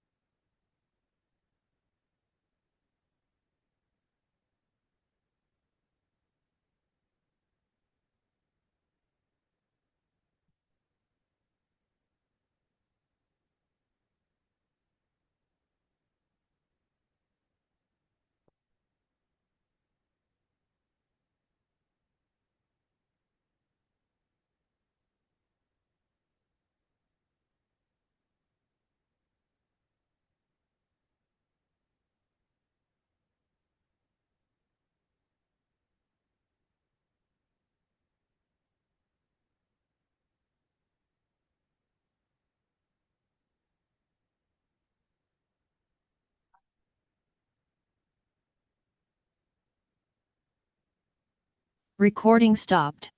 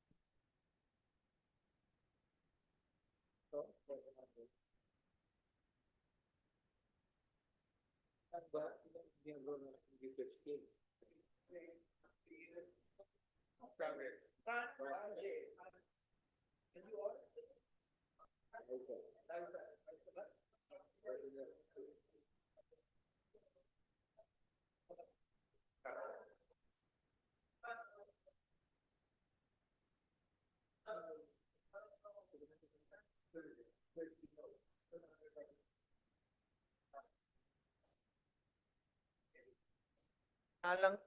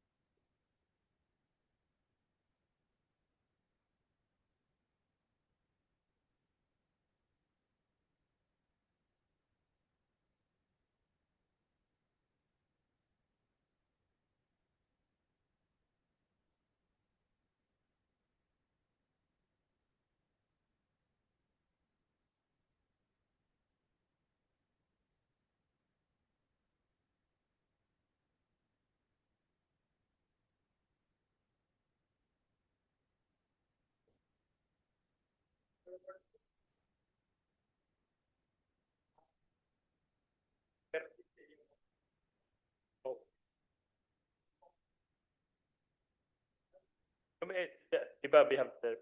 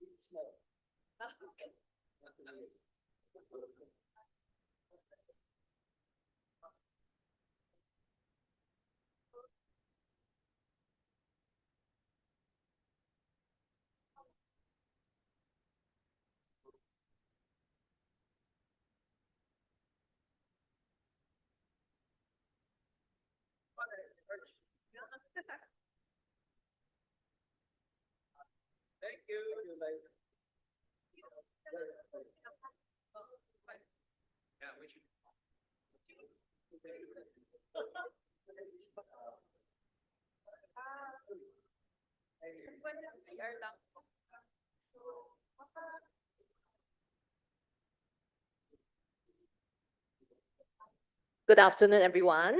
For CESL participants, I have two items for you. So LJ is helping me to give out. One is the magazine. LJ, can you just wave the magazine so everyone can see it? Just hold it up. Okay, that's number one. Second one is the books. Okay, it's like close to 1 kg per person, so please bring it back. Thank you.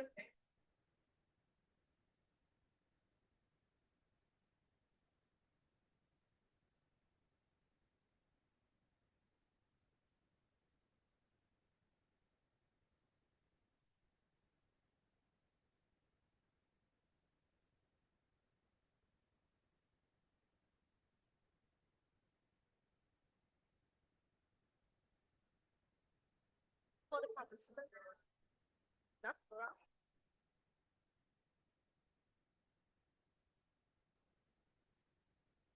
cool.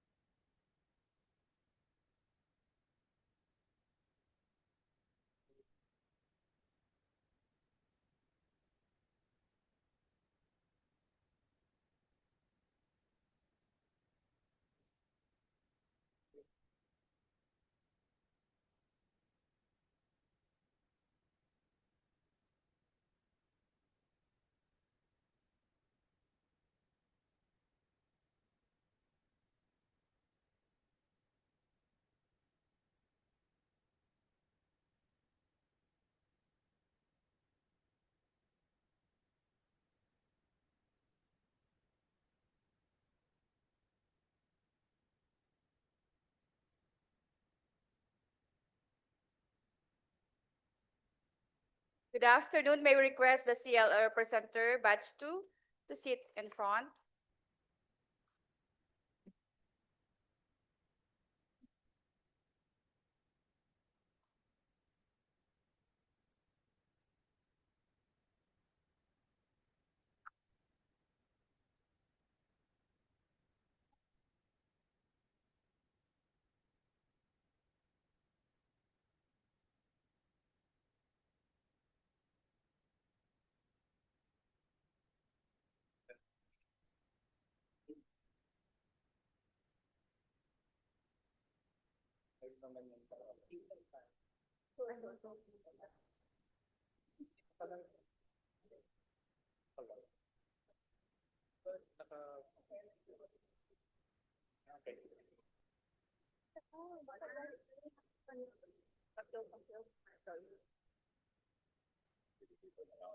Good afternoon once again.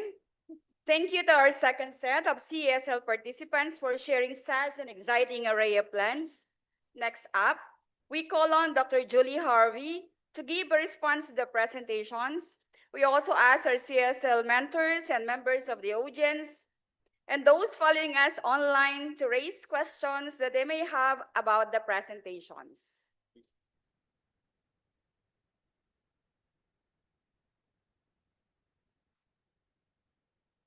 Thank you very much, Jida. So first of all, thank you very much. I thoroughly enjoyed listening to all of you. I'm really impressed by the level and the standard of thought and care that you put into your presentations.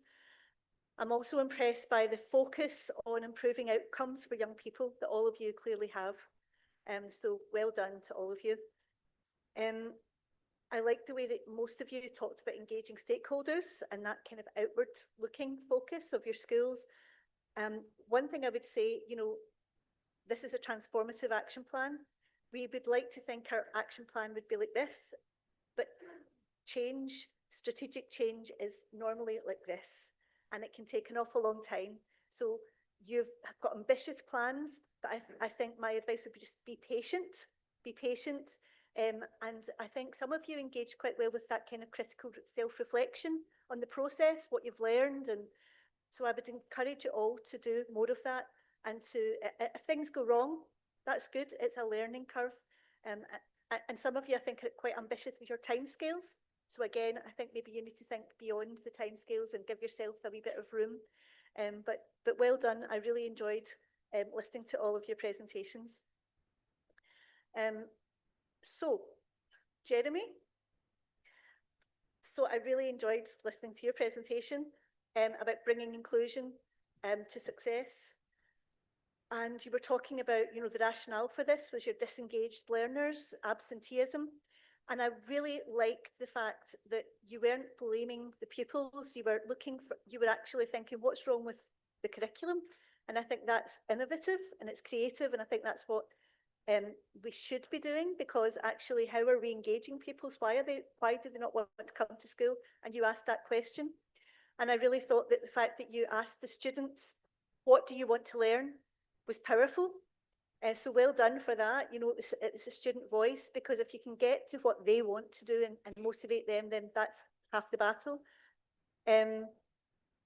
You talked about, so different departments from your school then began to work on this garden project.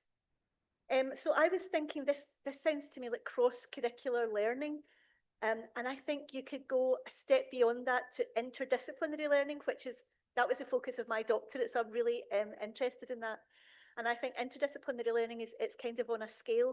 So, you've got kind of subjects teaching, then you've got maybe cross-curricular, multidisciplinary, and then you've got this kind of interdisciplinary learning. So I would recommend that you perhaps read around that. And there's a good book called The Integrated Curriculum by James Bean that you might be interested in, because it sounds as if you were doing that kind of, you were trying to integrate the curriculum in that way. And also Fogarty has done a kind of network of networked learning. It's a kind of model of how you go from discipline teaching to integration. And I've written a wee bit about it as well. So, I would suggest that might be the next step for you. So my question for you was, have you considered interdisciplinary learning as a next step? Okay, so that's my question to you. Do you understand that? um, so Kimslin,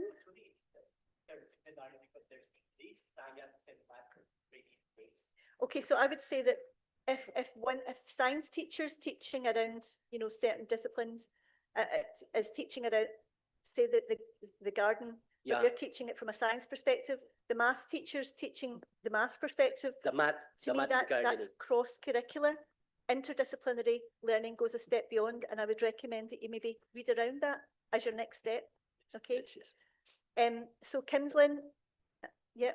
So again, I thought it was a really good presentation. You were talking about reading and recovery through embedded learning.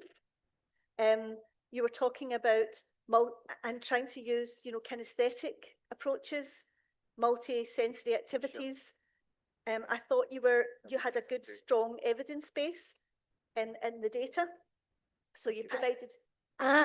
It's by the way, ma'am, I just knew in that school last July. Yeah. So it was I just in the phase 1 in the implementation. So we are working on it. By September, we are going to implement those reading embodied learning activities Okay. that the teachers are planning to prepare for that, ma'am. Yeah. But I thought that you presented good data to say this is what Yes, we need there to are do the this. data there, the And then result. I think it's a good idea that you're thinking about the student interest, and you also talked about stakeholder engagement. Yes, ma'am. So my question for you was, how were the students and the staff engaged and enthused about the project? So you have got this idea in your head about where you need to go. So how did you get them on board? Because, you know, as Eileen was talking about earlier, sustainability is important. If you leave, what's going to happen? So if people don't buy in, if it's just your idea and you're driving it and then you leave, what's going to happen? So my question, and maybe I can just talk it like we did with the Perhaps the better thing to do is for Julie to give all the comments and questions. You take note of it, and then later on you can respond. Is that okay? Is that okay? Julie, is that right? Yeah. So again, maybe you can tell me later how they engaged, how you engaged them. What strategies did you use to engage and enthuse the participants? Using those embodied learning. So, and then later you answer. Okay, and then Leah. So again, you talked about inclusion and nurture, supported by technology from Muslim learners. You talked about having good engagement with stakeholders, and there being a lack of cultural awareness in your school. So I was thinking, you know, this ties in with what I've been thinking about recently. I've been on a course, it's about anti-racist education, and there's work by Anne Lopez on decolonising the curriculum.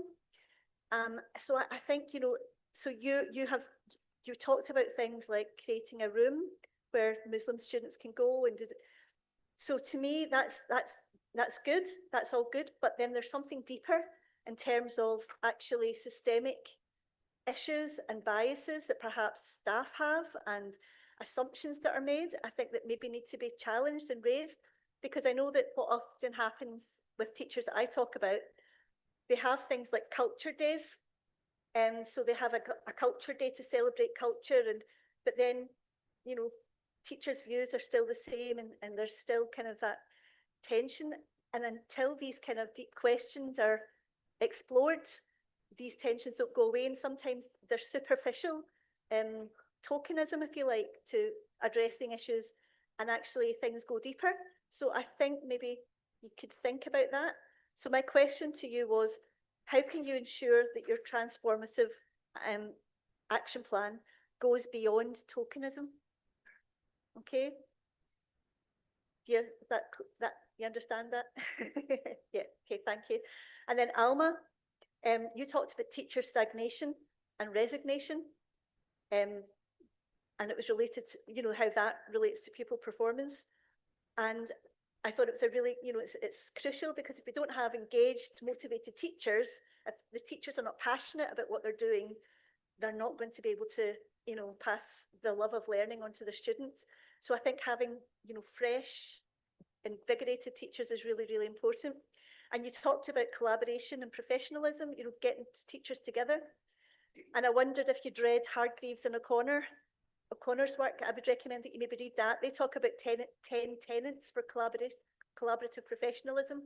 And they go through different forms of being able to get teachers together, different strategies to use to get teachers together to talk about teaching and learning and networking and supporting one another. So I think it would be good for you to read that. And so my question for you was, what informed the methods that you used to inspire and motivate your teachers? Okay, what inspired your thinking to do the things that you did? All right, thank you. And then Frederick, you talked about stakeholder support, needs-based learning in key subjects. Yeah. And you talked about, I thought it was really impressive that the amount of stakeholders, you know, I used to be an enterprise development officer in my authority that I worked in, and my role was to partner schools with businesses and expertise out with the school, and I could see the power of that, and I think you've captured that. I think it takes a lot of time on the behalf of a head teacher who's very, very busy to start reaching out to stakeholders, but I think doing that or you know, getting people to do it for you is really worthwhile, and I think you seem to be reaping the benefits. So I thought that was really good. You seemed to be using a distributive approach, which was good. And my colleague Mel Ainscough from the University of Glasgow, I don't know if you've read any of his work, but he talks about the fact that he was a UNESCO ambassador going around schools all over the world. But one of the things he says is that schools that are inward looking tend to fail, they can sink. But schools that are outward looking and outward to the community, and they are more likely to succeed. So I would say, keep doing what you're doing, it's really good. And again, it resonated with the work of John Dewey, you know, that experiential learning and children being able to get their hands on and do things. And a number of you talked about that. Yeah, so my question for you was, how was your vision for change shared across the whole school community, okay, from the onset? And again, that relates to sustainability. Irish, am I pronouncing that properly? So you talked about health evaluation and assessment for resilient teachers, and again, very much linked to looking after teachers, which is commendable. You had compelling figures on teacher health, which were, you know, quite stark. I wasn't sure, were those national teacher figures, or were they from your school? I wasn't quite sure. Maybe I wasn't paying enough attention to the numbers, but I wasn't sure if that was particular to your school. Okay. And then you talked about, we believe that this is right, and we believe that, I was wondering who the we are, you know, who were the people involved in this and envisioning this change for your school? Yeah, you focused on so I wasn't quite sure, and you might, when you're writing up your plan, you might want to make this a little bit clearer. I wasn't sure, you talked about teacher health and well-being, or, you know, physical health. And then you talked about students, and I wasn't quite sure until the end that you said, well, the students, am I right? The students are going to be doing the tests with the teachers and all of that. So, and I think that, so you might want to clarify that a wee bit more in your plan. But yeah, so I was curious to know, you know, teachers would be more likely to be happy about what's happening and if they were involved in the decision making around it. So I would like to know how the teachers came up with, you know, how this notion of doing blood tests and heart rates and everything with the teachers, how that came about. Were the teachers involved in deciding they wanted this? And also, have you considered the mental health of the teachers? So it's all very well to say their blood pressure is good, but actually if they're not feeling happy and contented, you know, so maybe that's something that you can consider. Okay. Melinda, thank you again for your presentation. So it's Clean Map Builders project. Again, something that's so student-led cleanliness that you want to promote, which is a really important issue. And again, you gave a very clear rationale for this from your school context, which I thought was really clear and good.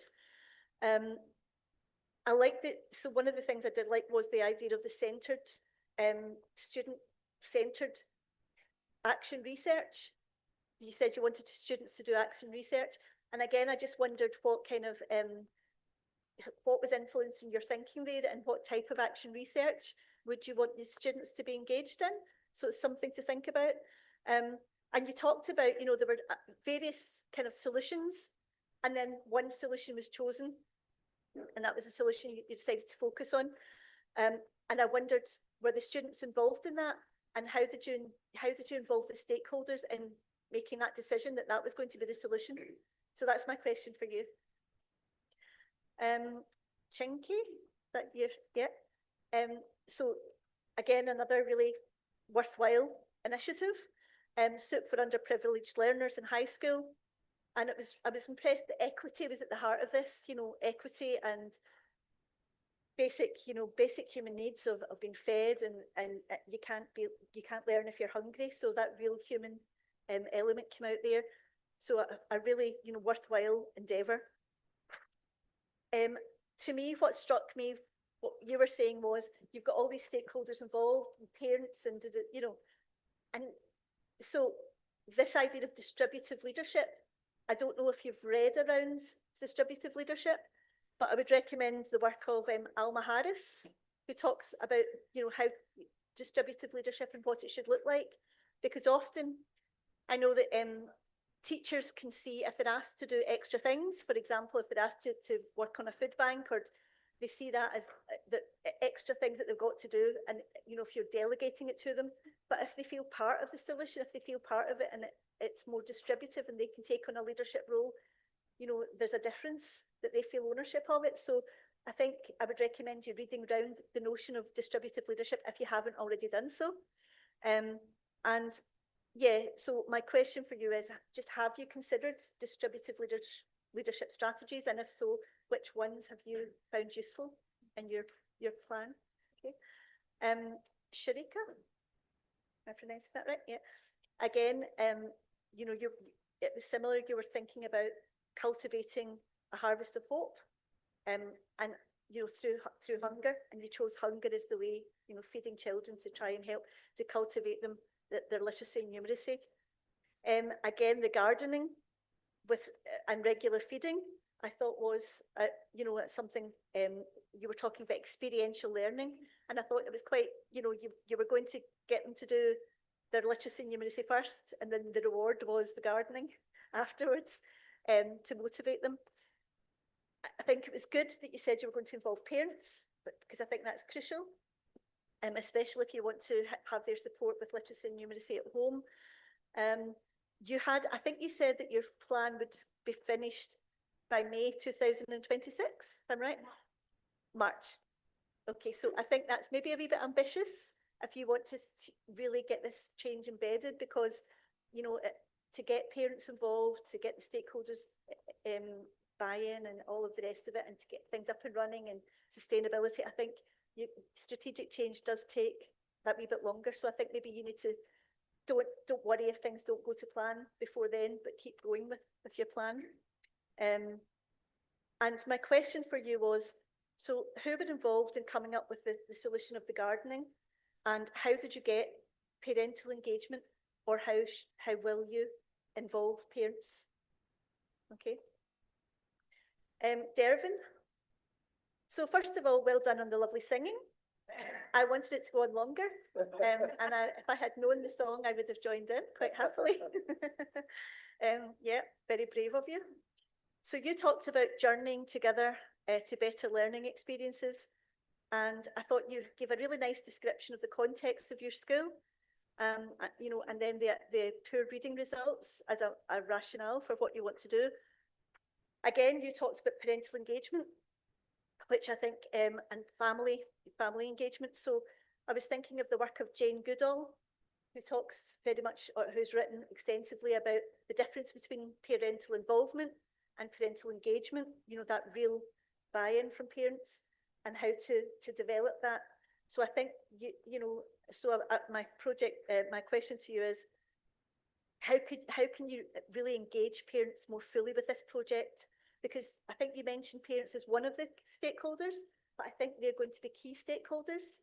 And so, you know, how really, what reading have you done around parental engagement, and what strategies are you envisaging that you could use?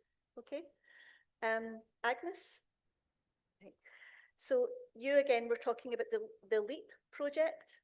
And again, you know, really important to teach children how to read if they don't have literacy skills and are not confident. It's a barrier to so many other things. You talked about low motivation. And I was thinking, you know, and you talked about this more, again, like the John Dewey experiential learning, hands-on. You want them to do drama, role play, and all of these, have these experiences to make reading and, you know, more fun and experiential. And I was just wondering about the resources, you know, the actual resources that students are reading, or pupils are reading. Are they able to see themselves in the resources? Are the resources meaningful to them? Because often if they've got literature that they want to read about, that reflects their interests, they'll be more likely to want to read. So just, again, something to think about.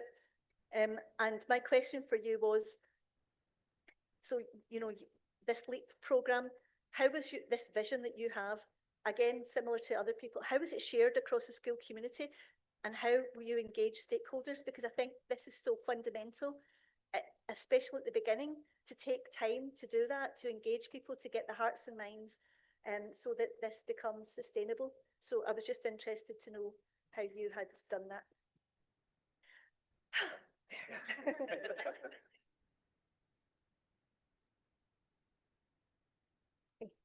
Good afternoon, ma'am. For the sustainability of my project, I can say that, or I can assure that the sustainability is there, because when we plan and plan for that embodied activities, there are the teachers with me and also the master teachers. We have a project team to plan for that. And there is one teacher that who live in that place, who was passionate and committed to eliminate the reading problem in that's the seed school. Yes, pa ma'am. For actually, honestly speaking, school heads, especially in our division, is what you call, we have the reshuffling for every 3 years. And you know, I don't think if my transformation action plan will prosper, so we can eliminate these hurdles in 3 years. So that's the time when it is still the priority. I think as long as I am the principal there, the sustainability is there. But if I'm not the principal anymore, I don't know if the priorities are still there 5 years from now or 3 years from now. So what I am doing now is to make the transformational action plan works.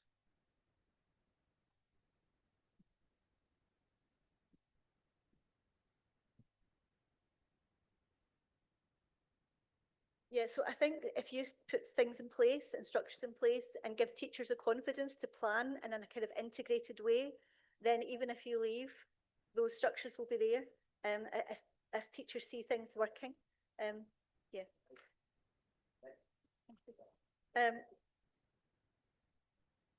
Who's next, Chris? Leah?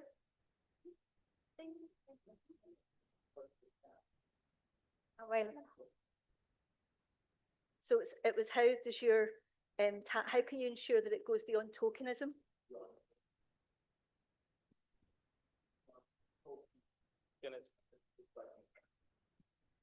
So that you're not just ticking a box and, you know, things look good on the surface, but actually there are tensions with the.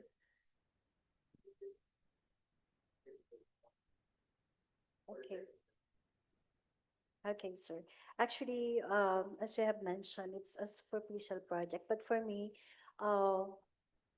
the classroom for the Philippine context for a Muslim learners is different from a regular one. That's why one of my priorities providing them with a classroom which is culturally responsive to them, making sure they feel the sense of belongingness. And in that way, probably our Muslim learners will be motivated more to continue their study by respecting their culture and Also, with the integration of these ICT tools, probably the outcome will be increasing their performance level at the end of the school year. So I would suggest that work needs to be done with your staff. You know, a lot of work needs to be done in terms of challenging bias and assumptions and things that people don't even realize that they have. So again, I would recommend that you maybe read around decolonizing the curriculum and kind of forms of oppression. Yes, ma'am. The curriculum for the Muslim learner, for the madrasa program is actually different from the regular one. We have an additional subject for this, which is the Islamic values and the Arabic language, which I think uh, once it is culturally innate to them, and especially they are not living in a Muslim place. That's why I think it should be revived, the culture of the Muslim learners. Yes. Thank you. And Alma? Hello, ma'am. So your question for me is what strategy I utilize to be able to inspire my teachers? Well, the original concept of Project Inspire is drawn from a local custom or culture we have, which is we call kapihan. It is actually sitting down over a cup of coffee and engaging in meaningful conversation. So I decided to adopt this model so that our teachers during technical assistance provisions, coaching and mentoring will feel free to express themselves, tell me what they need, what their developmental plans are, and they will also be welcoming enough to accept whatever assistance I could give them. When I was already drafting my plan for this, I also tried to research some theories or models that I could somehow incorporate or adopt so that I think it would make my idea firmer. And I came across this Whitmore's coaching framework in 2002, wherein he introduced the so-called GROW model. GROW actually is an acronym for goal, reality, options, and will. So the core of this approach is unlocking a person's potential to maximize their own performance, and it is helping them to learn rather than teaching them. So the idea is for the teachers to rediscover their passion, reignite their commitment, so that in the long run, they will be uh, aiming for their own professional growth. They can draw up their own plans for development. And I think very crucial also in this approach is that you have to walk the talk. I have to be a model also for them. So if they would be pursuing for promotion, they should also sense in me and see in me that I also have that kind of drive. If they will be encouraged to engage in action research and innovative interventions, I should also reflect the same things that I always preach to them. So that is how I am approaching the project right now. Good. And I think maybe when you're writing about this, maybe make a focus of the model that you were using. Okay, thank you so much. Frederick? The question is, how is the vision of change shared within the school community? Well, it is quite easy to make the teachers embrace the change on the part of the teachers first, to embrace the change because after all, lesson study is something new to them, something new to Banga High School. Though there seems to be a feeling of anonymity among them, considering that this time we're allowing the stakeholders to participate in improving their lessons, which used to be their own thing. To participate in improving their lessons, which nobody knows how long they have been teaching. So they might be having this fear to find out that their content might be flawed, but that is exactly one of the goals, to improve and upgrade the lesson content based on the industry practice and experience of those experts. So it's just a matter of making them aware of the gains of the changes. But the toll is even higher on the part of the stakeholders. This is based on experiences in coming up with this pilot. Because most of our partner industries had reservations in joining the lesson study because of fear that what they know is not enough to contribute to improving the lessons of teachers. it took me quite a few conversations to finally engage them to the idea that by clearing terms, first by clearing terms, and assuring them that teachers would much welcome their inputs, knowing that we are preparing our learners. This is not about the teachers, this is about the learners to eventually and who will eventually enter the workforce, which the stakeholders better understand. So therefore, it takes much effort on the part of the school in explaining terms to win the nod of their stakeholders and eventually for them to take part in the change in which they actually play the most critical part. Good, that answers the question. Thank you. Irish? Okay, thank you, Ma'am Julie. Your question a while ago was mental health was considered? Yes, definitely it was considered. We asked permission from our teachers, from the teacher respondents, which are the 34 teachers, and we also ask them to sign an agreement if they are willing to join and participate and commit themselves for that close monitoring of their health evaluation. Second, regarding about the students' involvement with my top. So since we only have one school nurse and there's a huge population among students and teachers, so we means I and my immediate supervisor, which is our school principal, and also that includes the health advocates in our school, there's the teen health organization coordinator, the Red Cross coordinator as well. So those are the persons that I am referring to as we, because we come up to this decision and we pushed this to be organized in our school, that is to help our teachers who are actually facing chronic illnesses. So Thank you. So again, I think maybe making that clear that there was that team of you that were driving this from the start. Thank you. Melinda?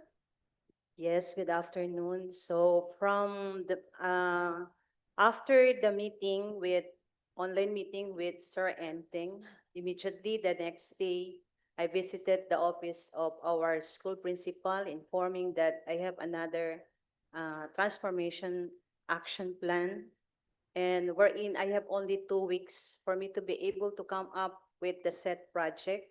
And then immediately she gave me the permission to hold a short meeting with the ESP bodies for them to be able to inform the advisor, the student leaders, as well as the students of their class, for them to be able to join the set project. And finally, when Wednesday, they came for the set contest with the permission from their parents, which allowing them to be part of the set project. Yes, ma'am. Thank you. Chinky? Yes, for the suggestion that you gave about the teachers being burdened as being part of the action plan of the project. Actually, they're not, because first thing is that these challenges are actually they face every day. Absenteeism, of course, low performance, because and they already have an idea of how actually the lives of their students are. So, but they only lack data. So what I did is that I empowered them and give them free rein to somehow lead certain groups, cell groups, so that somehow it's a chance for them to show their leadership as well. So it addressed their concern. And also, most of the teachers involved are teachers teaching TLE and TVL. TLE is Technology and Livelihood Education, and TVL is Technology and Vocational Ed, that is for the senior high school. So those are involved in feeding. Actually, Art is a teacher of the cookery class, and I designated her as the focal person. And it is also a show of a part of the curriculum of her students as well. So they can also serve canteen management, things like that. So it's just embedded somehow in the curriculum. And as to the change of leadership, when I conceptualized actually the Project Soul, I already had in mind that as leaders, we do not stay very long. Regular principals usually spend around 3 years for the school that they are assigned. So that's in my mind already. But what I did was I already shared accountabilities to the teachers. I made sure that they are involved in all the planning so that it would be easier for them to follow. I allowed them to give suggestions on how they are going to reach the certain goal. Also, the only thing, if you notice, most of the activities that are done, yes, it is my brainchild, but those who are really implementing and how it's done are actually done by the people involved. The stakeholders, I just gave them case studies of the students involved. I allow them to see what is really happening in school, allow them the realities to reach their offices, and very fortunately, they have the heart for the students, and they were willing. We signed a memorandum of agreement. So when I left Piapi High School for promotion, I am assured that when I leave, the assistant principals and the teachers involved are already into the project. And the new school head actually came to me for orientation, but I have to say that I need to be here. And then when I come back, I'll give her the orientation about this. And also, she's somehow bounded because of the memorandum of agreement. And at the same time, my new assignment is TLE and TVL, which is directly involved in that certain project as well. So I know it's going to last. And as long as we have stakeholders who are invested for our children, and it will last long. Thank you. Good, that sounds good, and people feel ownership. So Yes, that's- I gave them ownership and let them plan, because it's difficult if it's my plan to be done Yeah. and they cannot understand where I am heading. So it's better that they do the planning. What is important is that we reach the same end goal. Yeah. Good, thank you. Sharika? Thank you very much, Ms. Jovi. Your question is, how are you able to involve the parents in gardening? It is always emphasized in every assembly in the school, specifically in the Parents Teachers Association assembly, that governance of the school is not exclusive to the teachers and the officials of the educational system. It is always emphasized that it is a shared governance, shared ownership, shared liability, responsibility. So, whenever the convergence happen, all of the performance of the school is being reported, communicated, and that includes the performance of in literacy and numeracy. So their parents would know if it is performing well or not. If it is in bad shape, then they know that together we will solve the problem. Thus comes the collegial body of solving the problem. We sit down, the Parents Teachers Association and the other organizations in the school, the umbrella organization, the School Governance Council, will sit down, tend to find solution, and then we will do some meetings, and then we came up with the solution, which is now called Harvest of Hope.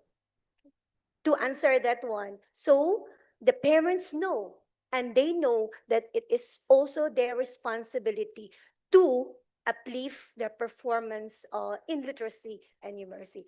That is why they are very enthusiastic to become part of the solution. Good, thank you. And Dervin? Yes, ma'am. Good afternoon, Ma'am Julie. Good afternoon, everyone. I think, ma'am, one of my gifts is Singing? yeah, I have a gift. Not aside from the singing. One of my gifts is, ma'am, I am a people smart. I can easily mingle with people, and I think that it has been my trademark among the schools where I have been installed to. So I suppose that the project Gabay is anchored on the principle of shared governance. I think that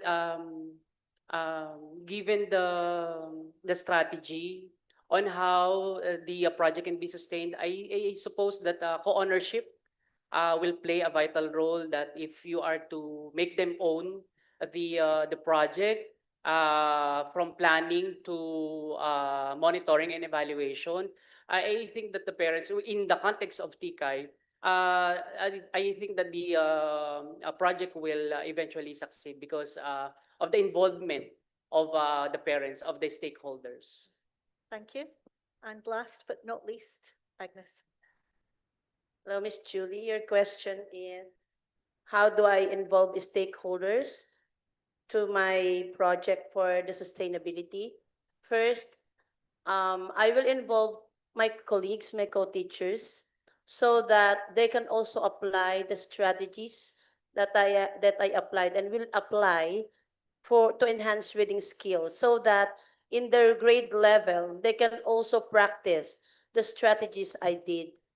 That is for the internal stakeholders.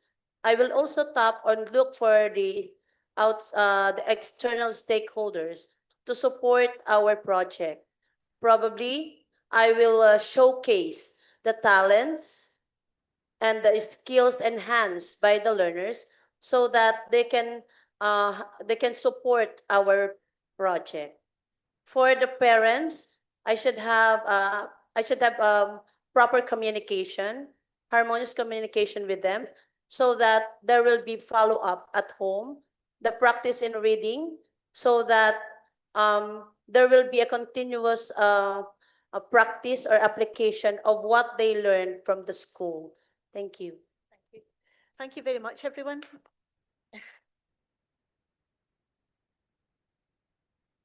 Thank you. Thank you, Dr. Julie. Okay. So good afternoon, magandang hapon po. I know it's unholy hour. Yeah. Thank you, and I am want to congratulate everyone. I'm really very proud of our Philippine team. All the academicians, all of you. More power to all of you. If this morning we learned about power in data, right, through Dr. Vicente. Now we said that we use data to establish our problem and make informed decisions or solutions, right? This afternoon, I want to thank Dr. Julie. Salamat po. Okay. Because Dr. Julie, the theme of my question now and my comment would be on empowerment. Okay. Let's take home what Dr. Julie said about empowerment. No? She said empowerment is giving control and responsibility back, okay, to our collaborators, our stakeholders.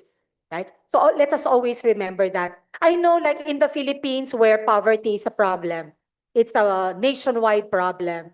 We cannot control everything, but we can control what we can do. Okay? I know we're just one or two of the teachers or the principals, but we can make a difference. Okay? Do not lose hope. So whatever you do, do not lose hope. And I'm also struck with what you said, sir. No, na every 3 years there's going to be a transition. Don't mind that. Make it a challenge that even if you're no longer there, the legacy continues.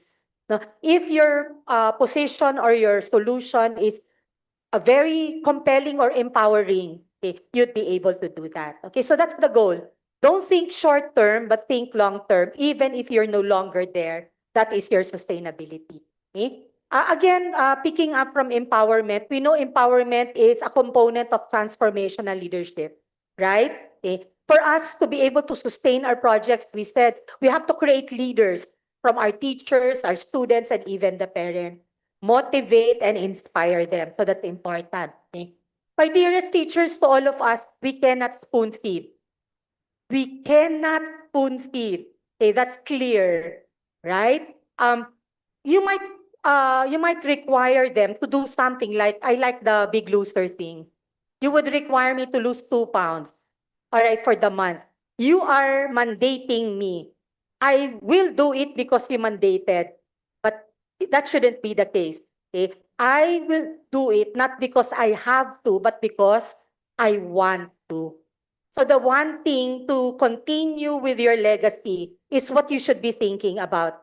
It's not mairaos yung 3 years. It's not for you to just to be able to implement your program in 3 years, but think always long.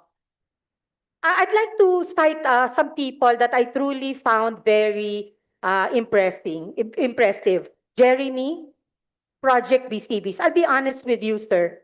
I came in yesterday, you were presenting. I can't seem to connect how your problem on learner engagement can connect to planting.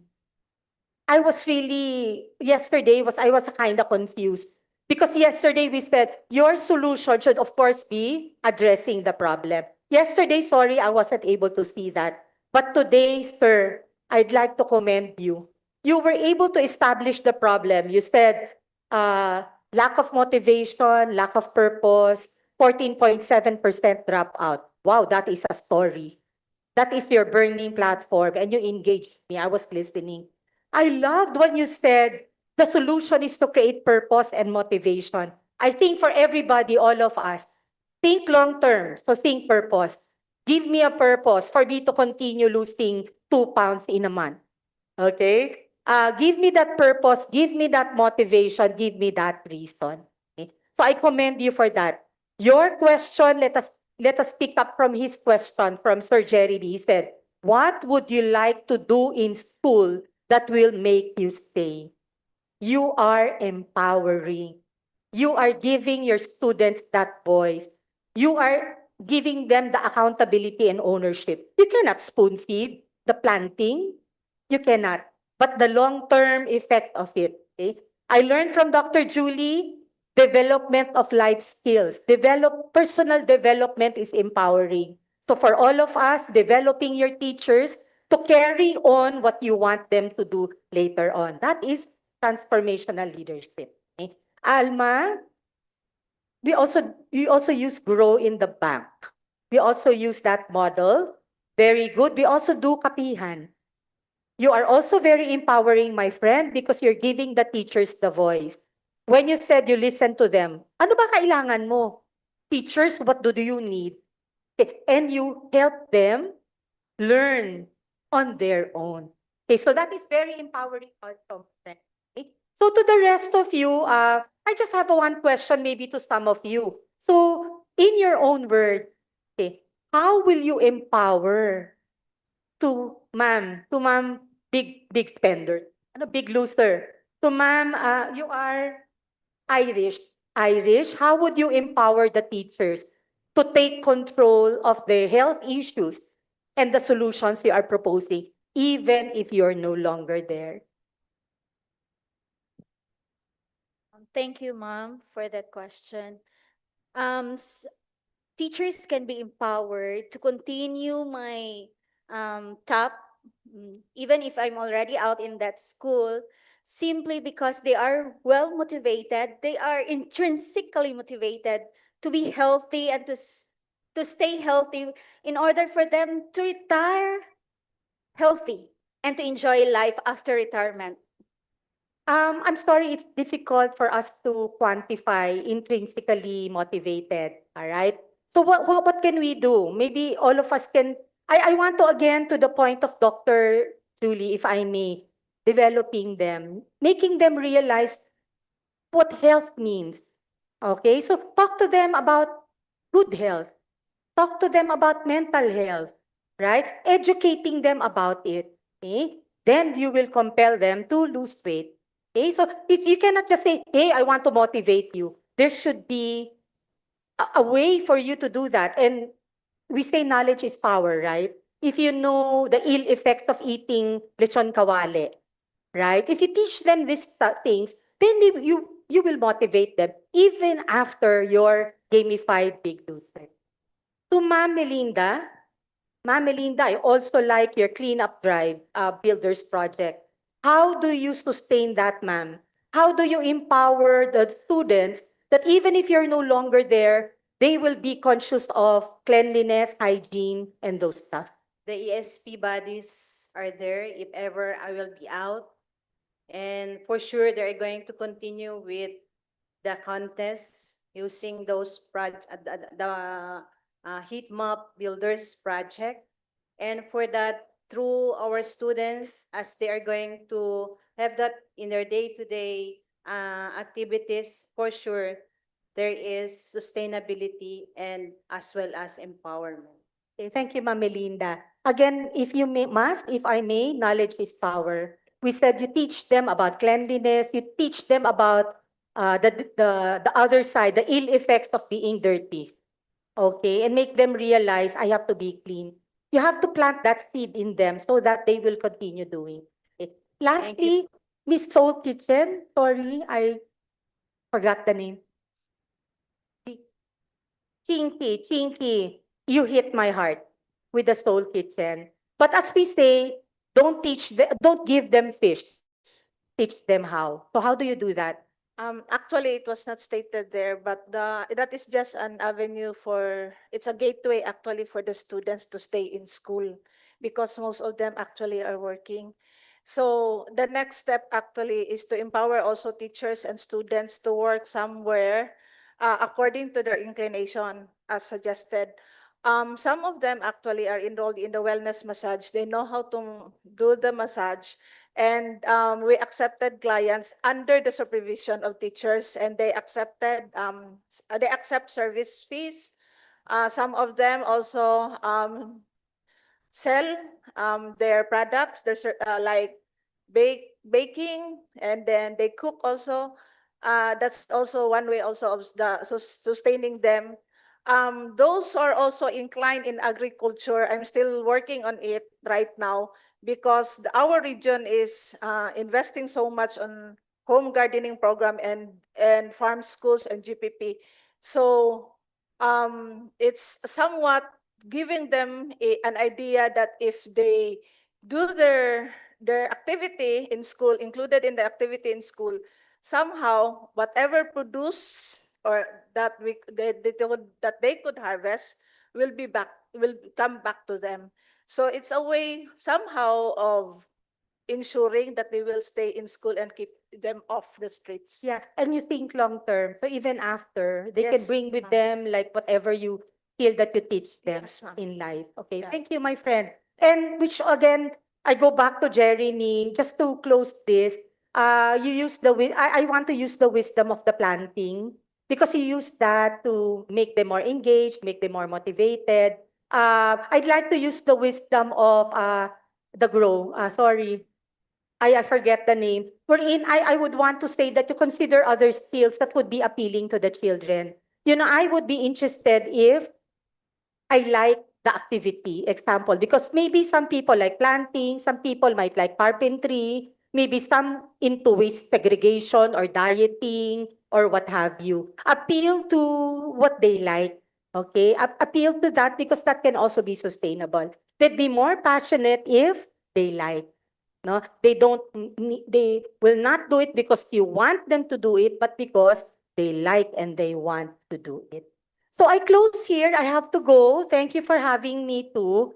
You are the heroes of the Philippines. Please don't forget. Please do not be frustrated or disappointed. I know there are a lot of humps and bumps, a lot of limitations. There's memorandum here, memorandum there, but do what is within your control. That is what Dr. Harvey taught us. What is within our control, and also give that back to the people that you work with to sustain what you're doing. So God bless. Thank you, Sir Enteng. I have to go po.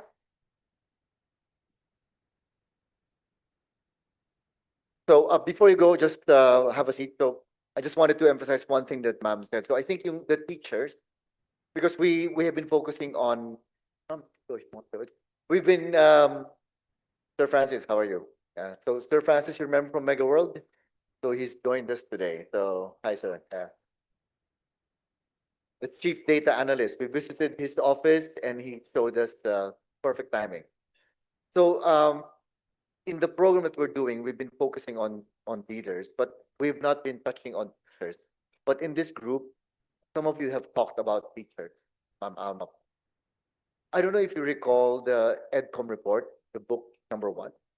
So they said that 33% and 40% is the passing rate for the licensure examination for teachers.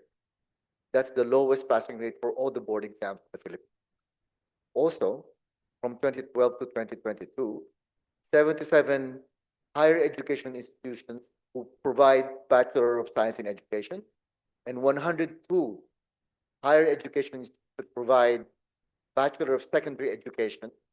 That year, those years, zero passer, but they're still open, right? If you take a look at England, I don't know what about Scotland, but in England, the attrition rate of teachers is 9%. That's alarming. Singapore, 4%. Philippines, 18.3%. So our teachers are so precious. I think there has to be a sense of urgency. So, ma'am, what you're doing, sir, what you're doing, lesson study, Sir Roderick, Ma'am Alma, everyone else focusing on teachers, as pointed out by ma'am, is very critical. But don't worry, because in another country like Bangladesh, where I work and do research, in order to become a teacher, you don't need to pass any test. Just talk to the principal and you become a teacher, right? So mas grabe sila sa atin.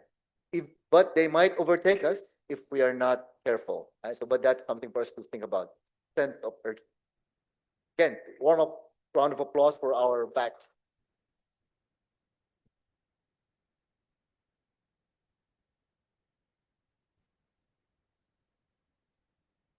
Have a picture with them.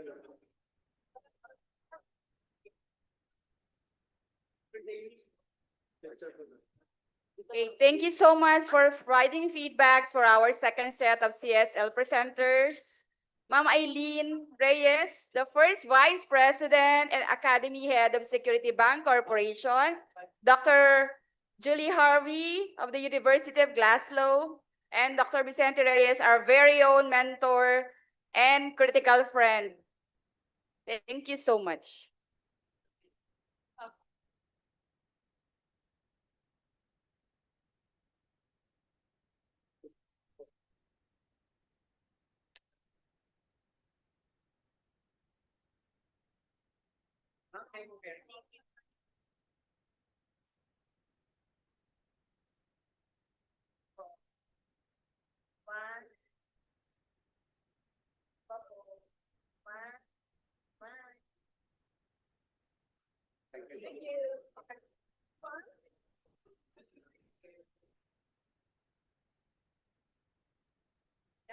At this point, we will be listening to our last keynote presentation.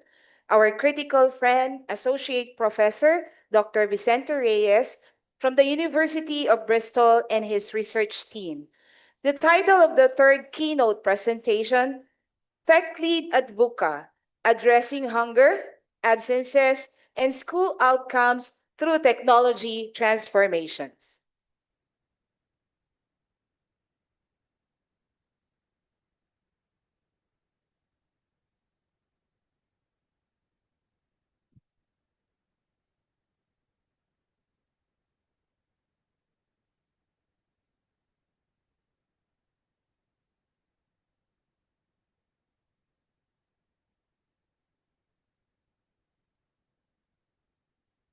Technological leadership during volatile, uncertain, complex, and ambiguous contexts, or tech lead at VUCA is supported by United Kingdom Research and Innovation, International Science Partnership Fund, or UKRI, Official Development Assistance, or ODA grant. Tech Lead at VUCA is a transformational action plan designed to address three perennial challenges in Philippine education: food insecurity, failing school attendance, and deteriorating student outcomes. Working with two elementary schools, namely Maysan Elementary School and Karuhatan West Elementary School in the division of Valenzuela City, Tech Lead at VUCA harnesses technology, particularly the use of artificial intelligence or AI, in addressing educational challenges. Ladies and gentlemen, we welcome the Tech Lead at VUCA team.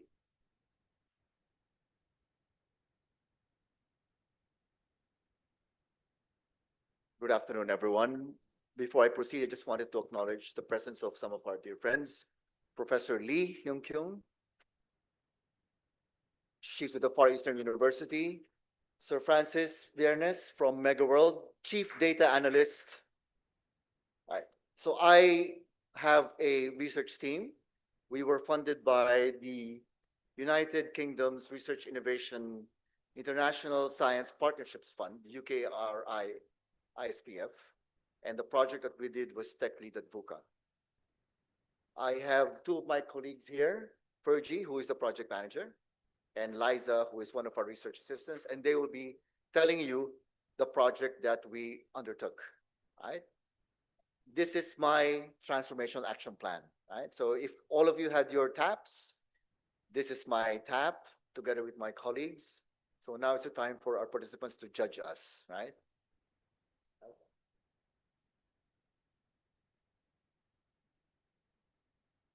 In our country, a fourth of elementary age children are stunted, meaning their nourishment and developmental needs have historically gone unmet, disadvantaging relative to other learners. In fact, as previous presenters like Project Soul and Harvest of Hope pointed out, economic pressures on the student's family, hunger, and illness cause frequent absenteeism to the point where some learners drop out. Combined, these factors reinforce a cycle where disadvantaged children are not able to focus on learning even as they are enrolled, perpetuating educational inequality and thus economic inequality. To address these challenges, our Department of Education has a budget for school feeding programs. In the Philippines, school feeding programs have been observed to increase weight, improve attendance, or maybe even reduce illnesses among participants.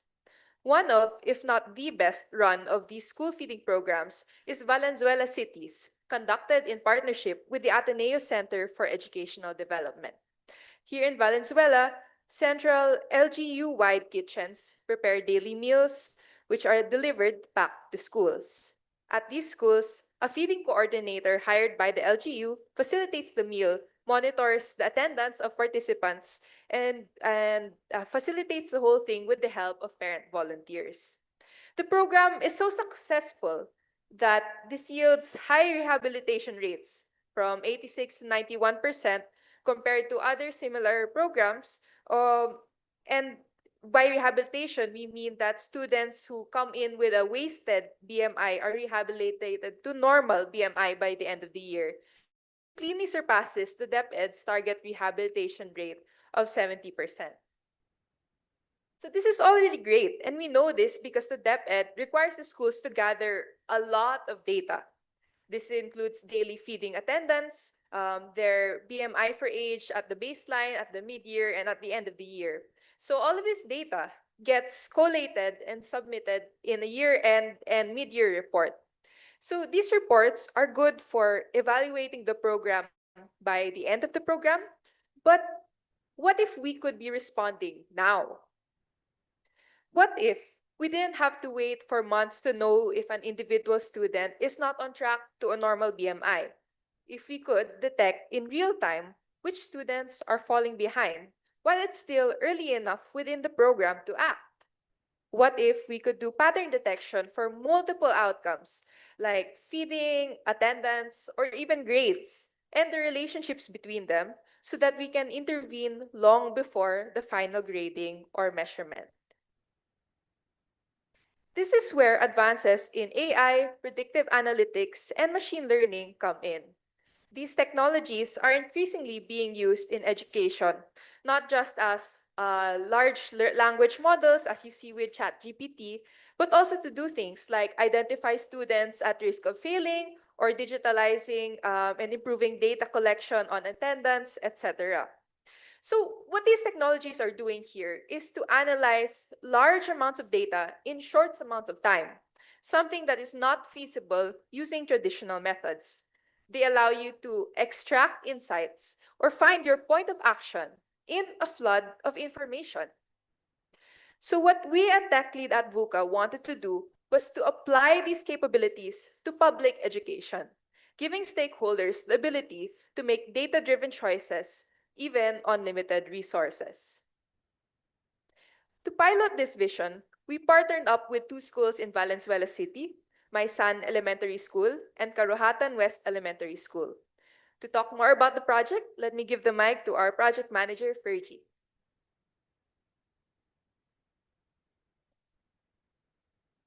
Thank you, Liza. So we discussed with our partner schools, with Sir Roderick from Maisan and with Sir Jean Francis from Karuhatan West, and we were able to collate and compile three main pain points where we feel that technology could be most used in order to improve the experience as well as the outcomes of the feeding programs. So the first issue that we were able to identify is that data is hard to access and study when stored on pen and paper. So I think even now it's a standard amongst all schools across the country where data is written down in papers, spreadsheets. And in case that we want to digitalize them, we still have to encode them or use other means, which takes up manpower. The second thing is that a recurring theme of today's presentations really was that data is a powerful tool and that as much as possible, we should be using it in order to have informed decision making when it comes to interventions, projects, programs. But the reality of the matter is school personnel are already overburdened as is. They have a lot of responsibilities as well as auxiliary functions, not even in their job descriptions. So they realistically don't have enough time to train and to do the data crunching themselves. And finally, we also realize that even though we have all these tools and information and technology advancements, adoption will always be a learning curve where it would take time and investment. So what we resolved was to find ways to improve this through the use of technology. So for the first issue that we have identified, we uh, utilized a mobile application that could directly gather data in a digital format.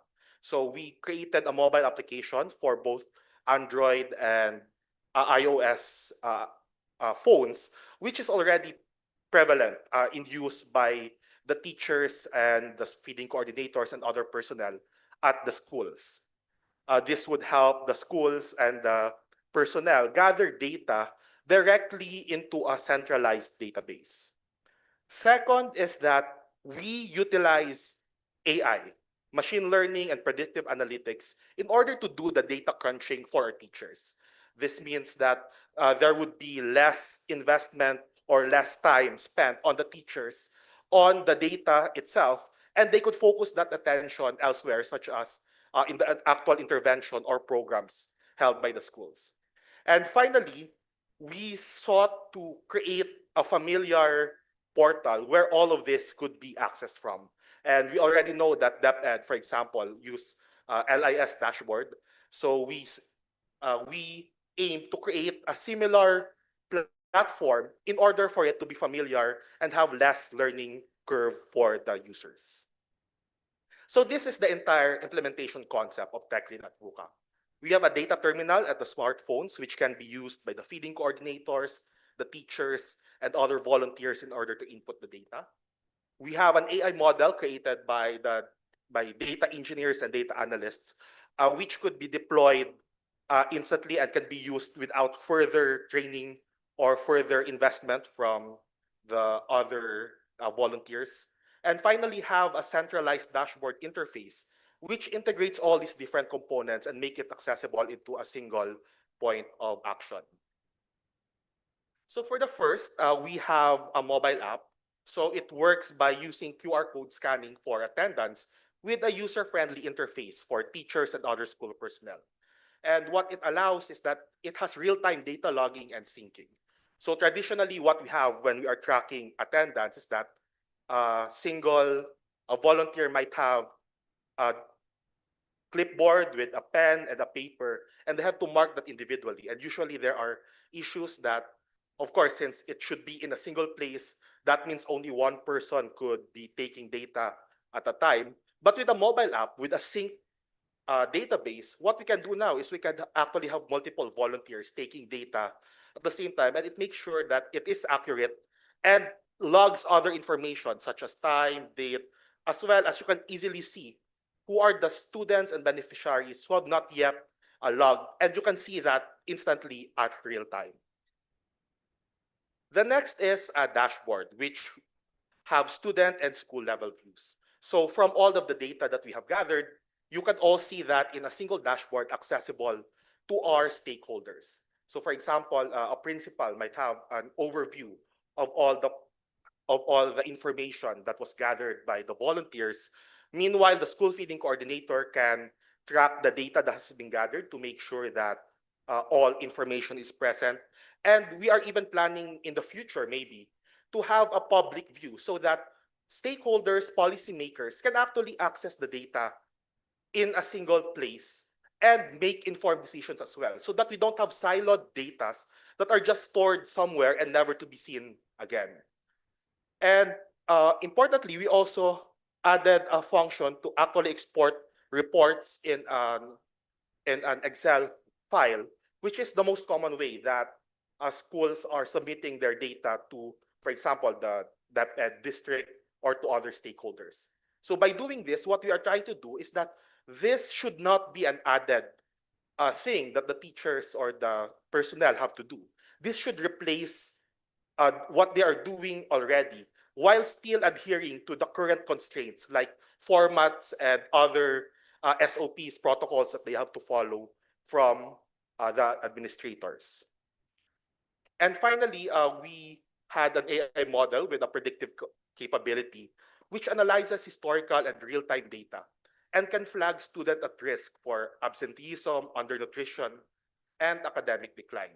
So by taking all the past data and using it to train our AI model, we can support targeted early intervention. So since the AI model acts in real time and solves in real time, the moment that the data is entered into the system, it could already make predictions and it could already show analytics on the different things that we want to see, like what is shown here. And what it means is that we don't have to wait at the end of the program for a post-program analysis or maybe on the mid-year when a snapshot of the program is taken before we can make data-backed decisions. So altogether, this is how it worked. User would input baseline data and attendance using the mobile application, which is stored directly into the dashboard. And the dashboard accesses an AI model which can predict future BMI and grades based on the different features that we have compiled from past data. And that dashboard can now mark students which needs intervention and readily accessible for the school personnel to use in real time. So we'll show you a short demonstration of our website. So this is the tech lead at VUCA website. So at the landing page, we can immediately see the details of it, what we offer, who our partners are. But for us, our focus right now is at the dashboard. So by looking into a dashboard and logging into a school credentials, so you can have a quick overview of the information that you have gathered so far. And you can see by going to the student database, all the students that you have enrolled for this program. So right now we are using dummy data in order to protect the privacy of our students. But this is an example of what a school administrator would see when they access the dashboard. So they can see the information of the different students, and they could click a student, for example, that they want to learn more about, and have all their information in a single place. So traditionally, what would happen is that if teachers or principals or coordinators want to intervene with a student, they have to go through a ton of paperwork to find each data that they want to have. But by having a single dashboard, then by identifying someone as needing intervention, they could immediately see all the related data for that particular student. And this also includes the baseline BMI, something that was measured at the start of the program. And using the AI model, we can take the feeding attendance and other factors like their age, their sex, and other features in order to have a predicted BMI and to have a decision tree that flag students who might need intervention. So for example, this Ana Santos has a baseline BMI of 11.88. And based on her participation so far on the feeding attendance, we estimate that at the end of the year, her predicted BMI would be 14.37, which is still below what is considered normal for students. So because of that, if we can close this, we can actually see that Anna's name is tagged with a notification mark so that in an instant, a school administrator can see the dashboard and identify who are in need of intervention. So for right now, what you might be thinking is that isn't it just the fact that if it's a lower attendance rate, then they are the ones that need intervention or more attention? But that might not be the case necessarily. For example, this student, Julia Montes, uh, even though she only attended 36% of the feeding programs, her predicted BMI is still beyond what is expected to become normal. So because of the different factors, we are just looking at more than just attendance rate. We are looking at the big picture, the holistic picture, and the other factors that might affect their risk level. And aside from that, by looking at David Cruz, for example, it just goes beyond the BMI prediction. It can also have predictions for grades as long as we have enough data. And by using past data, we can identify who among these students are at most risk of failing and needing academic intervention before the end of the year. Aside from a singular review, we also have the aggregate views of all this data. So by looking at the attendance chart, we can see visual representations of the data we have gathered so far, which makes it easier to understand and easier to decide or find trends rather than just looking at a spreadsheet on a piece of paper. And finally, as we were talking about earlier, you can download the entire database and save it as an Excel file for other uses.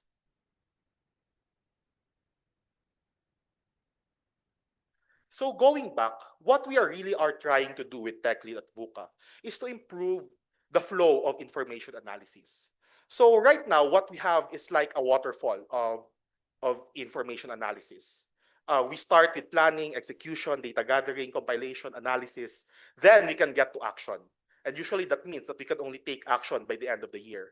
But what we are trying to do, since this is an ongoing process every day that data is uploaded to the dashboard, we can get updated analytics. Then the action could be as often as the data is updated. And this is what we are trying to do. This is what we are trying to achieve. And how can TechLead at VUCA help? So first, the reduction of manual workload. So by digitalizing data gathering, we could skip the steps of encoding and all those legwork that we don't need to add to the workload of our school personnel. It also gives a better visibility into student needs and allows school a faster response time by making data available instantly and allowing them to make data-informed interventions. And it also gives constant feedback for the stakeholders who are involved in this, which can lead to constant action as well. And finally, because of this, it allows us to go beyond what we can normally see as just people and use the power of analytics and AI to have targeted intervention to the students who need it the most in order to maximize our limited resources. And the vision of this overall is to have this replication and scaling in different schools, LGUs, and NGOs. Because as far as data analytics is concerned, the more you scale up, the more data you have, the more powerful it becomes. And that is what we are trying to really achieve. And maybe integrate it with the DepEd dashboard that we have right now as another module in order to go back to that initial point that we, as much as possible, try to make all things be available in a single platform. And we will also allow democratization of data through public access to statistics. And maybe we can use this same concept to adapt to other use cases, not just feeding programs, but school attendance, academic outcomes, mental health and behavior, as well as countless others. And the possibilities are just limitless. And finally, what we want to do is to make Tech Lead at VUCA a flagship of innovation in using technology to solve traditional problems. And that concludes the end of our presentation. Hopefully you have learned a lot from what we shared with you today.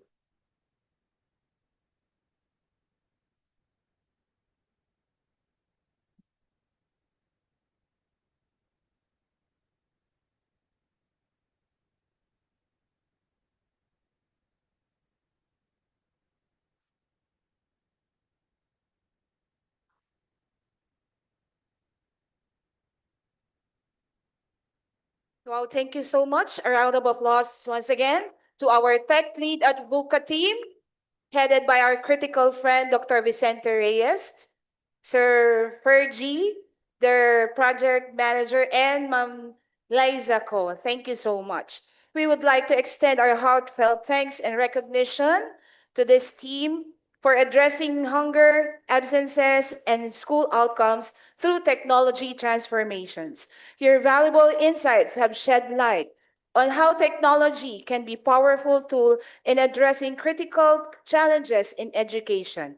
We truly appreciate your dedication, expertise, and the inspiration your work brings to our shared mission of inspiring the lives and the learning experiences of our students. Once again, a round of applause. At this point, we will hear our last set of CESL participants presenting their transformational action plans. The transformational action plans should be seen as opportunities for CESL participants to be able to address lingering issues in education. This is accomplished by providing a safe space, the CESL program, in which participants employ creative, out-of-the-box thinking to address problems with the objective of discovering novel solutions without the fear of failure nor the pressure of success.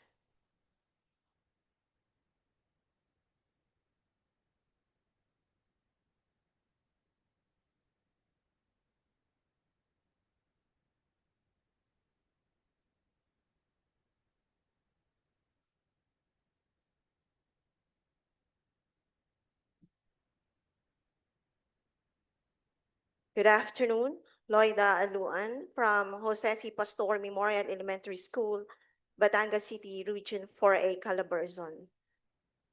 Research is the bridge between what is and what could be, a global compass guiding us from curiosity to lasting change. The vision is embodied in RISE Hybrid Hub, a transformational initiative that harnesses the power to drive progress. A dynamic hybrid system combining an online research hub and a face-to-face research nook to reignite research engagement among 26 JCPMS teachers. The teachers' involvement in our school declined dramatically, with just 5 participating in 2023-2024, and drastically 0 in 2024-2025, despite their 100% participation in the 2021-2022 and 2022-2023 school years. Why? Because of heavy workloads, time constraints, and lack of skills. The RISE Hybrid Hub aimed to reestablish the culture of research to 23 out of 26 or 90% teaching staff. First solution, colloquium engagement through a dynamic keynote by a renowned expert. Why? Because it inspires action immediately, establish event credibility, and spark lasting engagement. Innovatively inspirational tone setting, engagement, credibility, and prestige elevation, and of course, catalyst for networking and shared dialogue. Second, launch a structured hybrid support system. Why? Because it is more sustainable and transformative. Innovatively flexible, because the mentoring and coaching happen during their free time. Real-time feedback, monitoring via digital tools. After analyzing the key performance indicator and the need assessment of the teachers according to their coordinatorship I wrote a letter of request to our school head, through our school head and district supervisor, attached the proposal, and it so happened during that time, I'm part of the team together with the stakeholder in constructing school improvement plan. So I asked her, why not include my transformation plan as strategy to have a budget? Dr. Fefal Urin, one of the approving authority, asked me to attach the annual improvement plan since the budget was from MOE. I involved the master teacher and teachers, and the date of initial implementation, June to August, and year-round for full implementation. Orientation of the teachers on RISE initiative, that's to review and assess teachers' strength in order to align them with appropriate and relevant research topics. Initial meeting marked by low interest in research. The second one is this encouragement to join training colloquium extended in the second meeting, dated July 7, 2025. And the third meeting dedicated to teacher capacity building, refreshing course for BERA, and action and basic research template and its content. The colloquium highlighting success story was rescheduled 3 times due to the approval of delay of the approval of the proposal and typhoon. Thank you to our dear superintendent, Dr. Hermanes Panganiban, with the team of research enthusiasts, Dr. Annalyn De Torres, and supportive supervisor, Dr. Charity Magadja. It happened last August 1, with the topic boosting research, empowering teachers, and fulfilling learning gaps. Our keynote speaker is a seasoned educator and academic leader, over 2 decades of service in a well-known university, has publication and published numerous international studies. Dean of the College of Teacher Education, Director and Head of National Service Training Program, and commissioned Lieutenant Commander in the Philippine Navy. We have newsletter in our news page, and I also presented my study here, Challenges and Strategies in Instructional Supervision for Literacy and Numeracy, a qualitative study in District 2. From 15 participants, bar up to 95 participants.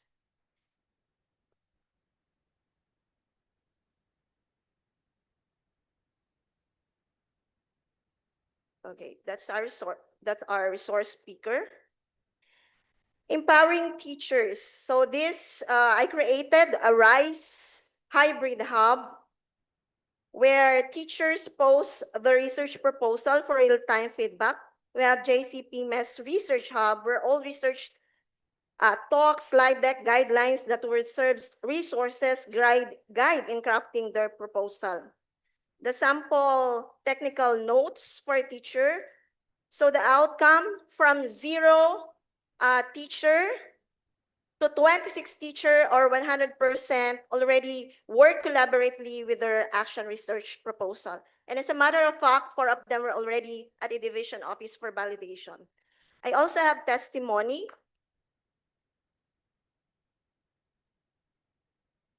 One of the teacher whom I mentor, okay, and lesson learned, that's shift, stakeholder support, harness flexibility, identify alternatives, face challenges, transformation, execution. No pain, no gain. So ways forward, grid, grow through milestone, reflect and share, integrate seamlessly, drive best practices. It might be hard for today, but definitely it will be easy for tomorrow. That would be all. Good afternoon.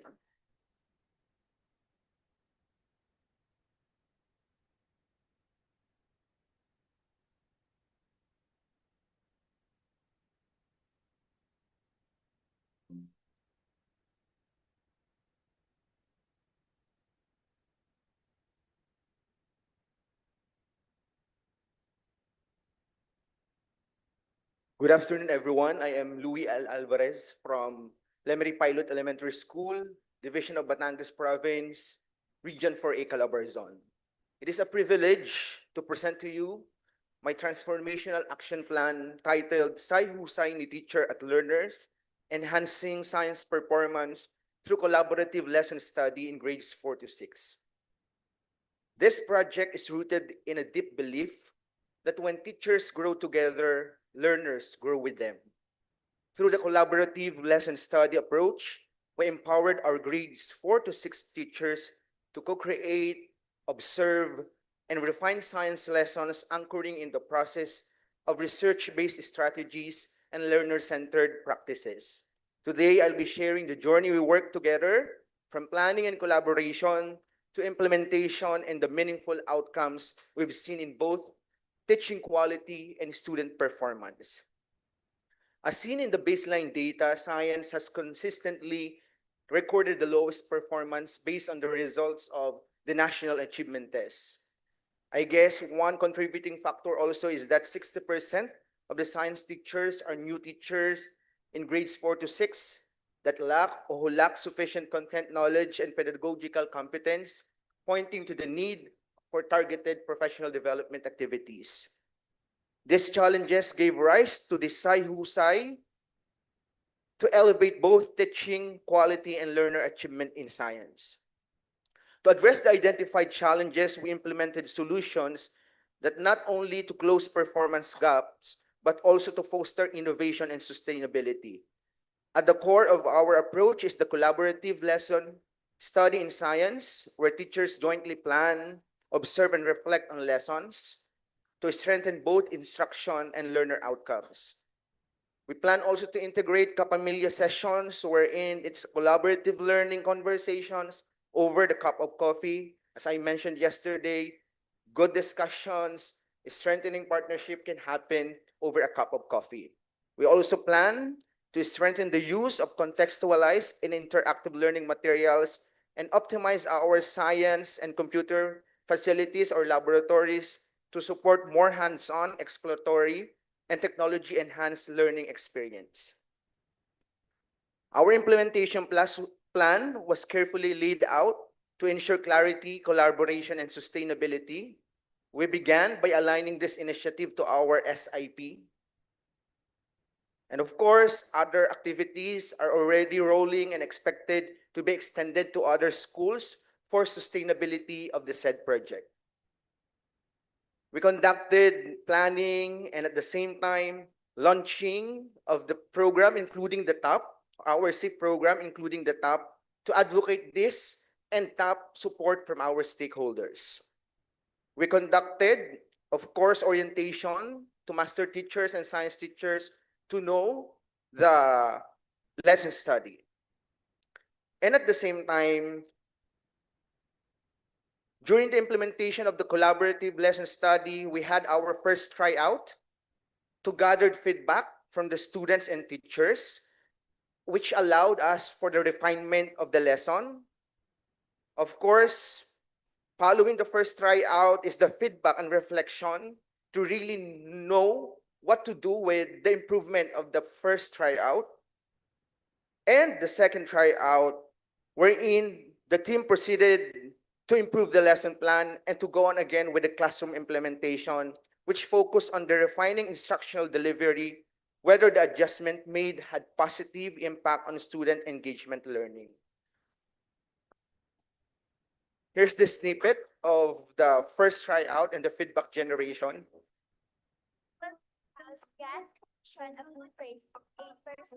Correct. Very good.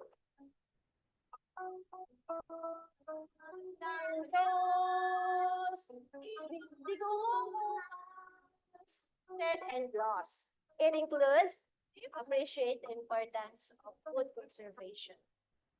I use collaborative organizer for your students to be able to understand it properly.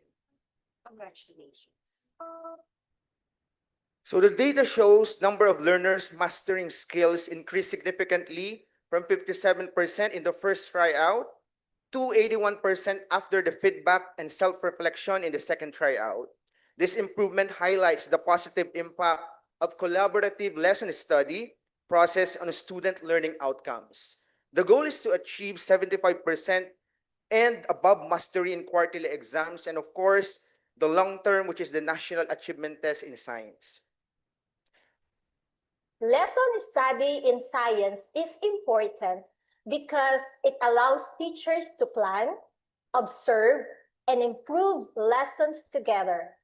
It helps identify effective teaching strategies that make scientific concepts easier for students to understand.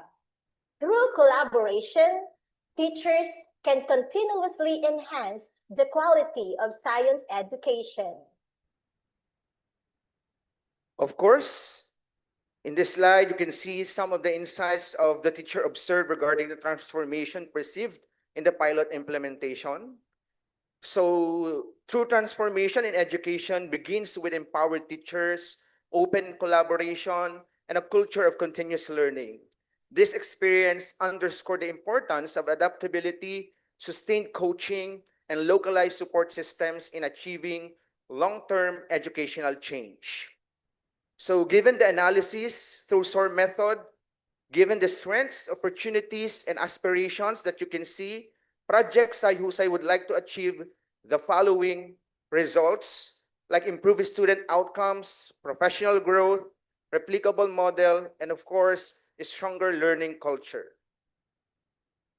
So for the recommendation, the project should institutionalize lesson study in school calendar, enhance access to teaching resources, strengthen feedback mechanisms, and build a robust mentoring system which is needed by our fellow teachers to go on with their goal to improve the quality of teaching and performance of our learners and to ensure continuity and deeper impact.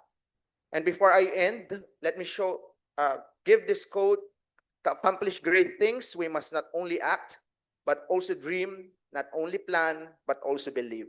So thank you very much to Security Bank Foundation Incorporated, the Head Foundation, Ateneo Center for Educational Development, and the University of Bristol, because we were able to transform not just the classroom instruction, but also the mindset of educators towards reflective, continuous improvement. Because of your philanthropic task, we always remain. Thank you for listening.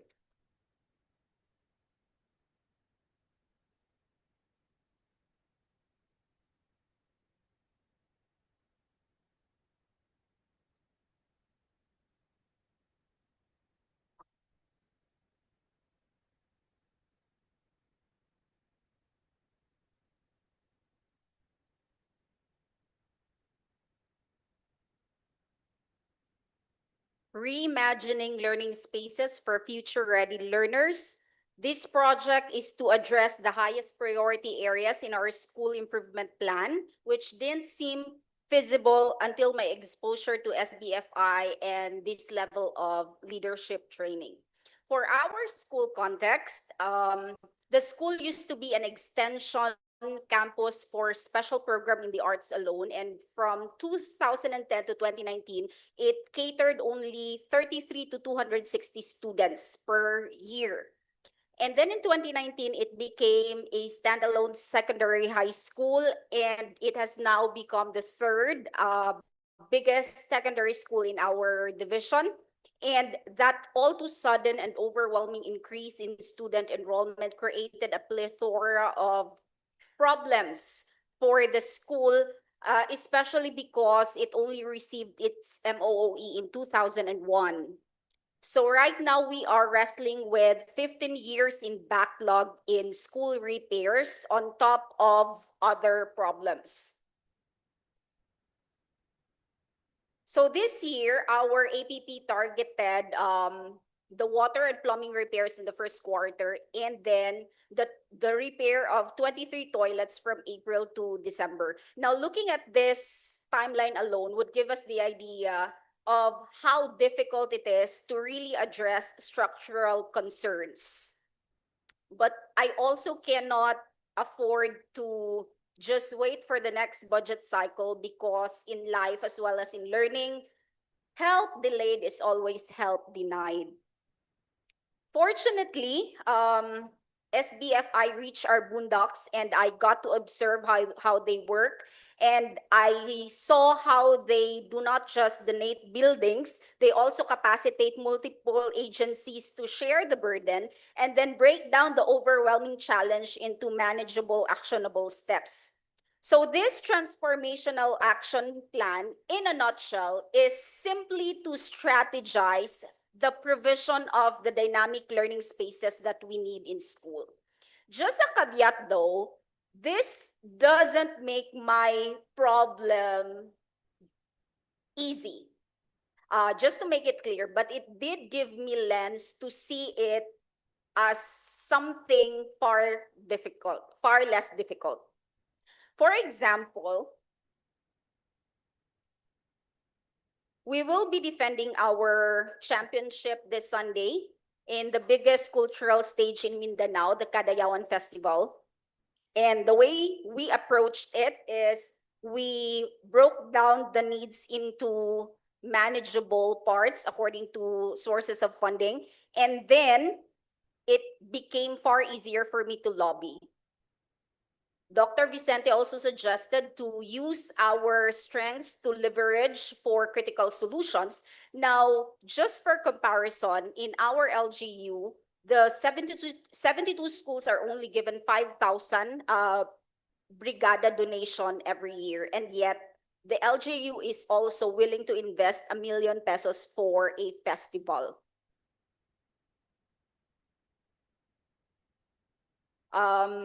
Dr. Vicente also asked a very valid concern, which is why would you focus on the structure? So I wrestled on the idea for a few days until I realized that we have already produced quite a number of architects and engineers in our arts department. So I contacted one alumna who willingly came up with the roof plan and perspective and cost estimates overnight.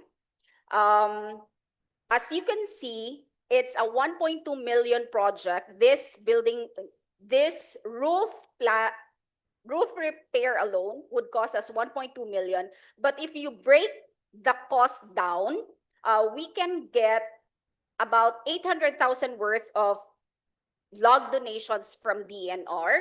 And I got that idea because we came up with our very first school canteen in the school's 15 years of history this June. And we did face the problem of looking for benches.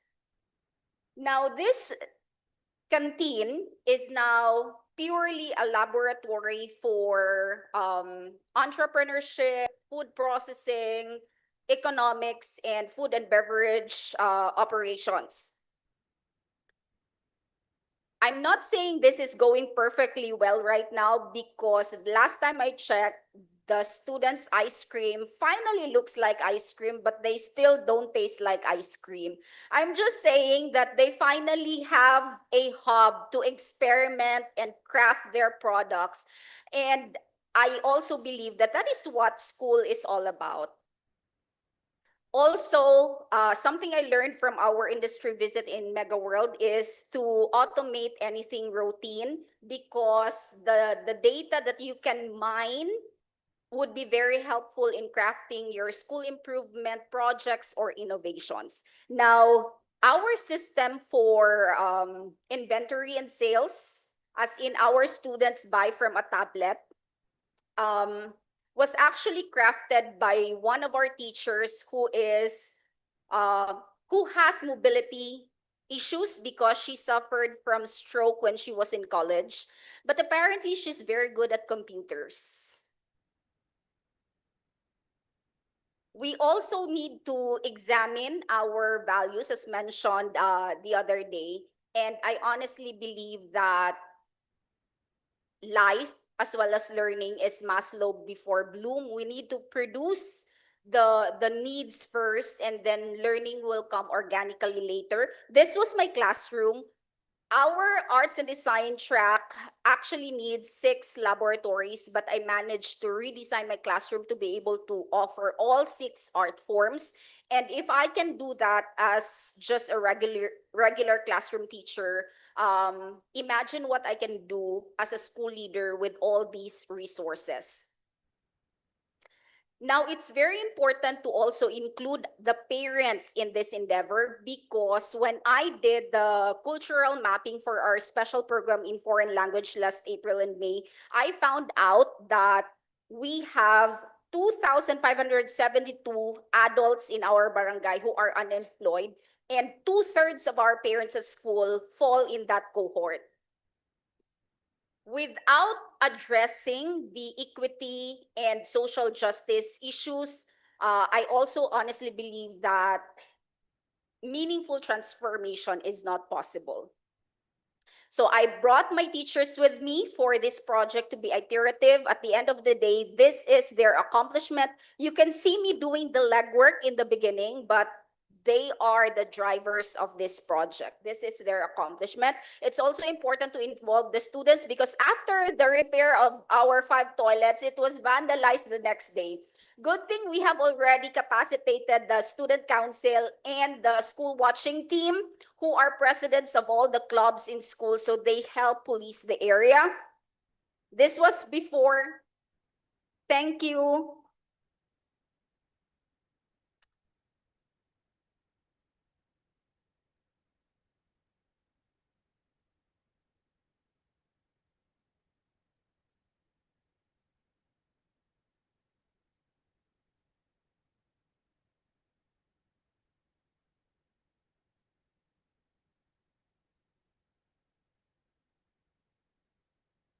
Good afternoon, everyone.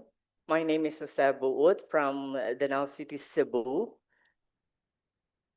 My title of my project is Dream because that reflects me when I was dreaming when I was in my elementary years, and that dream came true. And with this project Dream, this Dr. Vicente Reyes was a very instrumental in my decision to make this kind of transformational action plan. He made me realize how vulnerable these learners that need to be nurtured and well be taken care of. He brings the best in me. He brings the best out of me by thinking out of the box.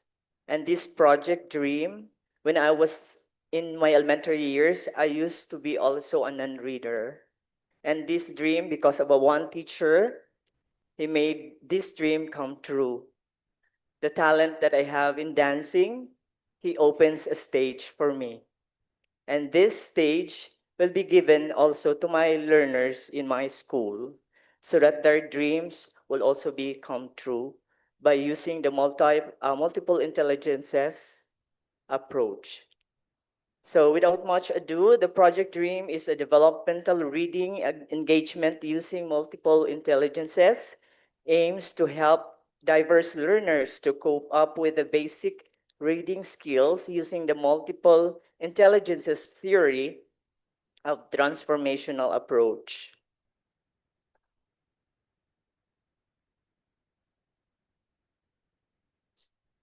So we have the Carla and the Phil Airy assessment tool we had with the Department of Education. It's a standardized tool that we have, and these are the results of the assessment. There are 139 K-Stage 1 learners categorized as low emerging and high emerging readers out of 1,349 total school population.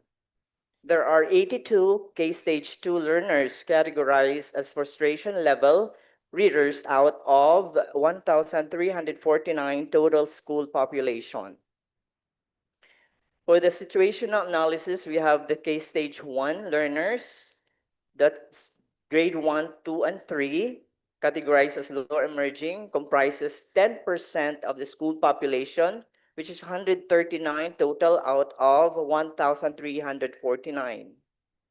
For the K-Stage 2, that is grade 4 to 6, they were categorized as the frustration level readers, comprise 7% or 82 out of 1,349 of the school population.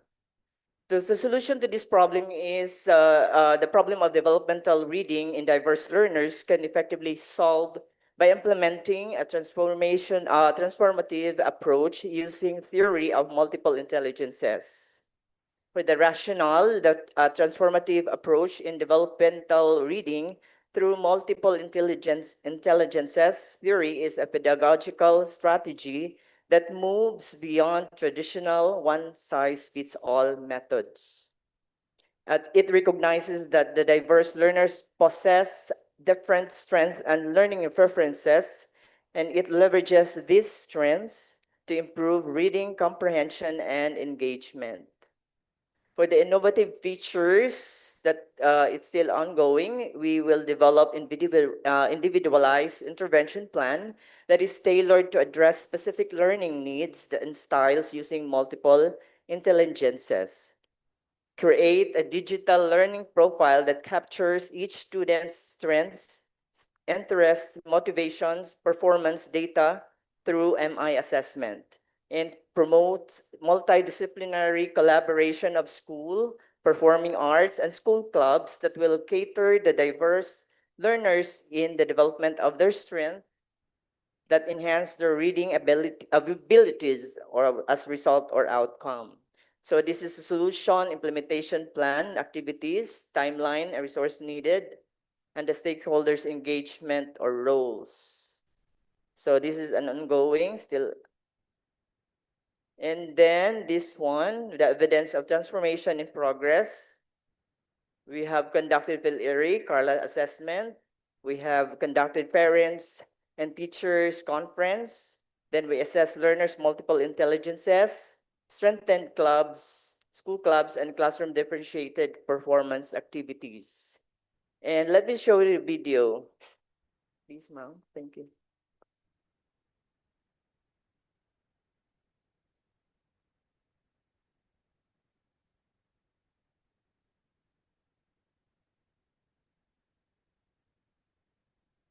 A transformative approach in developmental reading that uses multiple intelligences, MI. Theory is a pedagogical strategy that moves beyond traditional one-size-fits-all methods. It recognizes that diverse learners possess different strengths and learning preferences, and it leverages these strengths to improve reading comprehension and engagement. This approach is grounded in Howard Gardner's theory of MI, which assumes that intelligence is not a single entity but a collection of distinct abilities.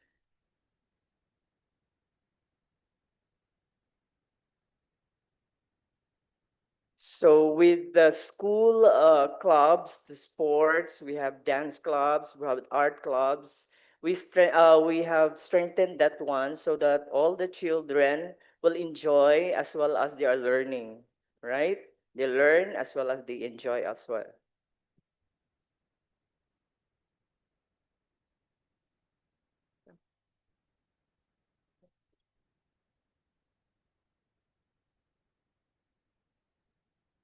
Okay, so these are the evidences of ongoing transformation.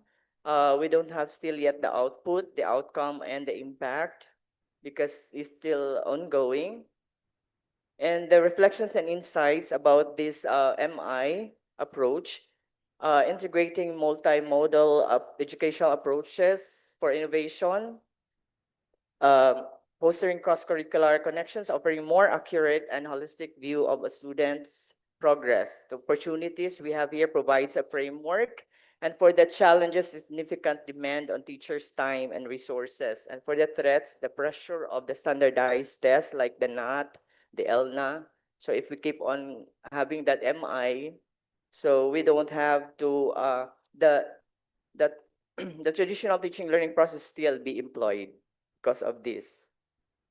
Okay, so the process improvements or recommendations as staff continues to be implemented. It creates a resource bank, then integrate technology, develop differentiated assessment tools, and strengthen school clubs. So with this, let me leave you these words.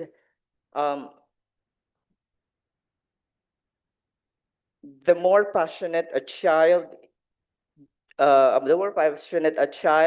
do, then the more he sustains life. Thank you.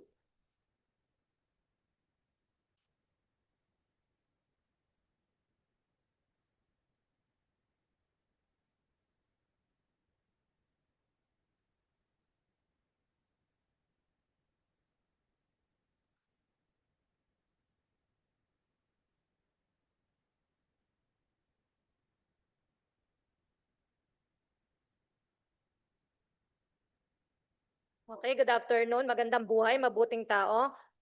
Good afternoon to each one of us. I am Hazel A. De La Peña from Lupang Pangarap Elementary School, Division of Gapan City. I am excited to tell or to present to you the project Basarap sa Lupang Pangarap. And as you see in the picture, there is a kiosk of learning built in our school with the stakeholders. This is the tambayan ng karunungan, masarap na pagbasa, masarap na pagkain, masarap na natutunan. This is transforming the grade 3 reading through community kiosk or mini library with nutritious learning experience. This Basarap sa Lupang Pangarap will empower every child to dream, grow, and reach their fullest potential. With the collaborative effort of the internal and external stakeholders, with the LGU, NGOs, and the learners and parents, we will do better for the grade 3 learners to make their dreams come true through reading. Then this is the situational analysis, which is based on the Carla assessment. Only two was the get ready or the grade ready learners are ready to their grade level. The age challenge is here. Then the gender gap and the community gap also was here. Then the best solution we've chosen is the Basarap with the Tambayan ng Karunungan or Kiosk Mini Library. We choose this because the core innovation inside here is the child or the community-based space, which is the kiosk of learning, as well as the multisensory approach and the innovative or inclusive approach for the learners. So we integrated here the approach of 45 minutes program, which is 15 minutes for pagbasa or reading, 15 minutes for snack of nutritious food, and 15 minutes for the wrapping or the multi-sensory approaches, just like the wrapping in reading, where the learners will move and interact with their peers. Then the physical picture is the kiosk of learning, the platform where they perform the wrapping and reading of the stories, and the passage available on the grade level, and their daily program, which is the nutritious food served to the learners in this program. As you see in the pictures, month one and two, we included the stakeholders engagement, donating books, learning kits, and reading stories by the SK volunteers in our barangay, as well gifts to them to keep them motivated in this program. Also, the teachers are the part of it. Here is one sample of their presentation or their performance. They are practicing on that video. And we also have the solution implementation plan. On June and July 2025, we construct the building and construction of the kiosk of learning. We also had the program launch of community integration daily operation, July to September 2025, and evaluation sustainability on October to December 2025. So the resources needed or budget breakdown is 100,000. We have 50,000 for the building and construction of the kiosk of learning or tambayan ng karunungan. And we had the 20,000 for the materials donated by different stakeholders, and the another 30,000 for the nutritious food served daily for this implementation for almost 6 months. So the stakeholders to be engaged here are the school principal, the reading coordinators and teachers, the CID chief, as well as the EPS in reading both in Filipino and English, and the stakeholders, LGU, NGOs, SK volunteers, and the church volunteers, and the universities, ate and kuyas. Here is the short video for this implementation. Okay. Building and construction of the kiosk of learning, the volunteer trainings, the meet up with the MOA of undersigned with the local stakeholders, with the SGC, SPTA officers, the teachers as volunteers also, and para teachers, which are the tutors in the reading of the grade 3 learners. So here is the program launch. And then we also had this, as I orient the learners on how about the Basarap sa Lupang Pangarap will be implemented. And I tell them that there is a meeting for the orientation of this program for their parents. So they will be motivated to support this program. Okay, those are the pictures. And we had also seek permit from parents for the implementation of the program. Here are the SPTA also and the SGC also. And the different foods or nutritious food that's served to them after the reading session. Also, the Marungko books from our mayor. Here is a performance tracking of a boy. Later on, he reads, as well as this girl also read faster than the last time before they enter this program. Then the oral reading inside the classroom.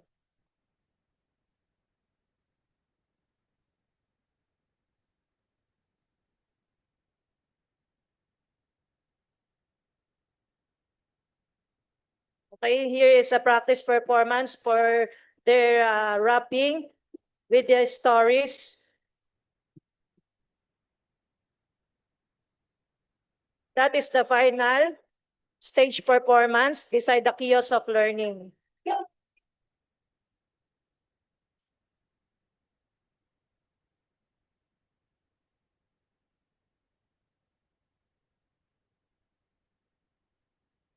Okay, the evidence of transformation is that the 37 grade ready learners become only three learners at the low emergent. 34 learners become grade ready as the impact. Then we have here the feedback also from the teachers. Just the right ones. Okay, here are the SWOT analysis. The strength is that it is a community and age-appropriate methodology, and the threats are the funding sustainability.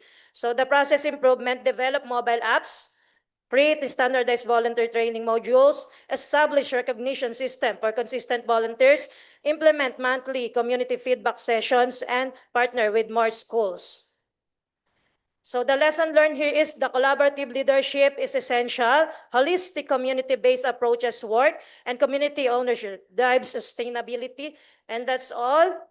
Thank you very much for listening. For the last, okay, the smallest act of kindness is worth more than the grandest intention. And that's all. Thank you very much, and God bless us.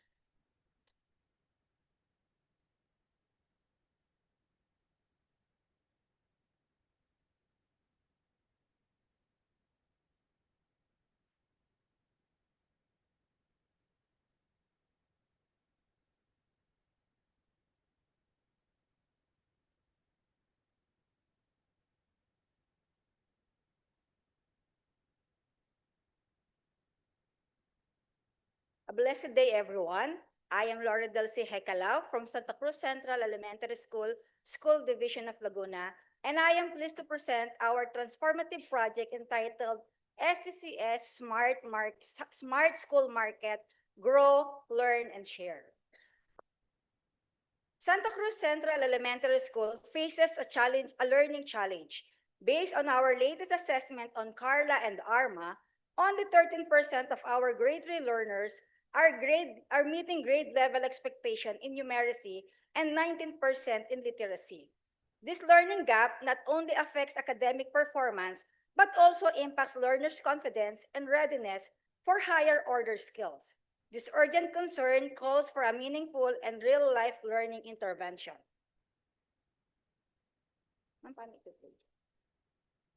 Our chosen solution is the Smart School Market, a project combining peer tutoring with context-based learning. In reading, we use craft names from the Gulayan sa Paaralan or School Garden for word recognition, vocabulary development, and comprehension. In math, we integrate real-life market activities like pricing, measuring, and basic computation to strengthen their numeracy skills.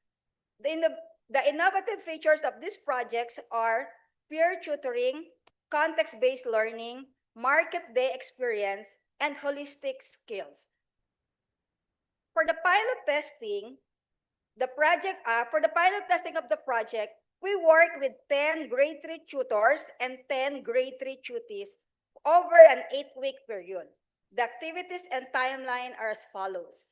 So we have our core group planning session, profiling of learners, parents orientation, seeking parents' consent, preparation of materials, teachers orientation and plan presentation, tutor and tutee sessions, garden-based learning integration, monitoring and coaching, school day market, and the post-assessment and reflection.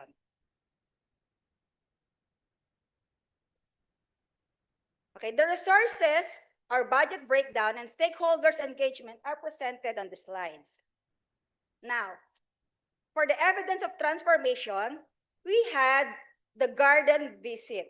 So during the garden visit, the tutees identified the different crops in our gulayan sa paaralan, while the tutors wrote down the names. Now, these names became the reading materials for the next sessions, where the tutors taught the tutees to read, spell, and use the words in the sentence. In mathematics, the tutees measured the harvested crops with the help of their tutors. In the tutorial session, the word list from the garden visit became the main reading materials.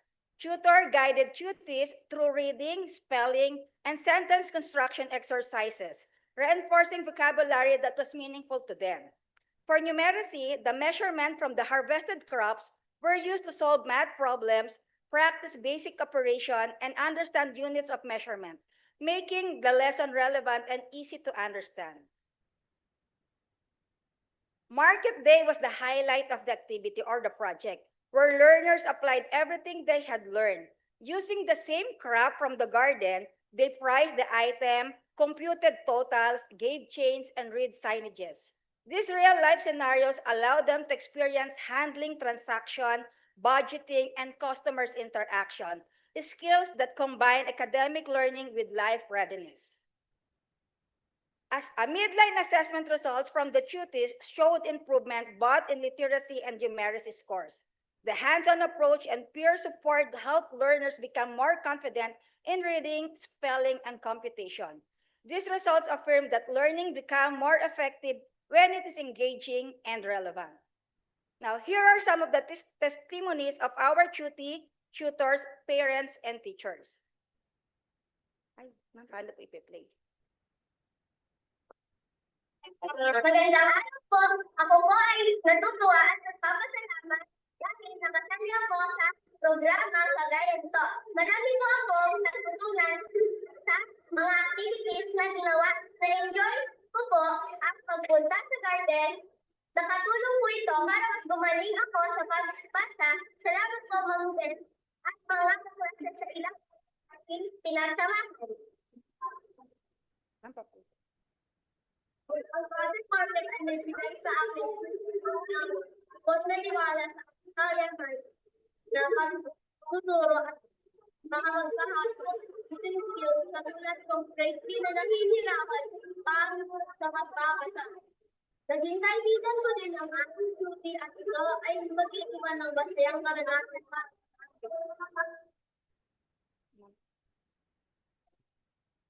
Almost 1 month, nakita ko ang anak ko na si Carlos na gumanap bilang math tutor sa kanyang kabady na naging kampante sa kanyang kakayahan sa pagsasagot ng math activities. Bukod sa kaalamang na ibahagi niya sa kapwa mag-aaral ay nagkaroon pa siya ng iba pang mga kaibigan. Sa project market, na-develop ang kakayahan at natuto ang mga bata nang hindi nahihirapan bagkus ay nag-enjoy lang. Hello po, isang mapagpalang araw po sa ating lahat. Papasalamat po ako sa proyektong Project Market dahil sa malaki po ang naging impact nito sa aking anak. Dahil sa programang ito, naging confident po at mas dumami ang kanyang mga kaibigan. Mas nanilang po dito ang kanyang kaalaman sa pagbasa at matematika. Nakakatuwa po na nilulook forward po niya ang session nila tuwing hapon. Maraming salamat pong muli.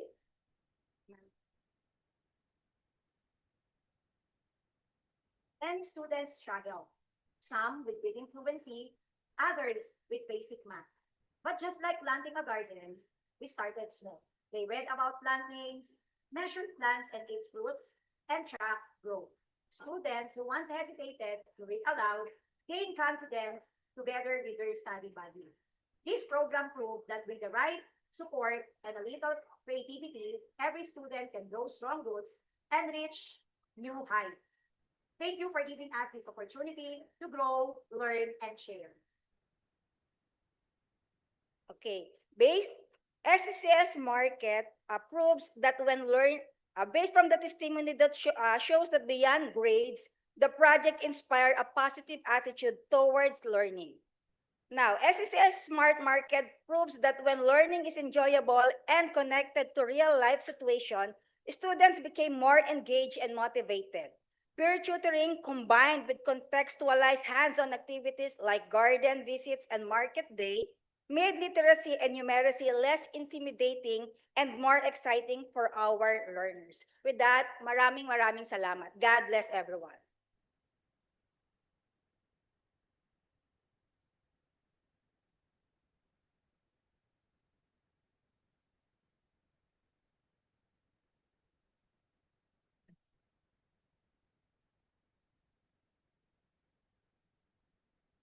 Good afternoon, esteemed educators. It's a privilege to be with you today, and allow me to start my presentation with a question.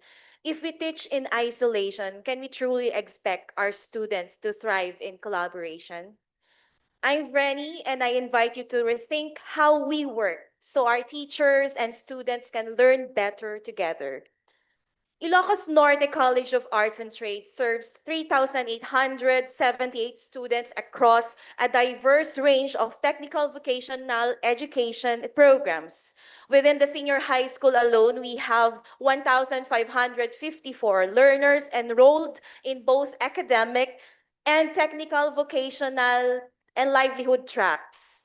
The senior high school department is staffed by 57 teachers. However, the absence of master teachers or subject heads has created challenges in instructional coordination, limiting opportunities for structured collaboration and unified lesson planning, resulting in inconsistencies in lesson delivery, instructional materials, and assessments across sections.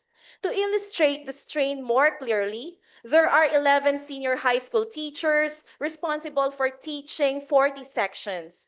Each teacher manages 2 subject preparations and teaches 4 distinct subjects this school year. This workload leads to significant planning time and hampers the delivery of cohesive instruction. Added to this is the result of the grade 11 diagnostic test in English subjects showed that only 277 out of 728, or that is 37.1%, obtained 75% and above. Thus, the need for an innovation, the birth of We Talk, working together to elevate teaching through assessment, leadership, and knowledge. We Talk is a program that aims to enhance instructional consistency, promote collaborative planning, and improve assessment literacy among senior high school English educators at INCAT, while simultaneously addressing leadership deficiencies and boosting student performance. We Talk paved way to the establishment of a structured lesson study cycle within the senior high school English department, beginning with 2 subjects, oral communication in context and English for academic and professional purposes. This involves forming collaborative teacher teams to engage in study, plan, teach, reflect cycle, also known as the lesson study of Mills College, and they were able to undergo for 6-week period of time. Lesson study offers ongoing embedded learning rather than isolated workshops. I have identified 5 innovative features. First is collaborative team structure. 9 teachers divided into 2 teams for 4 to 5 focused dialogue and manageable dynamics. Second, embedded reflection. Weekly reflections for real-time adjustment and shared insights. Peer observation, integration with LAC session as preparation for quarterly assessment, linking formative feedback to summative goals, and the last, authentic classroom anchoring, grounded in actual student needs and classroom realities. So these are the activities and implementation timeline that we have. We started with pre-orientation on lesson study, followed by conduct of diagnostic test, orientation on lesson study, start of lesson study, sharing of reflections, learning visit, conduct of slack and catch-up planning, mid-cycle meeting, FGD expansion on lesson study, and we will continue this with the conduct of quarterly assessment and cycle meeting, and of course, our program implementation review and reporting. If ever this program will be successful, we will go back to the first stage for our quarter 2 implementation. So these are actually the resources that we need and the stakeholders that we need to tap, highlighting our education program supervisors, principal, and my counterpart in TVL, the assistant principal counterpart. They will help me in monitoring and evaluating the program. So as of to date, we have developed 6 out of 12 lesson plans. There are 9 out of 12 teachers involved in the lesson study, and we are targeting to conduct demo festival at the end of our semester, expansion to other departments as well. So here are some of the reflections of our teachers. Let me start with the pre-implementation. According to one of the teachers, I often struggle preparing DLL to meet both curriculum standards and needs of my students. Sometimes I rely on ready-made resources. During the implementation of lesson study, one of the teachers said that it allows educators to collaboratively plan, reflect on lessons, ensuring the key learning objectives are met despite disruptions of classes. So there are also strengths and weaknesses of the lesson study. May I highlight one of the strengths identified by our teacher? Lesson study approach encourages teachers to work together and share expertise. It might be cliche, but 2 heads are really better than 1. However, the weakness that was identified by one of our teachers is a challenge I have seen in carrying out this approach is that it requires too much time in planning, observing, revising lessons collaboratively, especially so that most of us teachers have double preparations. We are teaching 2 different subjects. This can be exhausting to teachers. Now, given those strengths and weaknesses, we were able to come up with ways forward. First is the streamlining of documentation. So when I say streamlining of documentation, of course, this is introducing standardized templates for lesson plans and reflection logs to reduce workload and improve consistency. At the end of the school year, we will be able to come up with a collection or a compilation of lesson plans of our teachers, which we can use for the next school year. So second, build internal leadership. So through this lesson study, we can train leaders. And the last one is to embed it in our school culture. We have to integrate TAP in sessions, department meetings, and performance reviews to ensure longevity. And to end, allow me to share my answer to the question I gave earlier. As teachers work together to study student learning, schools become places where both teachers and learners are passionate about learning. Thank you very much and good afternoon.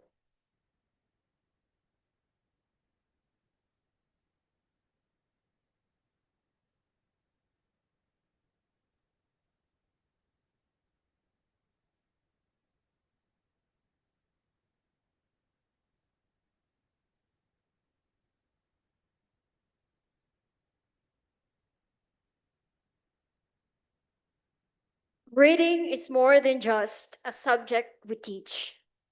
It is a foundation, a gateway to imagination, to knowledge, to opportunity. Good afternoon, everyone. I am Edita Gamusgoni, a school principal of Cities Elementary School, Tagbilaran City, Bohol. Post-test data from the CRLA and PhilErie revealed that only 20.82% or 1 out of 5 of grade 4 to 6 learners were independent readers. 11.44% or 39 out of 341 were at the frustration level. Out of the 39, only 32 were our recipients for the project Hope.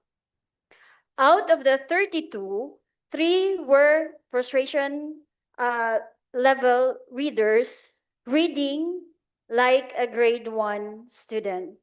And 29 out of the 32 are still frustration level readers reading like a grade 1 learner. With a large student population, limited remediation resources, and teacher workload constraints, we knew we had to act decisively. Our chosen solution is Project Hope. These learners need structured, focused intervention.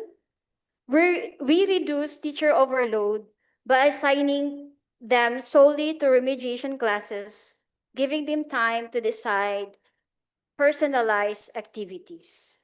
So the key features include a pull-out system with 7 to 10 learners per session, 2 hours of focused contact time, proven tools like SRA, Reading Laboratory Kit, and Maronco approach. Weekly assessment and focus group discussion is conducted every Friday. So this innovative approach is based on the results of my dissertation, Brigada Pagbasa, implementation, teachers' challenges, and practices.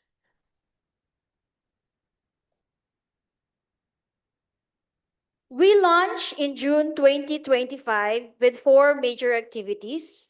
We have the identification of participants, the parents' orientation, implementation with weekly monitoring, and of course, after we just ended the implementation on August 8, and this will be followed up with the implementation of the oral law starting from August 26 to March 2026.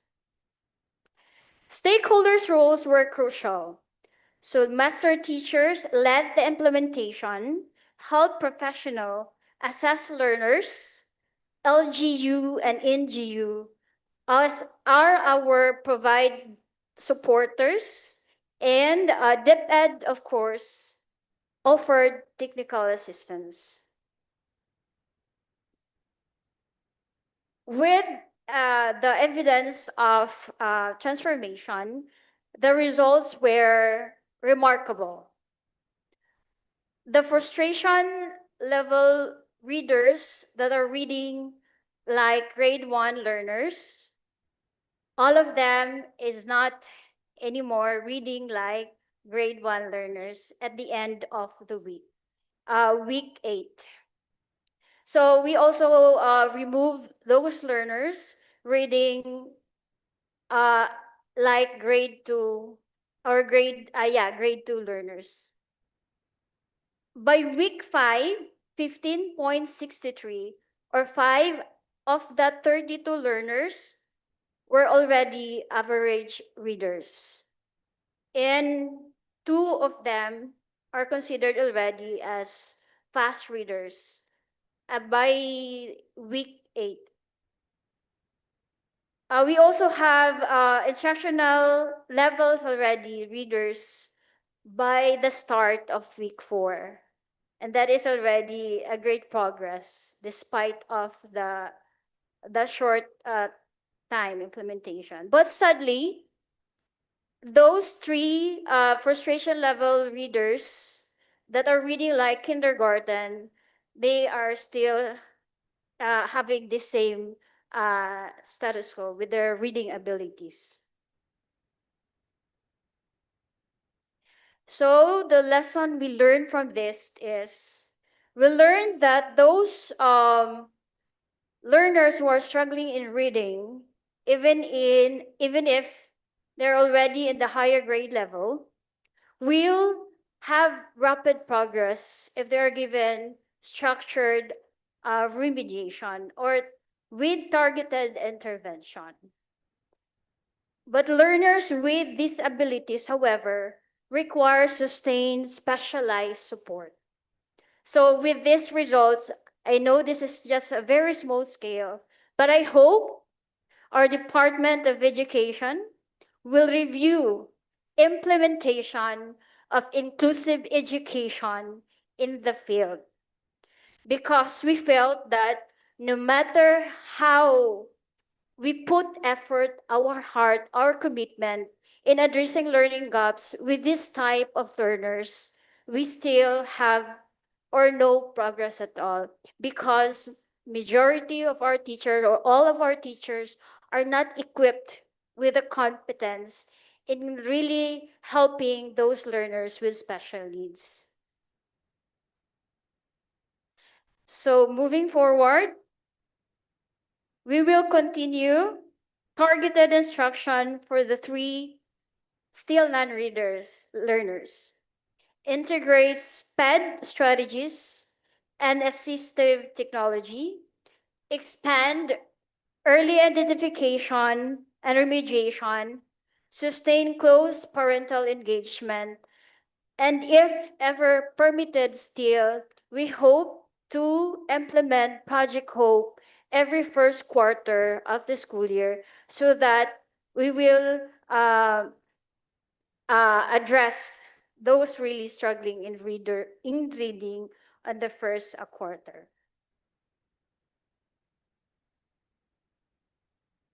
Project Hope launched with one mission: no learner left behind. With the combined efforts of teachers, parents, and partners, we are breaking reading barriers and building lifelong learners. I invite you to support, participate, and inspire, because together we can give every child the gift of reading.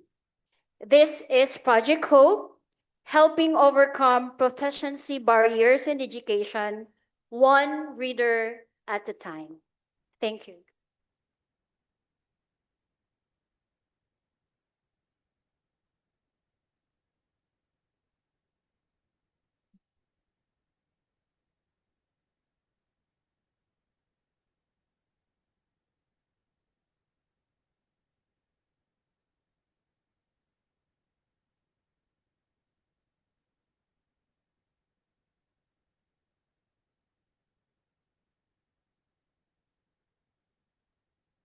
A pleasant afternoon to everyone.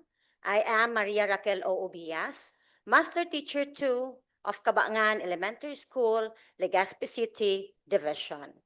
So today, it's my honor to present to you my transformational action plan titled Project Curious Unleashed, Igniting Curiosity Through Understanding Real-Life Investigation and Observation Opportunities for Science. So this aims to improve the understanding and foster the love for reading of the CES grade 6 students through the employment of the varied innovative teaching strategies. So let me start my presentation by presenting to you the core issues that the Project Curious is designed to solve. At the outset of the school year, during the first 2 weeks of the opening of classes, it became glaringly evident that the grade 6 students were significantly unprepared for their grade level in science. This situation was being supported by the result of the diagnostic test, which is 49% MPL. So I just would like to make correction of the information I gave yesterday. The diagnostic test originated at the regional office and sent to us by the division office. So this 49% MPL does not meet the expected proficiency standard in science. This glaring rate exposes the critical gap with the students' understanding and mastery of the scientific concepts. Notably, during the class orientation, not a single student has identified science as their favorite subject, highlighting their insufficient or poor academic performance and low confidence. To address the pressing challenges, I have devised the Project Curious Unleashed, employing varied teaching strategies which are learner-centered and interactive. These include hands-on experiment, multimedia presentations, collaborative learning, localization of materials, contests and games, positive reinforcement to enhance the teaching learning. With a short span, I can say that when these strategies are consistently used, we will be able to make them self-directed, enabling them to perform the activity at their own pace on asynchronous learning during class suspensions. I believe that when teachers make the learning in science engaging, relevant, and participatory, we will be able to unlock their curiosity, promote better understanding of the scientific concepts, and ultimately improve their academic performance. Why to use the Project Curious? Traditional methods of teaching have been proven ineffective in engaging the students and in fostering deep understanding as reflected in the result of the diagnostic test. So Project Curious Unleashed features a dynamic and flexible kind of learning, the one that is culturally relevant, locally contextualized, and engaging. These features aims to create an environment that makes the students foster a genuine interest in science, develop exploration, and promote critical thinking. In the implementation of the Project Curious, the following factors had been considered: the timeline, the resources, and the support of the key stakeholders, from the grade 6 teachers, science teachers, our school principal, and our depth ed superintendent. With a short span of implementation, quantitative data shows transformation. So with a target of 49% as reflected in the diagnostic test, I hope that during this first periodical test, we'll be able to achieve the 75%.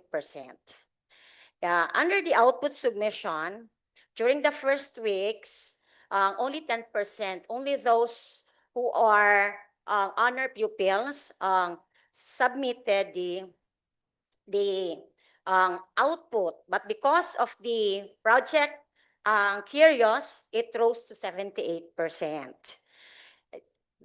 In terms of increased interest in the subject, I made use of the stickers I gave to my students every time that they participated in class. So I counted the number of, I counted all of those who have pasted these stickers on their notebook, regardless of the numbers of stickers, then it reaches 80%. Aside from the quantitative data, I have also a video clip that will tell the growth and enhanced passion in science brought by the Project Curious. Ownership of their learning. Their confidence grew as they experienced success, making learning not just effective, but enjoyable. Their enthusiasm has soared as they independently investigate and discover the wonders of science in their own environment. This transformation shows how innovative teaching strategies can truly ignite a love for learning and turn curiosity into understanding. The impact is clear. Empowered students, inspired minds, and a brighter future for science education. For the lesson learned, as the famous saying of Nelson Mandela goes, education is the most powerful weapon that you can use to change the world. Emphasizing the transformation brought by the CESL 6.0 leadership training. It has enhanced my leadership potential to think out of the box in addressing the challenges that hamper our school in realizing the Department of Education's mission and vision of providing the students with learning that will hone their potential and life learning skills. Overall, looking at the SWOT analysis, it has provided a comprehensive framework that informs decision-making, strategic planning, and continuous improvement. Efforts in Project Curious Unleashed, ensuring that challenges are addressed proactively, while strengths and opportunities are harnessed effectively.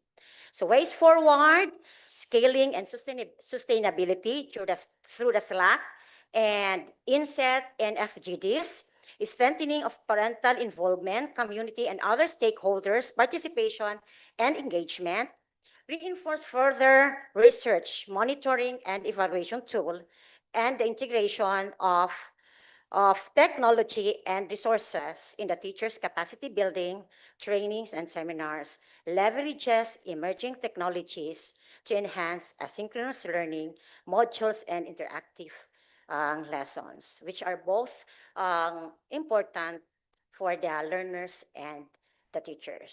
So with that, that would be all. Thank you very much.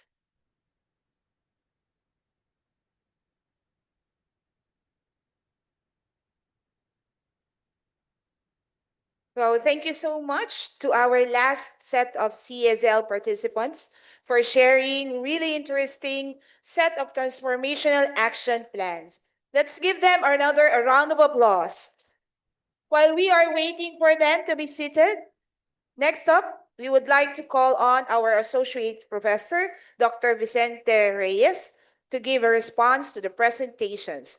We would also like to ask our CSL mentors and members of the audience here present and those following us on a Facebook Live, online, YouTube, to raise questions that they may have about the 9 presentations. Sir Vicente?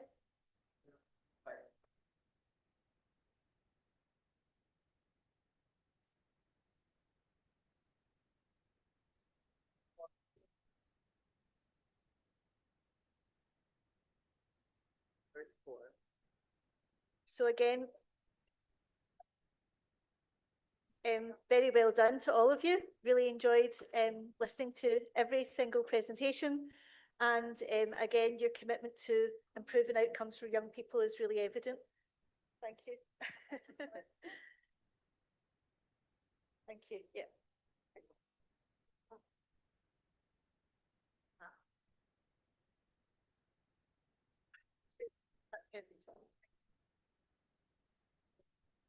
Yes, so firstly, Louisa, yeah. So you talked about teachers not being engaged, not being involved, and I was wondering, is that in professional learning in general, or when you have events, do they not really engage? I was wondering kind of what you meant by that kind of lack of teacher involvement in general. But I presumed it was a lack of engagement with research and with professional development, because your initiatives around research and getting a research and culture and developing this research hub, which seemed like a really good idea. You got an inspirational keynote speaker to come in, and I liked the fact that you said that you wanted to align the interests of the teachers with the research that's there. So I thought that was really good. And you talked about capacity building. And so my thought was, often teachers have got expertise, you know, that we untapped expertise, and I think often we look at outside inspirational speakers and people to come in to do training and whatnot, but actually tapping into the expertise of staff can be motivating for the staff, but can also be, you know, cost effective because you're not having to pay for other people to come in, but it's also kind of self-generating if you can create spaces for teachers. So I think perhaps, you know, the next step for you would be to, what's the word I'm looking for? To capitalise on the potential of the teachers that you've got within your establishment. And I don't know whether you know, what teachers are, what areas of expertise they have, how well you know your staff, especially if it's a big school. But I think taking time to get to know that. And then, so Hargreaves talks about the idea of contrived collegiality. Have you heard of that term? Contrived collegiality is where it's quite top down. So, you know, the head teacher says, I want to do this, and I'm putting you into groups and we're going to work on this, and tries to develop that collegiate culture. But it's kind of top down, which can be a good thing, but sometimes it means that people are not really engaged. So I think the next step would be to, what then Hargreaves talks about, the next step is collaborative cultures, where people get together talking about issues that are meaningful to them, talking about things that are going on in their classroom. So to generate that kind of culture. So my question to you would be, how can you begin to create spaces for teachers to collaborate and discuss issues that are really pertinent to them, and really capitalise on your teacher potential? Okay. Louis, again, a really interesting and worthwhile presentation. Thank you. You talked about collaborative lesson study, which seems really powerful. You talked about empowering teachers and getting teachers to do observations and peer assessments, again, which is really transformative, I think, if teachers, you know, can really learn from one another. And you talked about the lack of teacher knowledge, so you're trying to build that capacity, which I thought was really good. I thought it was good as well, you're thinking about forward looking, about outcomes and disseminating the results of this study and perhaps sharing. Again, very good. I don't know whether you're familiar with the work of professional learning communities in the UK. That's something that was developed and seemed to work well, which, you know, again, moving away from this kind of you directing it to teachers directing it themselves, I think would be maybe the next move for you. So one of the observations that I had kind of thought of, one of your teachers had talked about the fear of being observed. So my question to you is just, how did you overcome that teacher fear to get that peer observation going? Because I know that can be a struggle for new head teachers to get that working. So I'm interested to know how you got that working. So thank you for that. Jocelyn? Jovelyn? Is that right? Yeah. Am I pronouncing your name properly? Jovelyn? Yeah. So you talked about, so I think yours was an interesting subject. You were talking about structures, really, and reimagining learning spaces for future ready learners. It was the title of your transformative change. You were very much focused on structural change because you're having to redevelop the building that's dilapidated, and, you know, and so it brought me back to the agency model that I shared earlier, because one of the parts of that was structures and physical spaces where people can get together and people can learn, and children can learn. And so I think, you know, thinking about it in terms of that theoretical framework might be useful for you when you're writing your transformative action plan, you know, your assignment you have to submit. In terms of, you know, these structures will enhance the agency of the students and or have the potential, you know, if you do it in such a way that they can collaborate. So thinking about it in terms of that sense of agency. And I like the fact that you were values focused. You talked about your values. But what I was interested in was, what is your ultimate goal? What, you know, I think you were talking about lots of different things, and I found it hard to kind of picture what success is going to look like. So I would like you to maybe think about what will success look like when you finish doing all the structural transformation? What will it look like for the pupils? What will it look like for the staff? And if you could maybe sum that up, that would be good. And then Jose, again, really enjoyed this. So I love the multiple intelligences theory. I think it was something that just made me think so differently about intelligence, that it's not something fixed and that you can measure, but actually there are different types of intelligences that need to be nurtured. So I really like that theory myself, and so it's great to hear you thinking of you using that. And again, I liked your very personal statement. It was very compelling, the fact that your own experience has impelled you to really want to do the best for the children that you are working with. That was really strong, and I hope you've shared that with your own staff, because I'm sure they will really come with you, because that's so sincere and authentic. So I thought that was really good. My question for you really was, so again, and you touched on it, you've got pressures of assessments that you've got to do in literacy and numeracy, and these things are assessed and measured, and you're working with creativity. You want to develop the creativity and all the different intelligences that students have, and gifts and talents. And so how will you so if inspectors come and knock on your door and say, well, what good is this? How are you going to evidence? So again, going back to Vicente's idea of data, what kind of data are you going to gather to really show that this is something worthwhile and it's something that's making improvements? So that's my question for you. How will you evidence the impact of what you're doing, and what data will you gather? Okay.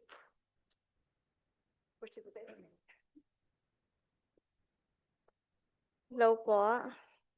And good afternoon po. And thank you po for your insights. No, how can I capacitate my teachers? First, this is very timely since we have progression. I encourage them to do research because definitely they will grow professionally, because in the progression, we need action research-based innovation.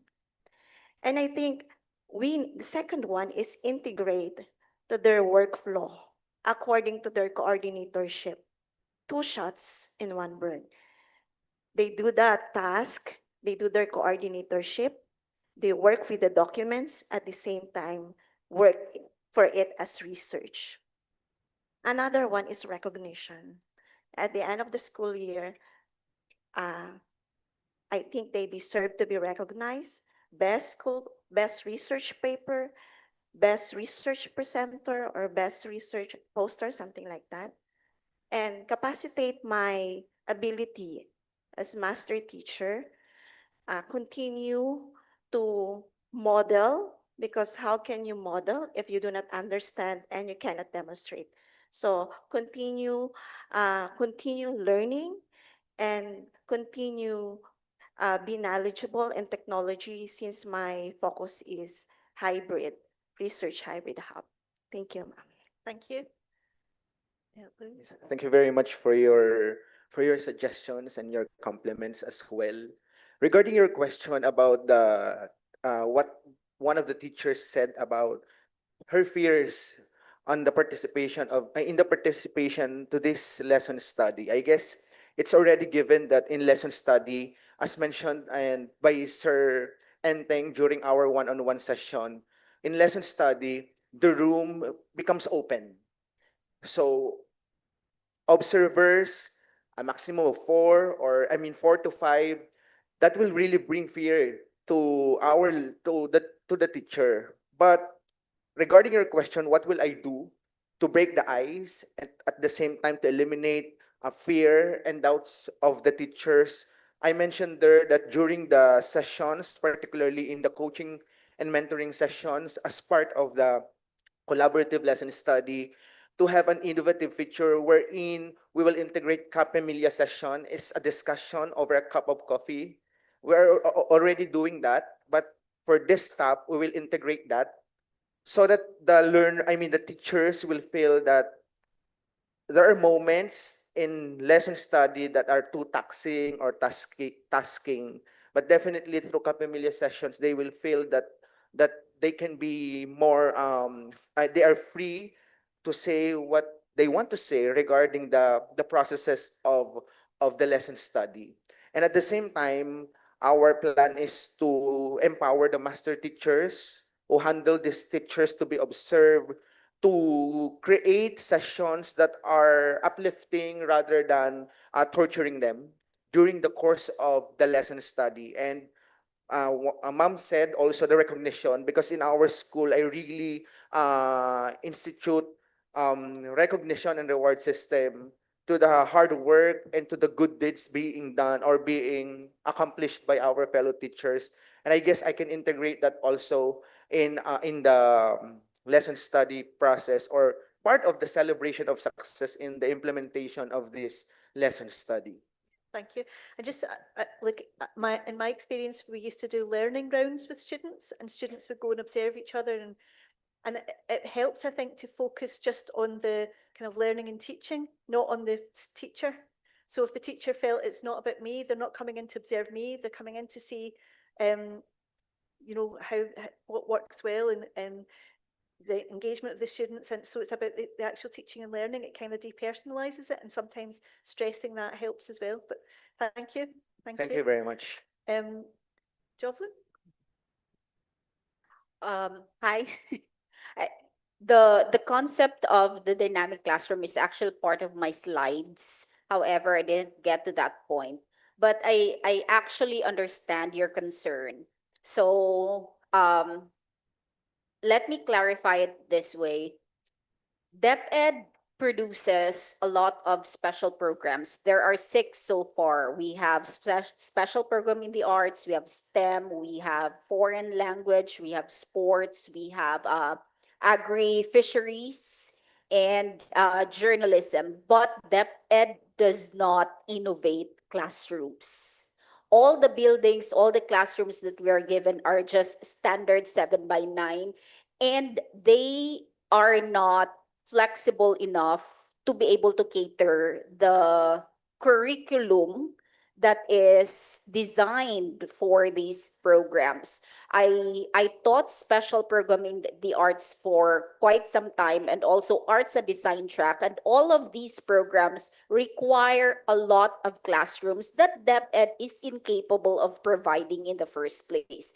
It's made worse right now because with a strengthened senior high school curriculum, one class needs to be divided into smaller classes. So for example, in our grade 11, we only have 2 classes, but they require 8 classrooms. One class would be divided into food processing, food and beverage operations, and then computer programming, and then visual graphics design. The other class would be divided in 4 other electives as well, which means to say, the way I see it, DepEd would be requiring far more classrooms in the next few years, and yet they are incapable of providing them.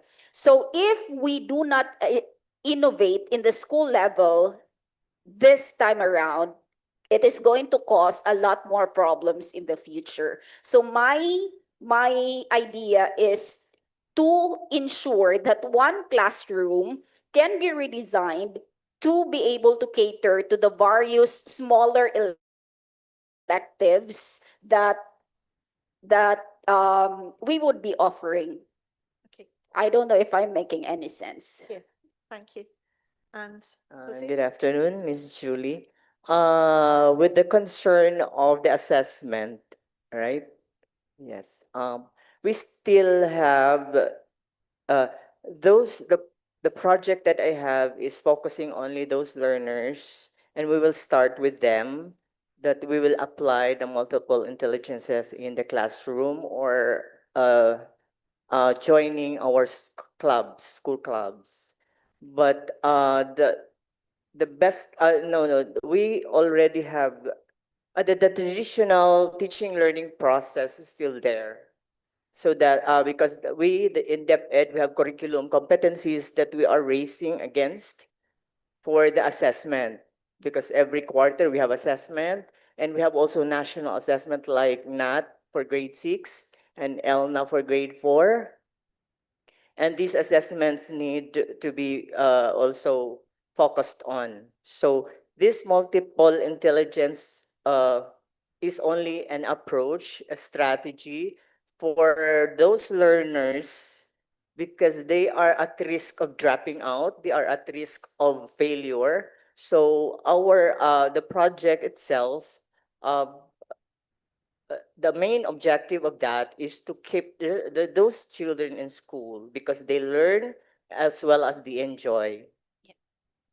But so my suggestion would be creative about what you do to capture what they're doing in terms of their pupil voice, you know, getting captions from them, keeping records of what they're saying, videos, portfolios perhaps. Yes, exactly. These kind of things. Yeah, So we'll be this- having that data gathering for those learners for their multiple intelligences. Okay. Thank you. Thank you so much, everyone.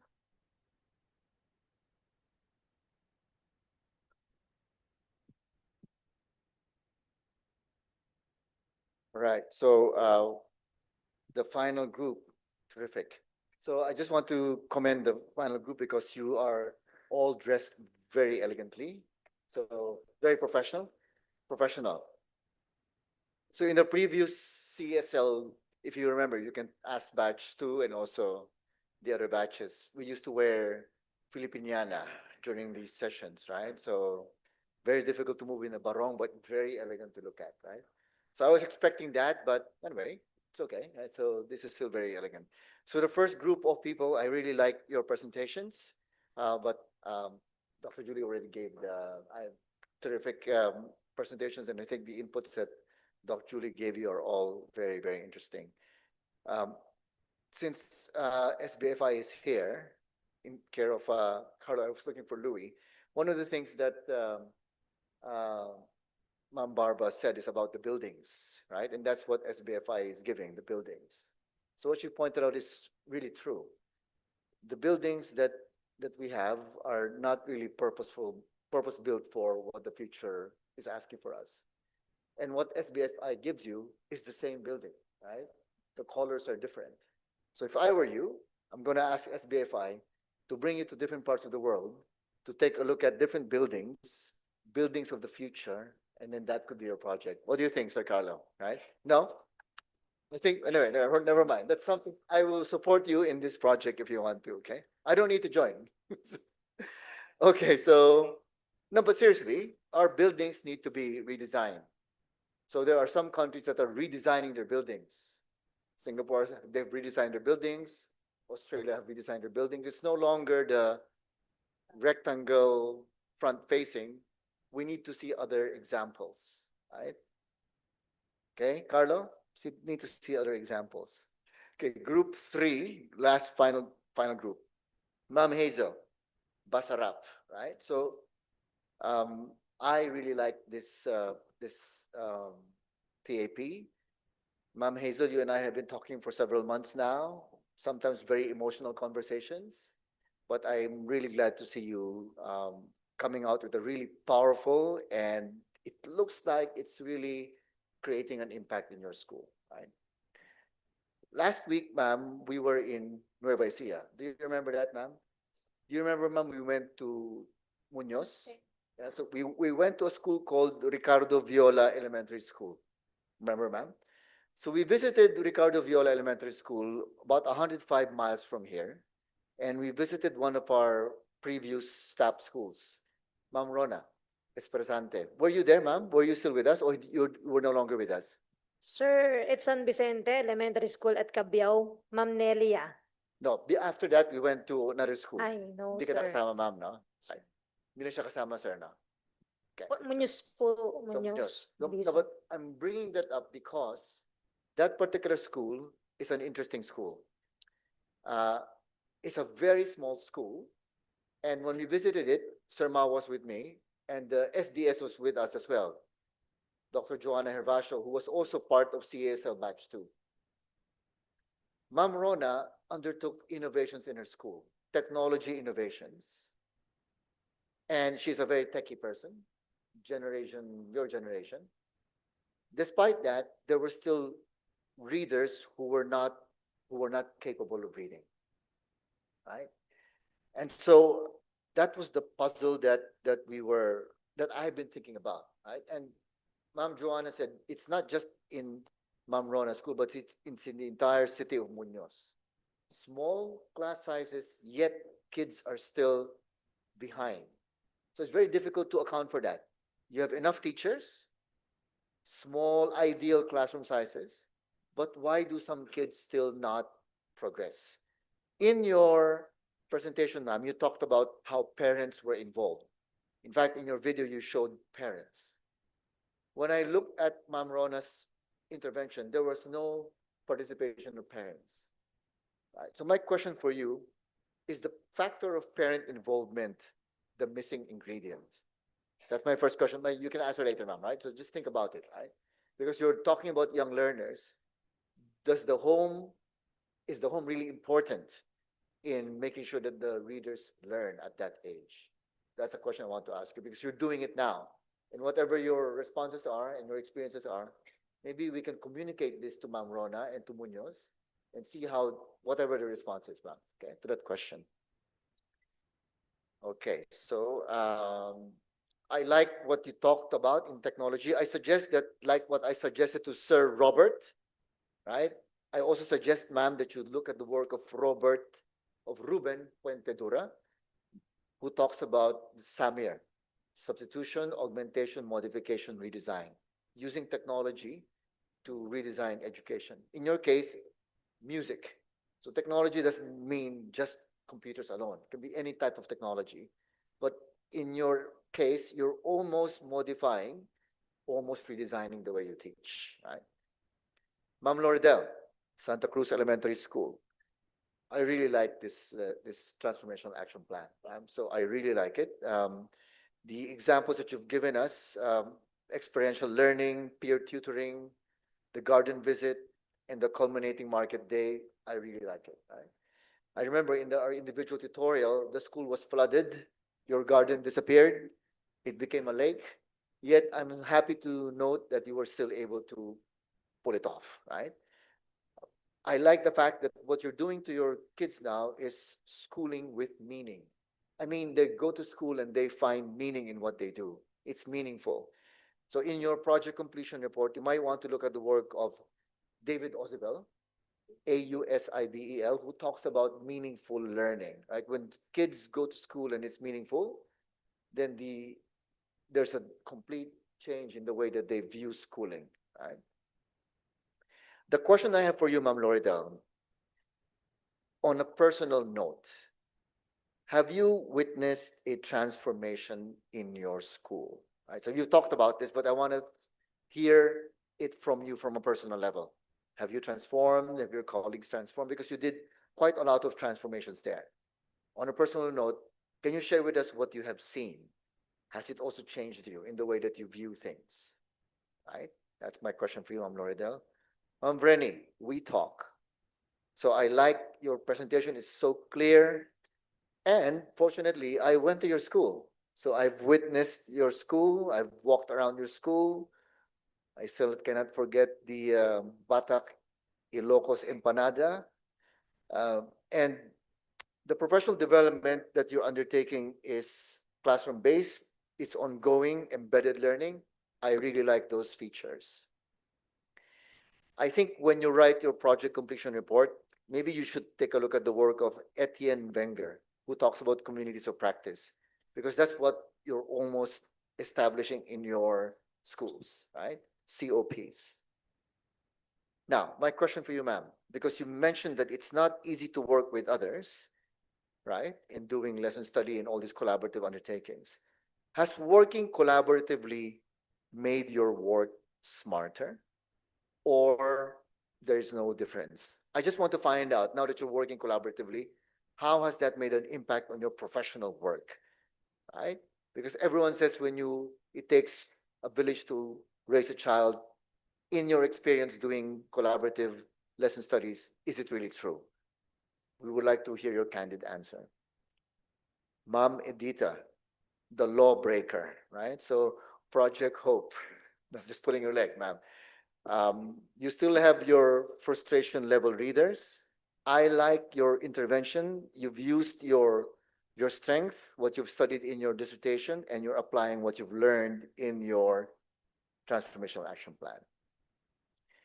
I don't know, ma'am, if you remember, but there was maybe some 10 years ago in Singapore, at the National Institute of Education where I was working, we were forbidden from using the cloud. We were expressly forbidden. The Ministry of Education said you cannot use the cloud because data might be compromised. Today, everyone uses the cloud in Singapore, right? What is my point, ma'am? So when you have a fear that what I'm doing might violate some things within DepEd, I think your role, our role, is to be disruptors, right? We need, or else DepEd is not going to change. They're just going to be the same. And the tendency is just to keep the status quo. There is no incentive to change. But that's why we're here. We need to try to see, can we push the boundaries? And, you know, who knows, it might change later on. There was a time people forbade us to use cloud. Now everyone is using it, right? So you're fearful about some regulations that you might cross. I don't think you should be, right? I think you should, as long as you're not committing any crime, it should be okay, right? Just keep on pushing. So my question for you, ma'am, is how far will you push, right? How far will you push? Ma'am Maria Raquel Obias. Hopefully I corrected it correct. I pronounced it correctly. Legazpi, Project Curious. Again, I was in Legazpi last May. I told my wife, maybe we can retire in Legazpi because it's just a beautiful place. But then I went to Ilocos and I went to Nueva Ecija. Never mind. So in your report, you talked about the 49% mean percentage score in science, and it's a lingering problem. But what you've done is in your report, you've actually undertaken these bits and pieces of transformation that seem to have been making a dent in the way that science is being taught and learned by your students. All of them very positive, right? What I like most is that you've actually listened to what Dr. Julie was talking about, these empowerment and working with stakeholders. Somehow I also spoke about stakeholders. You were using self-directed learning and experiential learning in the classes. Wonderful. My question for you, ma'am, in your work with stakeholders, in your experience thus far, which stakeholder has been the most impactful in making your change really happen? Okay? Questions for our friends.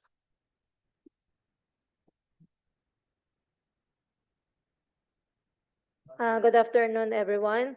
As Dr. Vicente said, if the parental support or involvement in this project or in the school in reading level of the learners will be improved if the parental support or involvement of the parents are there, and is it the missing ingredients?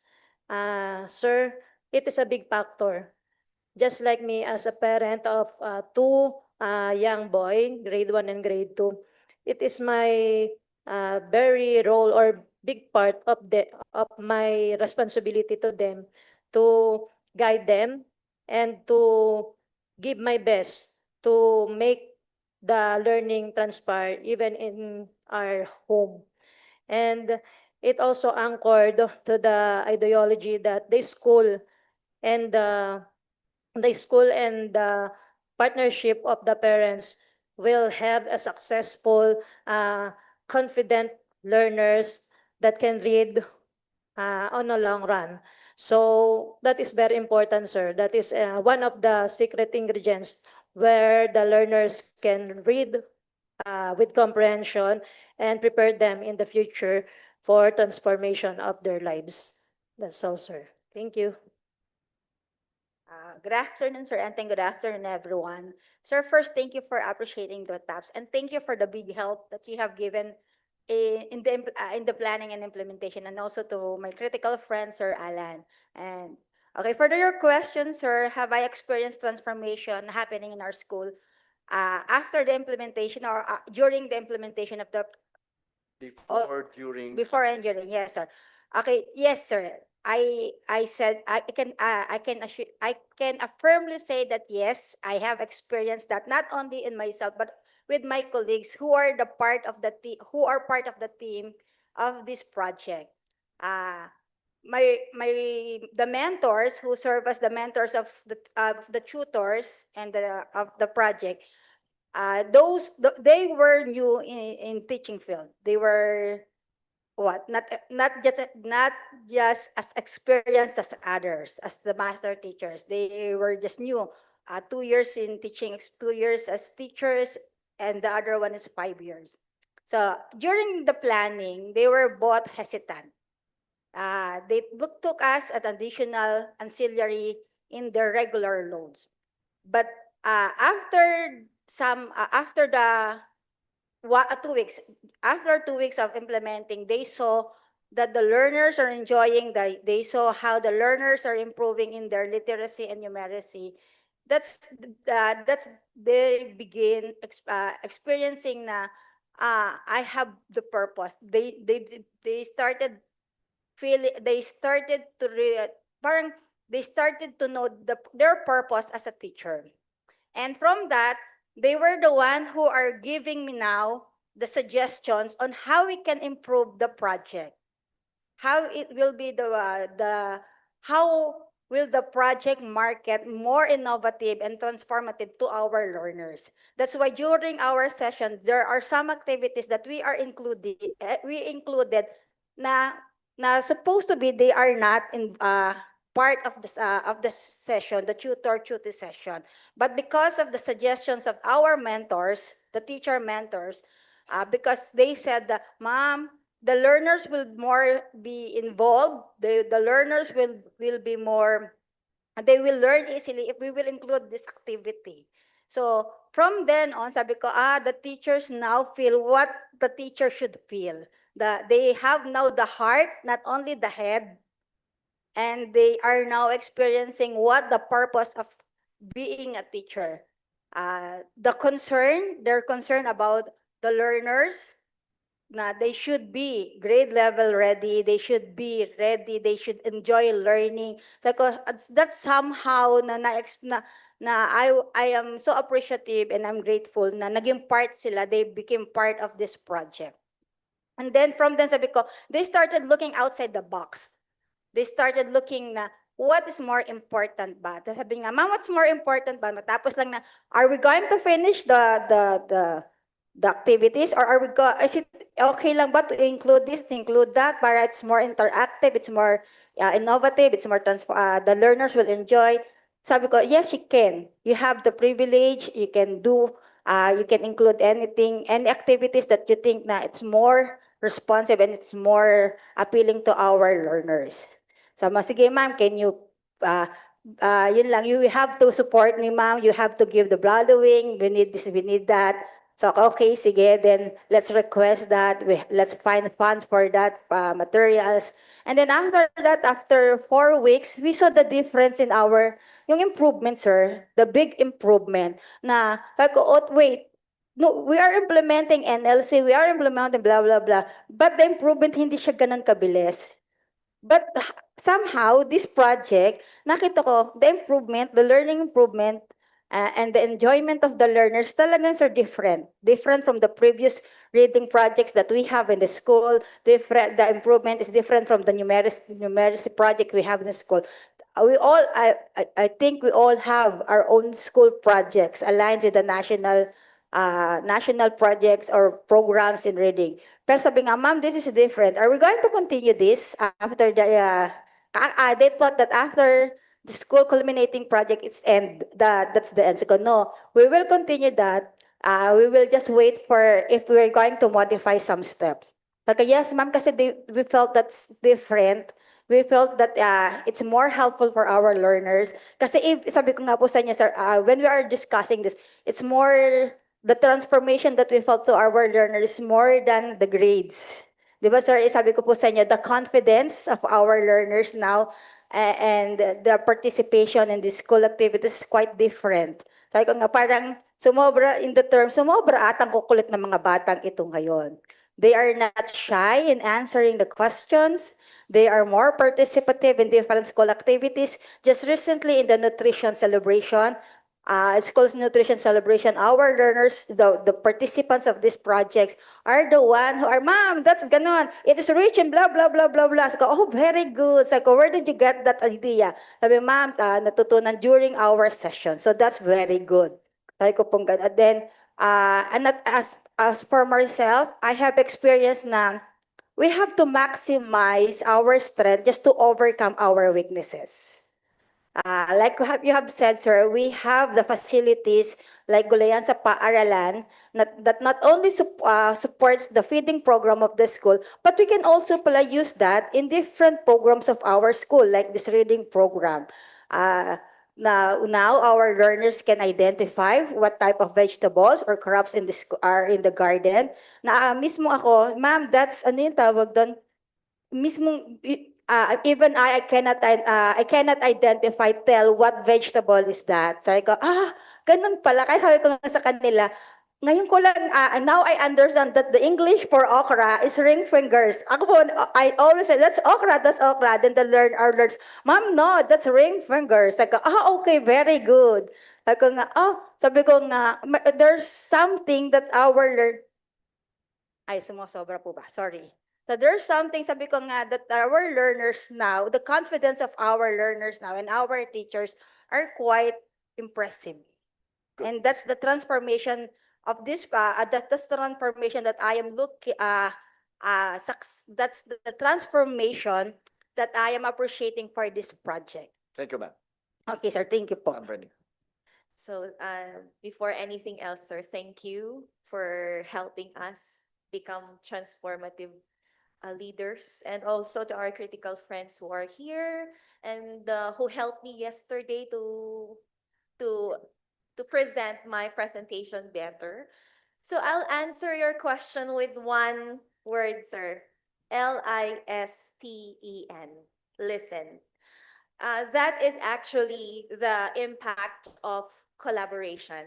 We are able to listen to our colleagues, to our students, and even I myself, I was able to listen to the real me as an educator, as a leader. So during the process of conducting lesson study, I also had things on my mind that I wanted to implement. I want it to be this way. However, through the process, I was able to listen also to the queries and even the sentiments of the teachers. And through that, we were able to build this culture of listening, not merely hearing each other. Through listening, we were able to create meaningful impact.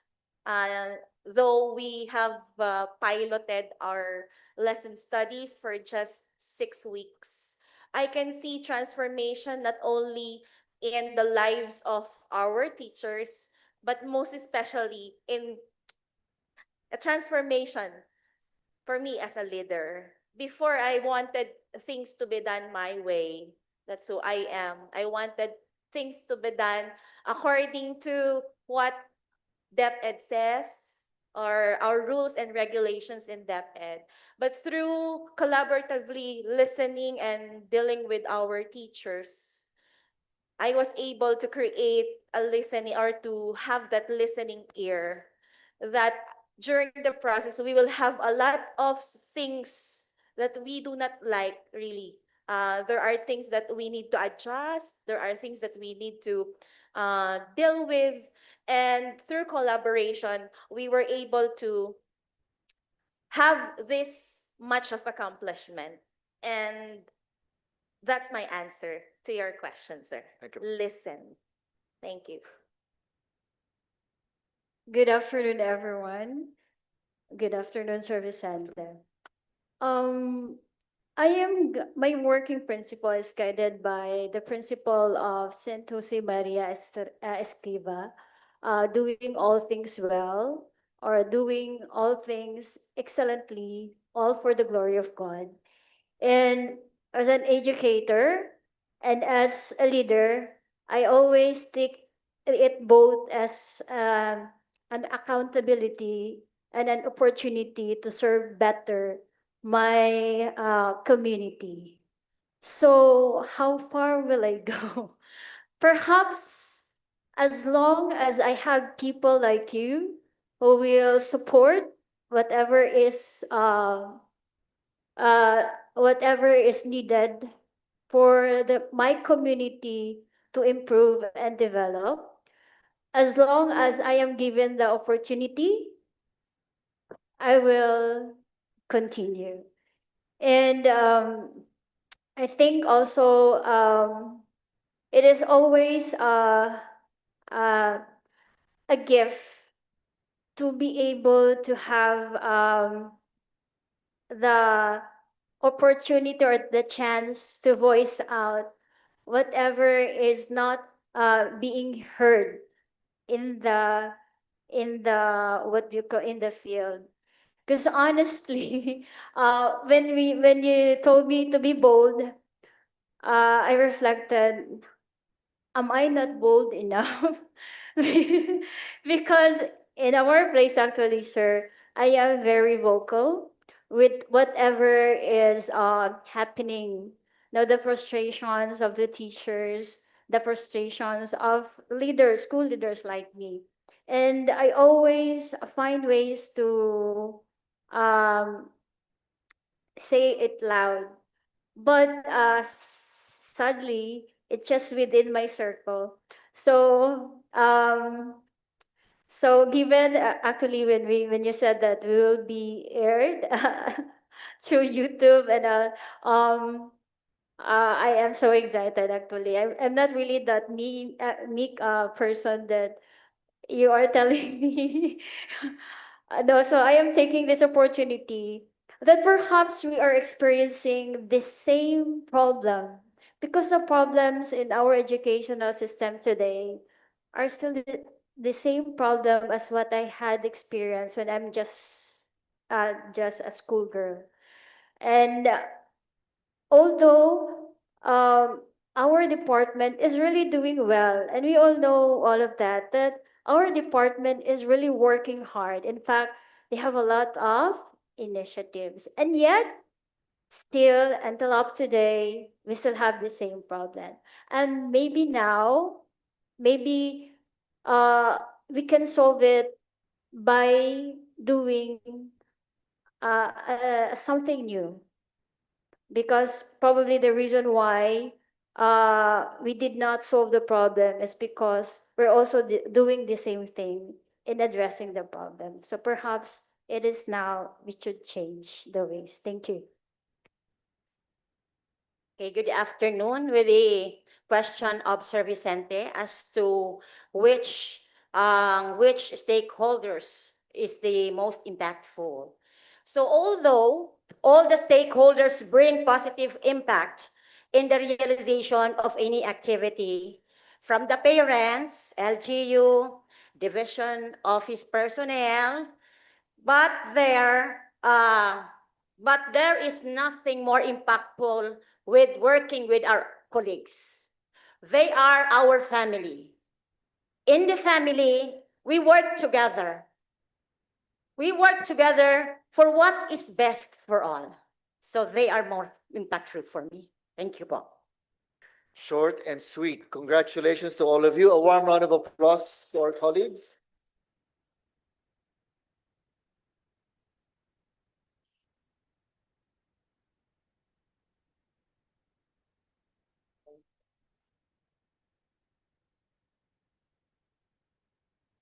Okay, thank you so much to our presenter.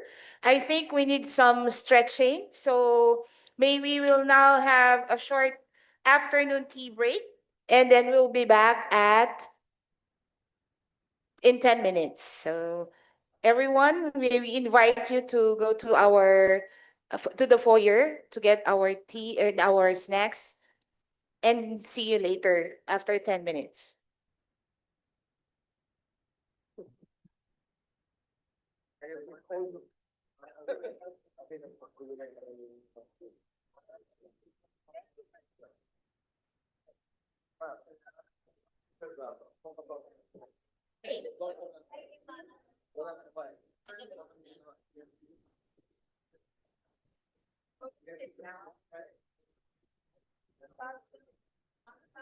Yeah.